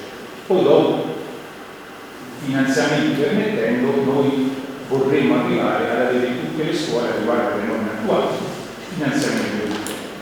Però it's a very clear goal to acquire the funds to be able to ensure that all schools are completely up to the highest standard. That perhaps won't be too difficult with the schools that are under construction. For those that are currently in use, yes, with the temporary ones there are problems due to the fact that they have exceeded their design life or will do so, but these are actually secondary problems. They're not structural problems, and they don't concern the safety of the schools with regard to earthquake, only to other secondary issues, perhaps minor issues. So this, of course, is being looked at by studying and monitoring the vulnerability of them, but they're all legal. Mi riallaccio un attimo al tema della round table di oggi, no? Resilienza. Io ho imparato il termine resilienza quando studiavo ingegneria, facevo tecnologia dei materiali. Poi ho scoperto dopo che è anche un termine che applicato in psicologia, e di quello parliamo, la capacità di reagire agli eventi dannosi. Non tutti voi hanno chiaro di quale evento dannoso era il 2009 e di cosa avevamo davanti e che decisioni dovevamo prendere. Si parla di resilienza, quindi di tenere insieme la comunità. Ok, abbiamo speso 200 milioni per puntellare gli edifici del centro storico, perché l'alternativa, e chi la conosce l'Aquila lo sa, era fare un bel recinto intorno alla città, chiuderla e riaprirla quando fosse stata ricostruita, il che avrebbe significato che la comunità era morta, che i nostri più bei palazzi che abbiamo qua sarebbero stati a terra. Quindi quello è stato il primo passo verso una resilienza vera. Poi continuo. Poi il professor Vaccarelli dovrebbe fare un piccolo intervento. No, perché voi avete il professor Vaccarelli, per sentire il suo intervento. To translate the last part, you had to bear in mind what they were facing when the earthquake occurred and how difficult it was to make decisions under such terrible circumstances. 200 million euros were spent on looking after the buildings in the historical centre. The alternative would have been practically to fence or wall off the centre until it was entirely reconstructed, which would not have laid the basis for resilience. And they had to ensure that in the concept of resilience they were keeping the community together, which also has implications for schools and so on. But that had to be done in stages, and the ground had to be prepared for future resilience, which is a very clear goal. Chiedo scusa, approfitto per salutare, ringraziare tutti. Grazie tantissimo. Grazie Massimo. Ciao, buonasera, grazie.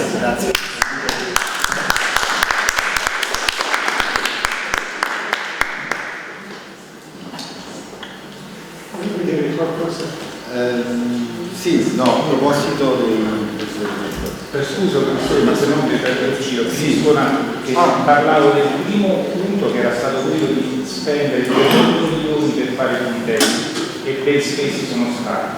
Qual è stata la seconda scommessa resiliente, quella che ha consentito a questa comunità, cui io appartengo e alcuni di voi pure, è stata quella di rimettere i ragazzi a scuola nel 2009, ottobre, un po' di ritardo, in scuole sicure, come lo sono tuttora.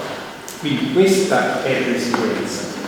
Poi, dall'intervento del professore, io ho sentito Francesco dice che si vede solo alla vita, no? Ma i luoghi della città hanno necessità di tempo per essere ricostruiti. Ne ha parlato ampiamente Calvisi, facendo un breve cenno di quanto tempo ci vuole a ricostruire una cosa pubblica, no? Quindi è chiaro che non era, si poteva fare tutto. Sono proprio pochi, 10 anni non sono pochi. Per fare cosa? Chi ha mentito spudoratamente, scusate se mi accaloro, ma io ho vissuto queste cose in prima persona. Chi ha detto alla comunità ricostruiremo in 3 o in 5 anni ha mentito sapendo di mentire, perché non si costruisce una comunità anche fisica, diciamo, in quel periodo. Col danno che abbiamo avuto noi, 10 anni non bastano, ci vogliono 15-20 anni. Come ci sono voluti di più ancora per altri terremoti meno incidenti del nostro. Nel 1968 c'è stato un terremoto nel Belice. A mio cognato gli hanno dato la casa, perché è il siciliano, mi pare 4 anni fa. 4 anni fa, Enrico, se non mi ricordo male, per dire. Quindi le ricostruzioni richiedono il tempo. Ora, noi potevamo fare meglio e più velocemente, ma non in termini di ci vogliono lustri. Voglio dire che sono molto d'accordo, avendo seguito per 39 anni la situazione in Irpini a Basilicata dopo il terremoto dell'80 che mi ha lasciato senza tetto. Il 23 novembre 80.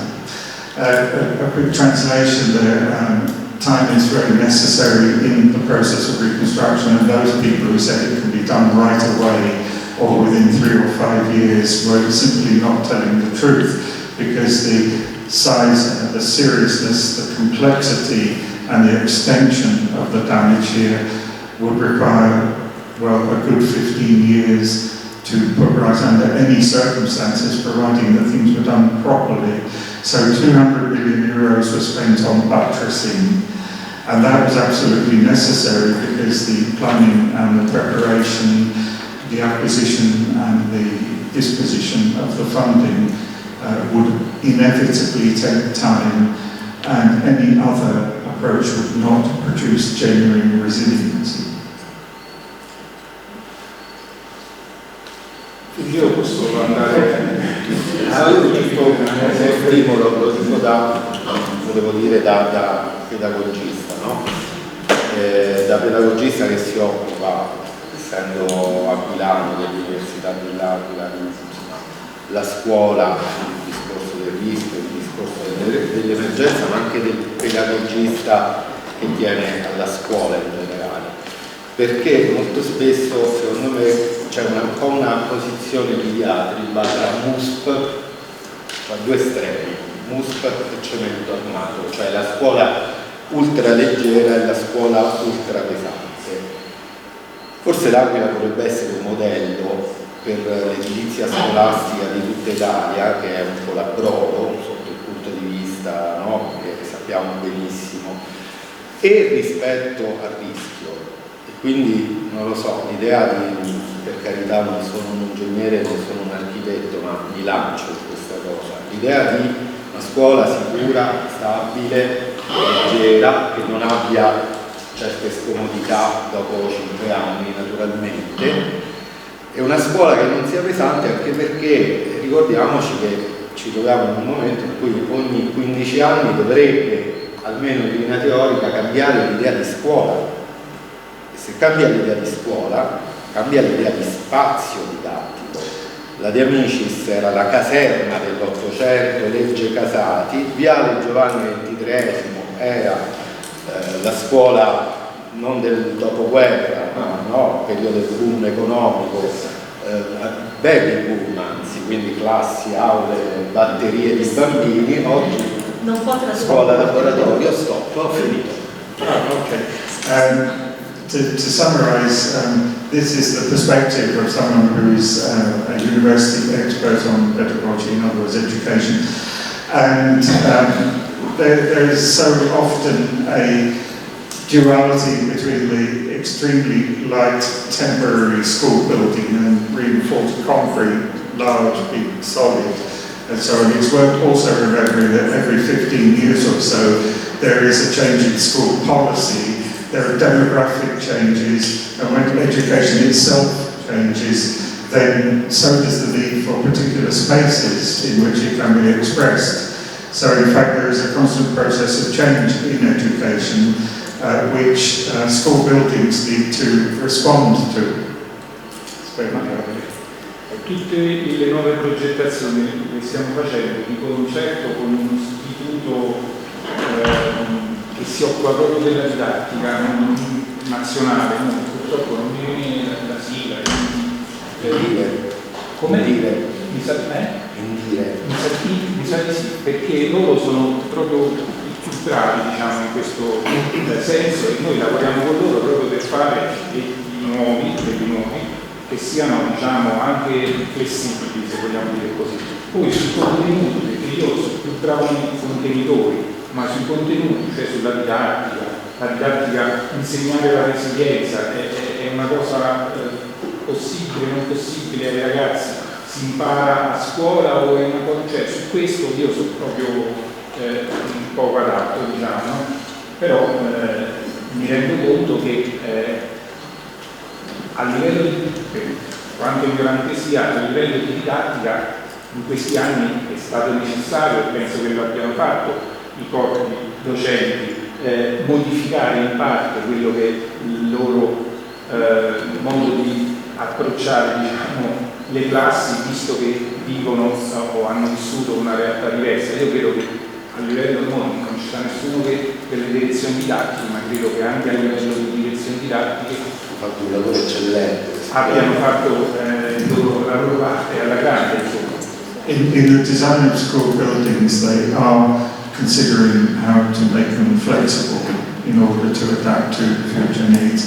But there's also the question of the human side of this, including the attitudes and what is taught and so on regarding resilience. So in fact there has been quite a change in the way that teachers regard resilience, and resilience is part of the curriculum and is widely discussed with children and students in schools. Thank you very much. So, good afternoon or good evening, and welcome to l'Aquila, our wonderful city. I'm Silvia Frezza. I'm a teacher in a primary school in l'Aquila since 1986. I work with children from 6 to 10 years, and we work together since 2009 for 10 years in an MUSB, such as containers, luxury containers, but containers we can use in a temporary way to do school activities.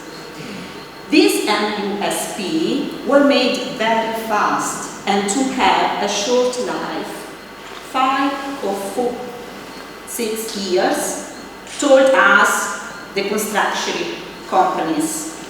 In fact, today, after more than 10 years after the earthquake, they have a lot of problems. when it's raining, when it's snowing, heating problems, bath problems.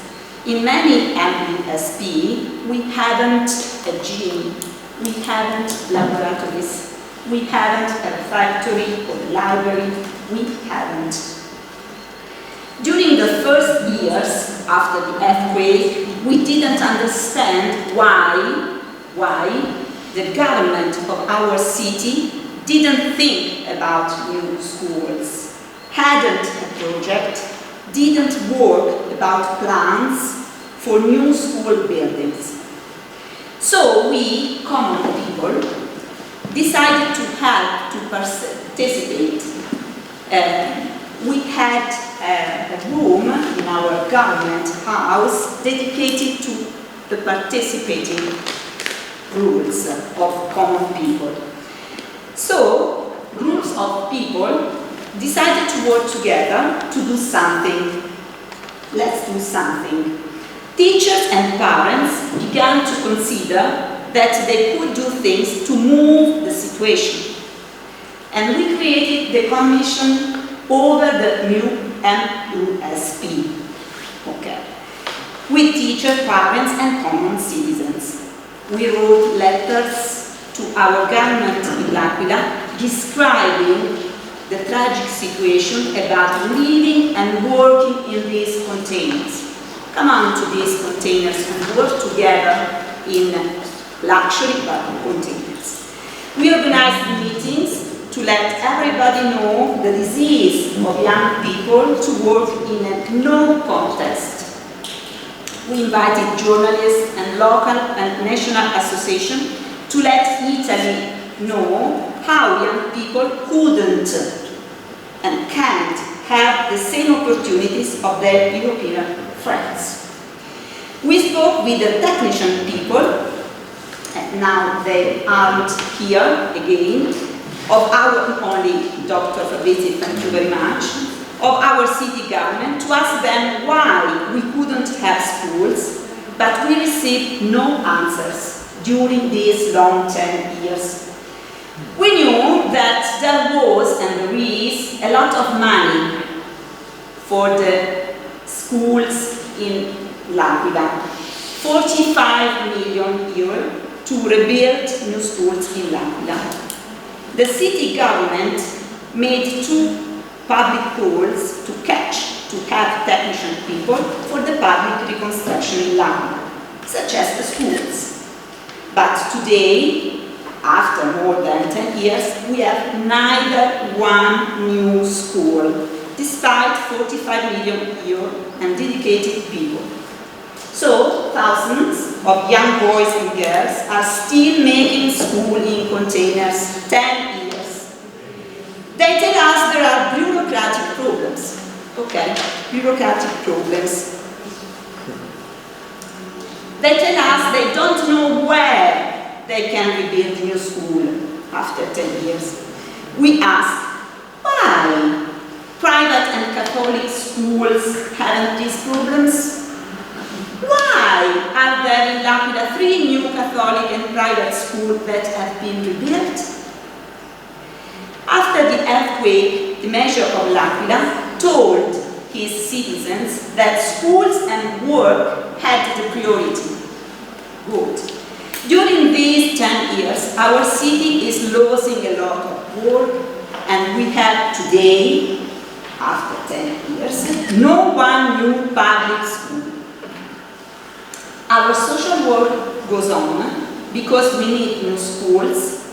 L'Aquila needs schools to offer smart opportunities, equal dignity and respect, to create community, to offer rich didactical choices, you say, to take care about our young generation, to do outdoor education.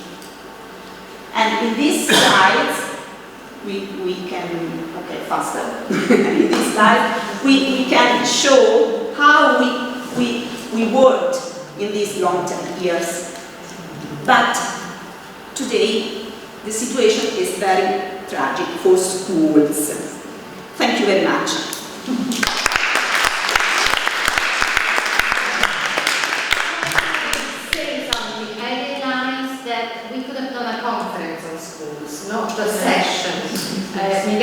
leggendo per Fabrizio, che ho capito che avremmo potuto fare una conferenza sulle scuole.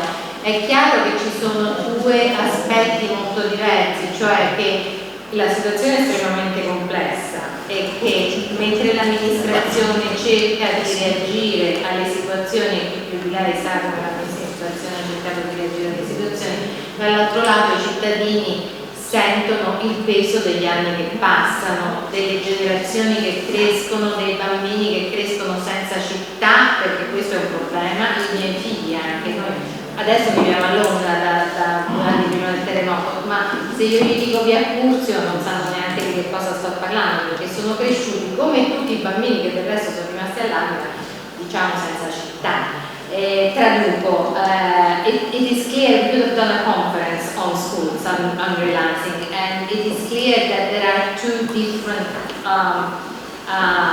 emotions and point of view. On one side, the administration and Engineer Fabrizi has been the person responsible for the reconstruction level, so we couldn't have a more illustrious and better representative here in a way. On one side has been struggling to bring together an entire town that has been destroyed with Alessandra Vittorino explained yesterday, 59 villages around, and then other earthquakes that have come. On the other side, the people of L'Aquila suffer the fact that the years are going past, has been 10 years, generations are growing up without a town, without a school that they see as a reference point, and so these are the two emotions that we are meeting here. Just to explain to all of you what's going on. Si poteva fare meglio che prima, ma quello che stiamo facendo non è non partecipato per le scuole, perché il piano scolastico ultimo approvato, a parte quelle che sono già partite, tre cose in particolare, Sassa, quello di Inventivo, è partito, abbiamo il progetto, dopo il progetto prendono i lavori. Quindi, ma quel progetto è stato concordato, noi in direzione didattica abbiamo concordato, quindi quello che stiamo facendo per il meglio. Si poteva fare prima, ma l'ho detto subito, si poteva fare prima. E quello che dice il professor Baccarelli, degli edifici più leggeri, più veloci? Non è la città, per gli edifici più leggeri dal punto di vista proprio di peso. Proprio di costruzione, cioè perché non fare degli edifici di legno, tipo la più economici, l'idea, c'entrano anche altri discorsi, la durabilità, perché magari c'è gli edifici nuovi che stiamo progettando, the new buildings that we are projecting are the best on the market, se si può dire così, meglio sul mercato, quelli nuovi che faremo. Why couldn't things have been speeded up, given that NUSP, that these are the prefab buildings, have exceeded their design life and they're leaking and all sorts of problems with them. And they don't have adequate facilities with things like gyms and so on. Right, well, the question is why not have some midway between a fully solid reinforced concrete school and the ones, the containerized temporary ones now? Would that not be quicker? And the answer is that they do have plans, and they have updated plans, and the plans are to have the best available schools on the market. La città che manca a tutti i cittadini nelle regole che hanno è comincia, visto che non si è spenta la fiamma, che dicevo prima, vendetta, ora comincia a ricorrere che chi di voi vive all'Aquila sta vedendo, diciamo, nell'ultimo periodo un minimo, ripeto, perché ci vorrà ancora un po' perché si deve essere di rivitalizzazione dei luoghi che hanno caratterizzato la nostra vita ante della benedetta. Ci vorrà ancora un po', però stiamo rivitalizzando una città con voi, con l'università che sta qua, con il comune che sta a Pippioni, con le banche che stanno rientrando, con le associazioni, tornando alla resilienza, che sono state fondamentali, tutte le associazioni culturali, musicali, teatrali, tutti quelli che hanno tenuto vivo e hanno reso piano tra poco prodotto, poi il comunale allo stabile, insomma. Diciamo che i miracoli iniziamo a pensare, dove They can't do miracles, but they have made a great effort to ensure that cultural activities go on in the city despite the shortage of accommodation. Thanks also to the fact that there is the theatre in the park, which was donated to the city, and other structures. Ok, io sono Massimo Sprococco, mi occupo di comunicazione qui all'Università, però voglio parlare questa sera da cittadino, mi spoglio del luogo in cui mi trovo, per cui non voglio essere un universitario. E due cose rapidamente. L'ingegner Fabrizi, che ritengo sia un bravissimo tecnico, ci mancherebbe, però lo riferivo da tecnico più da politico. 10 anni fa, perché per gli ospiti presenti, 10 anni fa tutti noi abbiamo sentito l'esigenza di tornare nella città. Per cui anch'io personalmente, che vivevo sulla costa, sfollato come tanti aquilani, ho deciso a un certo punto che sono state riaperte le scuole, con un grande pizzico di follia e forse commettendo anche un reato probabilmente, e abbiamo scelto, io e la mia compagna, di tornare a casa nostra, che era una casa B. Significa B, nel gergo significa casa in quel periodo non agibile, non era possibile starci. Noi abbiamo trascorso un inverno lì dentro perché era impossibile per me e per nostro figlio legarsi a scuola e viaggiare tutti i giorni lì. Per cui dico questo semplicemente perché c'era la necessità e la voglia di tornare nella città da parte di tutti, e specialmente nelle scuole. Mr. Massimo is from the university but wants to speak as a plain citizen of L'Aquila. And 10 years ago, he and his family were transferred to the coastal area.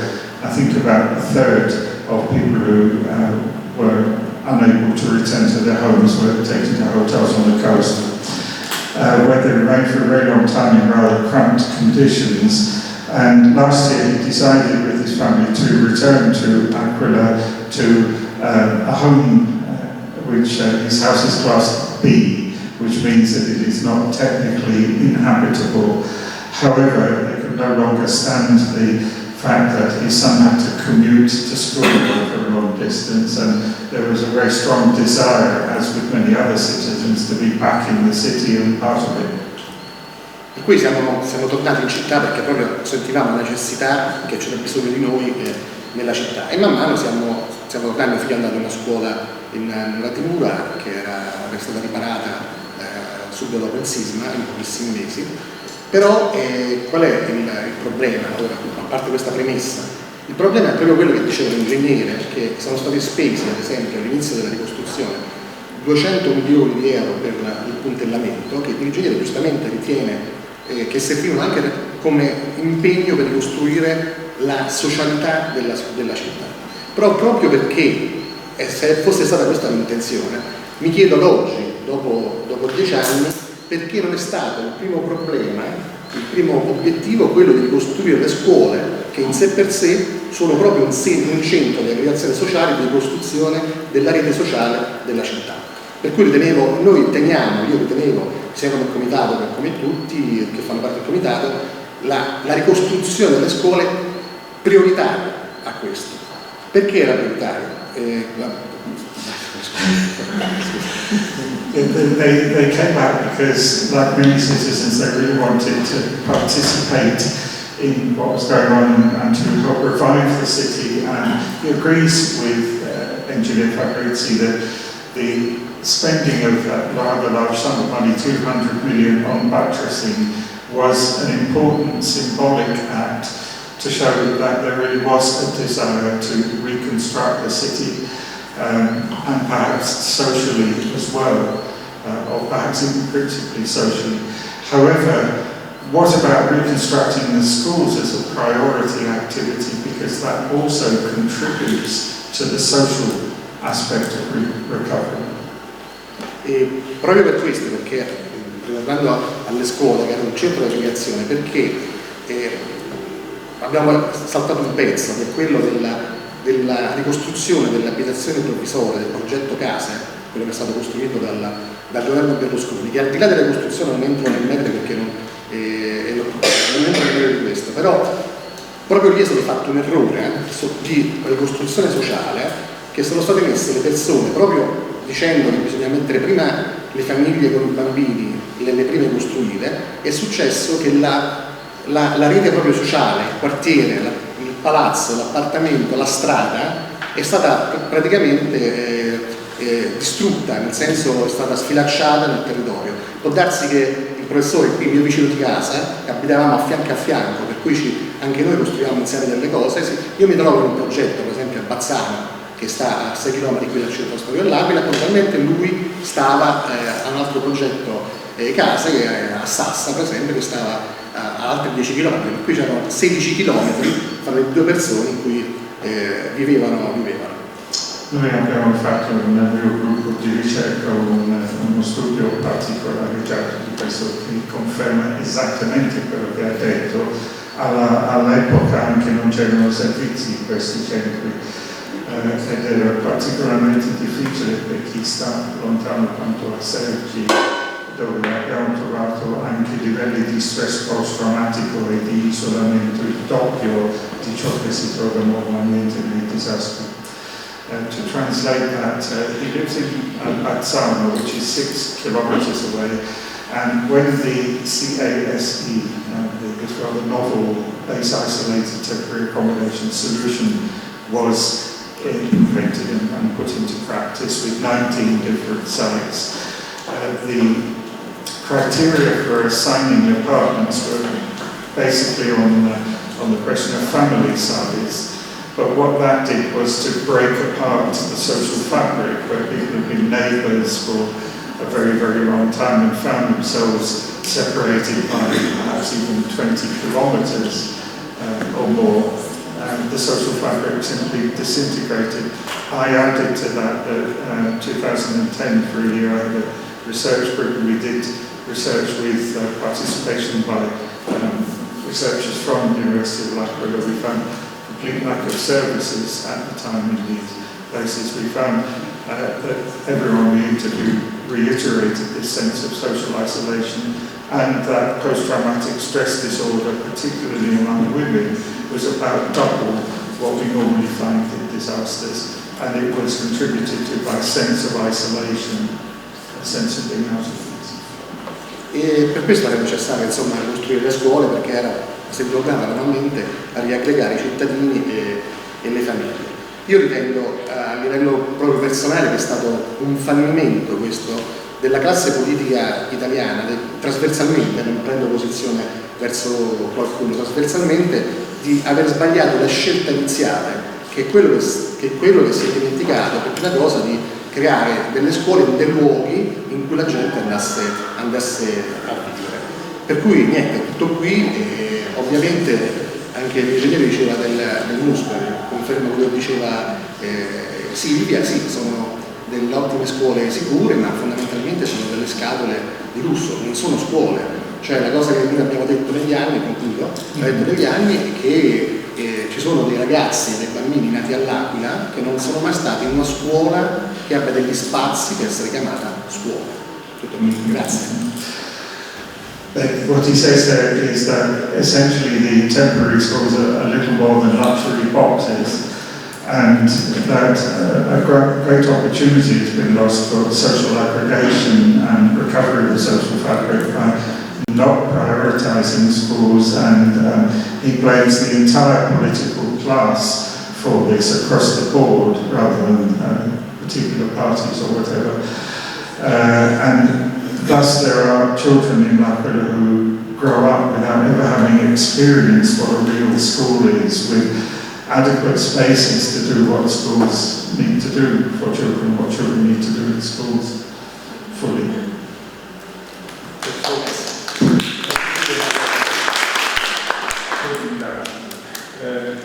Faccio un'analisi molto semplicistica, no? Però quando uno sta pieno di ferite, no? E se ne cura una e ci mette una ressa, diciamo così, poi prima di andare, magari è una medicazione provvisoria, però prima di andare a fare la medicazione definitiva, avendo tante altre ferite da curare, magari quella la trascura.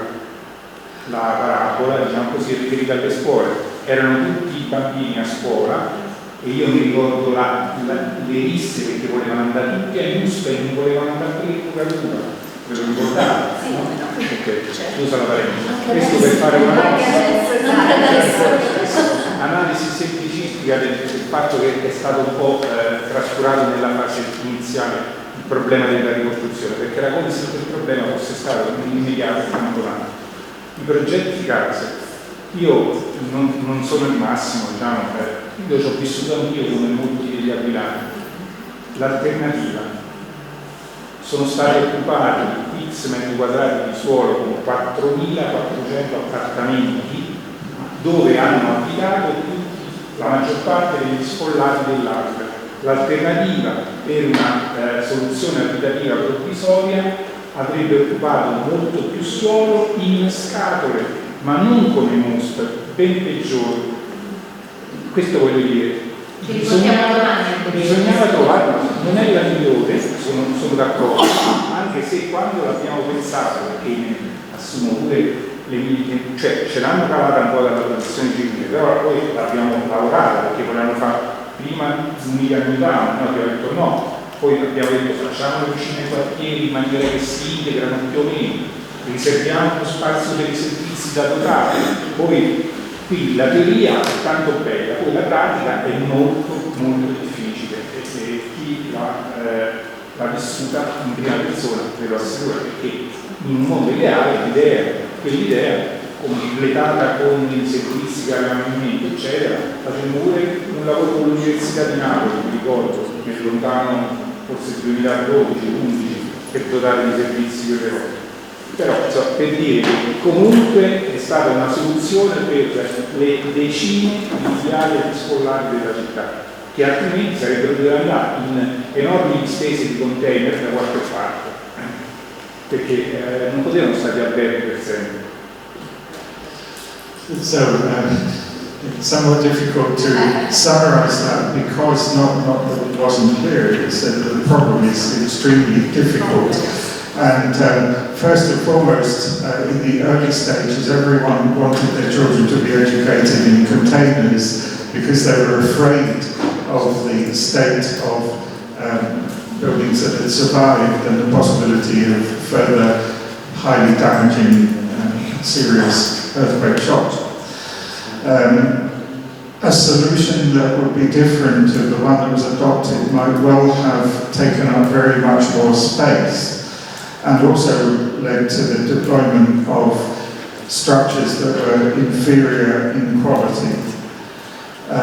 So many of the problems that have been discussed were not forgotten, they were not overlooked at all, they were indeed planned for as far as one can.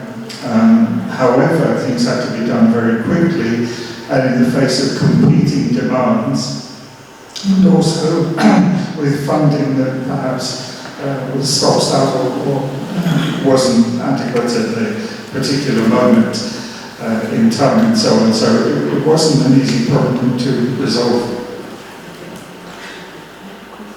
Yes. I have a question. We have very, very interesting actually discussion, different viewpoints, perspective, local, NGOs, officials, and engineering point of view, which is important. And it was about past. So my question is, what about now? The future. The future. So how, basically, my main question is, how the voice of NGOs, local people, and the reconstruction, official reconstruction activities, how can they come together now? So what do you think? Come si potrà mettere insieme la voce delle persone locali e queste attività di ricostruzione da ora in avanti, non guardando particolarmente Abbiamo al parlato del passato. passato fino adesso, guardando al futuro, come facciamo? Il futuro ce l'abbiamo disegnato, è la ricostituzione del tessuto urbano, abbiamo del centro, e a seguire il tessuto sociale che lo segue in qualche modo, perché ripopolando il centro si ricostituiscono quei legami eccetera, senza politicaggi per quanto riguarda il centro, a parte la pedonalizzazione di cui si parla da prima del terremoto, quindi i parcheggi eccetera. Il problema, lo diceva prima, è la ricostruzione pubblica, perché oggettivamente è molto indietro e noi rischiamo davvero che tra un paio d'anni avremo quasi tutte le case o partite o fatte, perché noi siamo ancora un paio di zone un po' indietro, tipo San Pietro eccetera, ma tra 2 o 3 anni avremo sempre questi benedetti isole di dinosauri in città. E a voglia di lo sblocca cantieri l'hanno fatto non per l'Aquila, è una legge per semplificare le norme delle ricostruzioni a livello nazionale, le norme dei lavori pubblici. Se hanno voluto fare lo sblocca cantieri, e vi assicuro non ha risolto il problema, vuol dire che il problema dei lavori pubblici è un problema endemico nazionale. Noi siamo riusciti a spuntare una norma per le scuole, proprio per l'Aquila, per la ricostruzione dell'Aquila, per cercare di accelerare le gare che faremo. Ed è stato un successo, ma è un tassello. I lavori pubblici sono la criticità.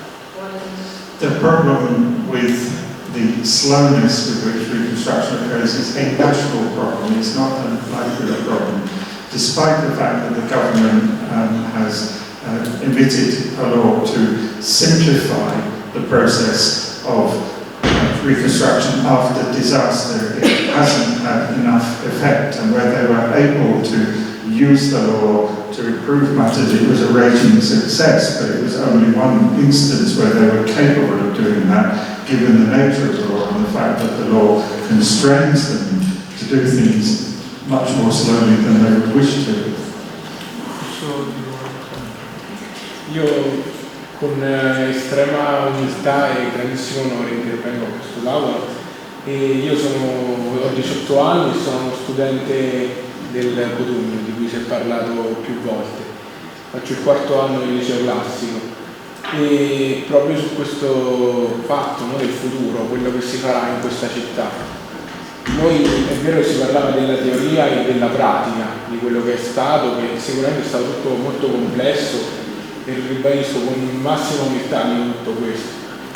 Però condivido veramente la relazione del professor Vaccarelli sulla resilienza, sulle testimonianze di tanti ragazzi in cui mi ritrovo. Io appunto adesso ho 18 anni, avevo 8 anni 10 anni fa. E noi la resilienza, io almeno personalmente la resilienza ho scoperto di viverla e di praticarla dopo che ce ne hanno parlato. Perché comunque io ho vissuto 8 mesi a Pescara con la mia famiglia, sono l'ultimo di 5 figli, quindi ho prima di me, non so se mi devo interrompere. Vai, continuo. Ma posso perlomeno fare appunto delle cose più.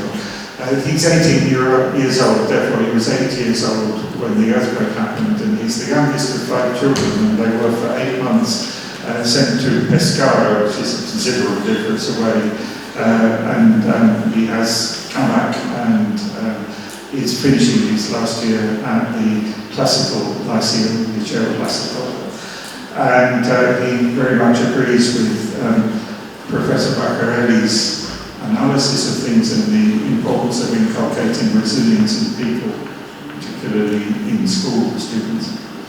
E ho vissuto quindi, no, comunque avendo 4 fratelli più grandi, le diverse reazioni delle diverse età dei giovani aquilani. Testimonio che sono stati proprio i giovani a far rinascere l'Aquila. Io ho mio fratello che ogni mattina da Pescara partiva alle 6 per venire a fare scuola qua, nei luoghi provvisori, contro la volontà dei miei genitori. Io ho fatto scuola lì a Pescara, quindi da un'altra parte dove eri il diverso, dove eri il terremotato, no? Quindi poi tornare qui all'Aquila, dove tutti sono terremotati, dove tu non sei più quello speciale che viene tutelato, ma sei uno dei tanti, e dove anche i docenti sono terremotati e quindi vivono la loro vita. E tutto questo ne paghiamo oggi le conseguenze, ne abbiamo pagato le conseguenze prima, perché i miei coetanei, quelli che hanno più anni di me, sono già andati via tanti e tanti vogliono andare via. E il problema delle scuole è stato un problema molto rilevante in questa condizione, perché io per esempio ho vissuto la situazione del Codugno in prima persona, perché sono rappresentante degli studenti, non ruolo per carità, però comunque rappresento una comunità, e si è totalmente dissolto il piano sociale, la comunità di comunque ragazzi coetanei che vanno dai 14 ai 19 anni e non si ritrovano più insieme e ritornano ad essere terremotati, perché quando si smette di essere terremotati? Questo è un altro problema. So, in fact, he is a student representative for students from 14 to 19 years old, and he sees the school as very much a problem because whilst he was away from L'Aquila, he was something of a different sort of person, someone who suffered from the earthquake. Coming back here, they're all earthquake survivors, and therefore they're all in the centre of the matrix. However, the social fabric is not good. It doesn't function very well because such is the precariousness of the sense of the school not being such a solid, permanent institution as it should be, that they don't meet as well as they would otherwise. They don't create the same esprit de corps that they would have if it were a normal school. The result of this, many of his peers have either left or have made plans to leave the area, which is a great shame for L'Aquila. Therefore, the school is very much a very important component of creating resilience at the time that induces people to remain with their talents in L'Aquila rather than leaving it.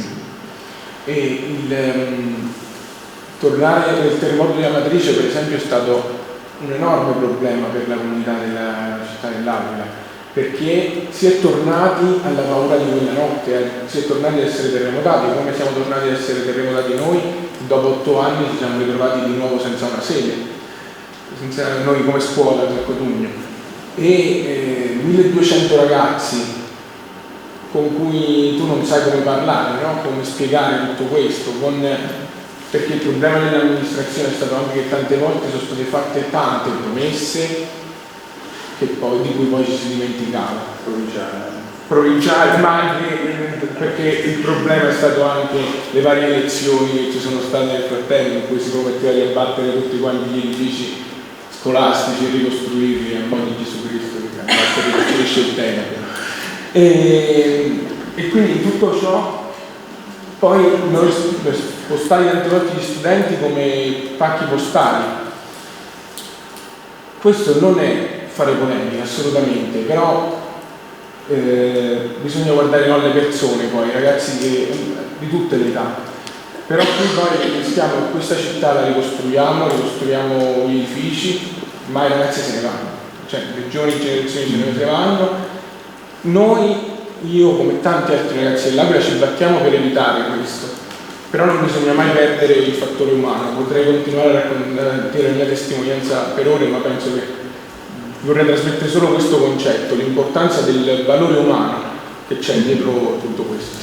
He wants to emphasize the importance of the human values associated with all of this. Along comes the 2016 earthquake in Amatrice. Okay, it's not L'Aquila, but it was a huge problem for people in L'Aquila because the fear of earthquakes comes back, and they were all ordered out of the Cotugno Lyceum, 1,200 students, and explaining to them the rationale of this is difficult, not least because there have been many broken promises, and therefore perhaps there isn't so much trust and faith in what is said.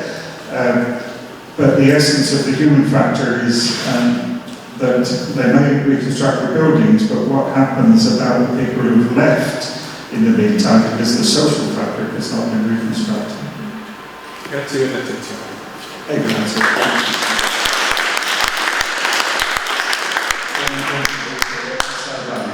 Can I just make a short, quick reflection? Because, but I want to tell you something first. I'm not from L'Aquila. I'm from Friuli, and in 1976 I was there, and it was destroyed. We had 1,000 victims. I worked not in the earthquake of L'Aquila, because I just came here 3 years ago. I worked in the earthquake of Emilia that happened 3 years after L'Aquila. And I'm working with Japanese since 1993 about the problems that are related with preparedness and planning and community planning according to disaster. So I'm sorry to say, also talking with Japanese colleagues, there are situations that are worse now in Japan rather than L'Aquila. And first. Second, when I arrived here, I'm still in the dorms of the students because my residence is in Switzerland. So I commute every week and I'm staying in the students' dorms. And the first time I shared this room, after a few months, Amatrice happened. And then I arrived in the dorms and I shared a room with a student that was 18 years old. And it came from Amatrice. And she was scared because she has to share a room with the professor, you know. An old lady that you have to share the bathroom.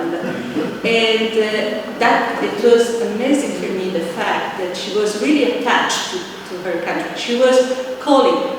She doesn't want to disturb me. She didn't want to disturb me, but she called under the cover every night to her mother because they were in the shelter, etc. So this just to describe that, let's say I have some knowledge, you know, what is happening in the disaster. And what I want to emphasize is that I agree with you all, because I can really understand every point of view except the one that lied to the population. But this is another matter, okay? This is another level of government, not of governance. But what I want to emphasize is that L'Aquila is a good example of a failure, because not of a failure, but the failure of the governance, of how to handle a so large hazard, so large disaster. We were not prepared, you were not prepared to it. There was no plans that allowed you as a clinician to face the immediate reconstruction phase. We know, I use often the word, and maybe my colleague Macarelli will criticize me, but I use the word train and educate. Educated is someone that knows when it's facing something, how to react. So, or even if he doesn't know, she doesn't know, she can, let's say, find a way how to react. Train means that you are ready to react, whatever it is. So what is in the situation, in the Italian situation at the time, hopefully now is a bit different because we learned at least a lesson, I hope, but that at least we were ready to answer. So it means that we decide quickly, often wrongly, because there was no plan. There was no plan. And the second thing is that, unfortunately, I have to say, because I work with a small community, is the size of the disaster. Because when you have, I work with small communities in Friuli, and I work with small communities in Novi, near Modena. So when you have to work with small communities, probably you can find some instruments, some tools, in order to arise awareness, to start with participatory process. In fact, one of the few things that I cannot show now is the last step of a long process in Novi Modena that was called, the administration chosen at the regional level and at the municipality level that there is no reconstruction without participation. And that went, in the same time, without to pretend that the participatory process have to give technical technical details. That was in the hands of the politicians and the decision makers and of the technician, of course. But that there is a sort of merging point, you know, we work together, sometimes we meet, and then we work again by ourselves, and then we meet. That was the lacking, absolutely the lacking of the process here. So, you know, it increased, let's say, I can see here the tension. That's what I want just to say. Sorry. I think at this stage we really need to conclude the discussion, right, Lucia? Yes, because the technicians have just said they need to leave. So, I'm going to say, prima che vado, ingegner Fabrizi e chi è venuto per la tavola rotonda, ci fate il piacere di venire a cena con noi per il congresso al ristorante Lo Scalco, se ti fa piacere? Io ringrazio, ma non è possibile. Grazie. Io devo partire, grazie dell'invito. Sono partenza. Grazie mille. Prima che chiudiamo, volevo fare un'ultimissima riflessione. I wanted to say something both Italian and English, dal punto di vista anche di una persona che io ho vissuto in un container 39 anni fa, dopo il terremoto dell'80, quindi qualche idea di come si sente ce l'ho. All'Aquila negli ultimi 10 anni non ho mai trovato persone che non sono valide, con una sola eccezione di cui dico al momento. Ho trovato punti di vista diversissimi, ma da persone extra ultra valide. L'unica persona che ho conosciuto qua che ritengo assolutamente non valido era in visita ed era il presidente allora del Consiglio. As I said, in 10 years of studying Aula, I've met people with all sorts of different points of view, but I found them to be very competent and very sincere and very committed, with just one exception. That was a person who wasn't from Aula but was visiting and happened to be the Prime Minister. Grazie per aver partecipato. Cioè, se da questa cosa si può, potete, perché io non ci sarò il congresso, però magari si può iniziare un processo più partecipativo tra istituzioni e cittadini e magari anche l'università come dipartimento di pedagogia. Non so se è una proposta oscena che vi faccio o se è una cosa che potrebbe aiutare nel senso di quello che diceva la professoressa Rizzi, cioè a Modena c'è stato l'elemento di partecipazione in cui si ascoltava, perché forse è anche quello che ho capito io in questa tavola rotonda, è che è importante che ci si senta sentiti e allora si guarda al futuro con un occhio diverso.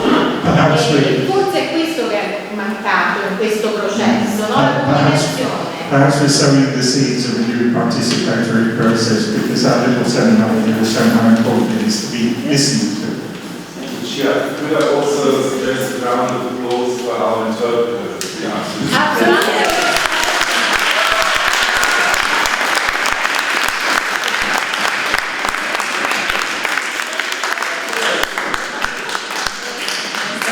Many thanks. Yes, amazing. I think this is another sign that I Grazie, ingegnere Fabrizi. Non so se, appunto, dicevo, potete seminare questa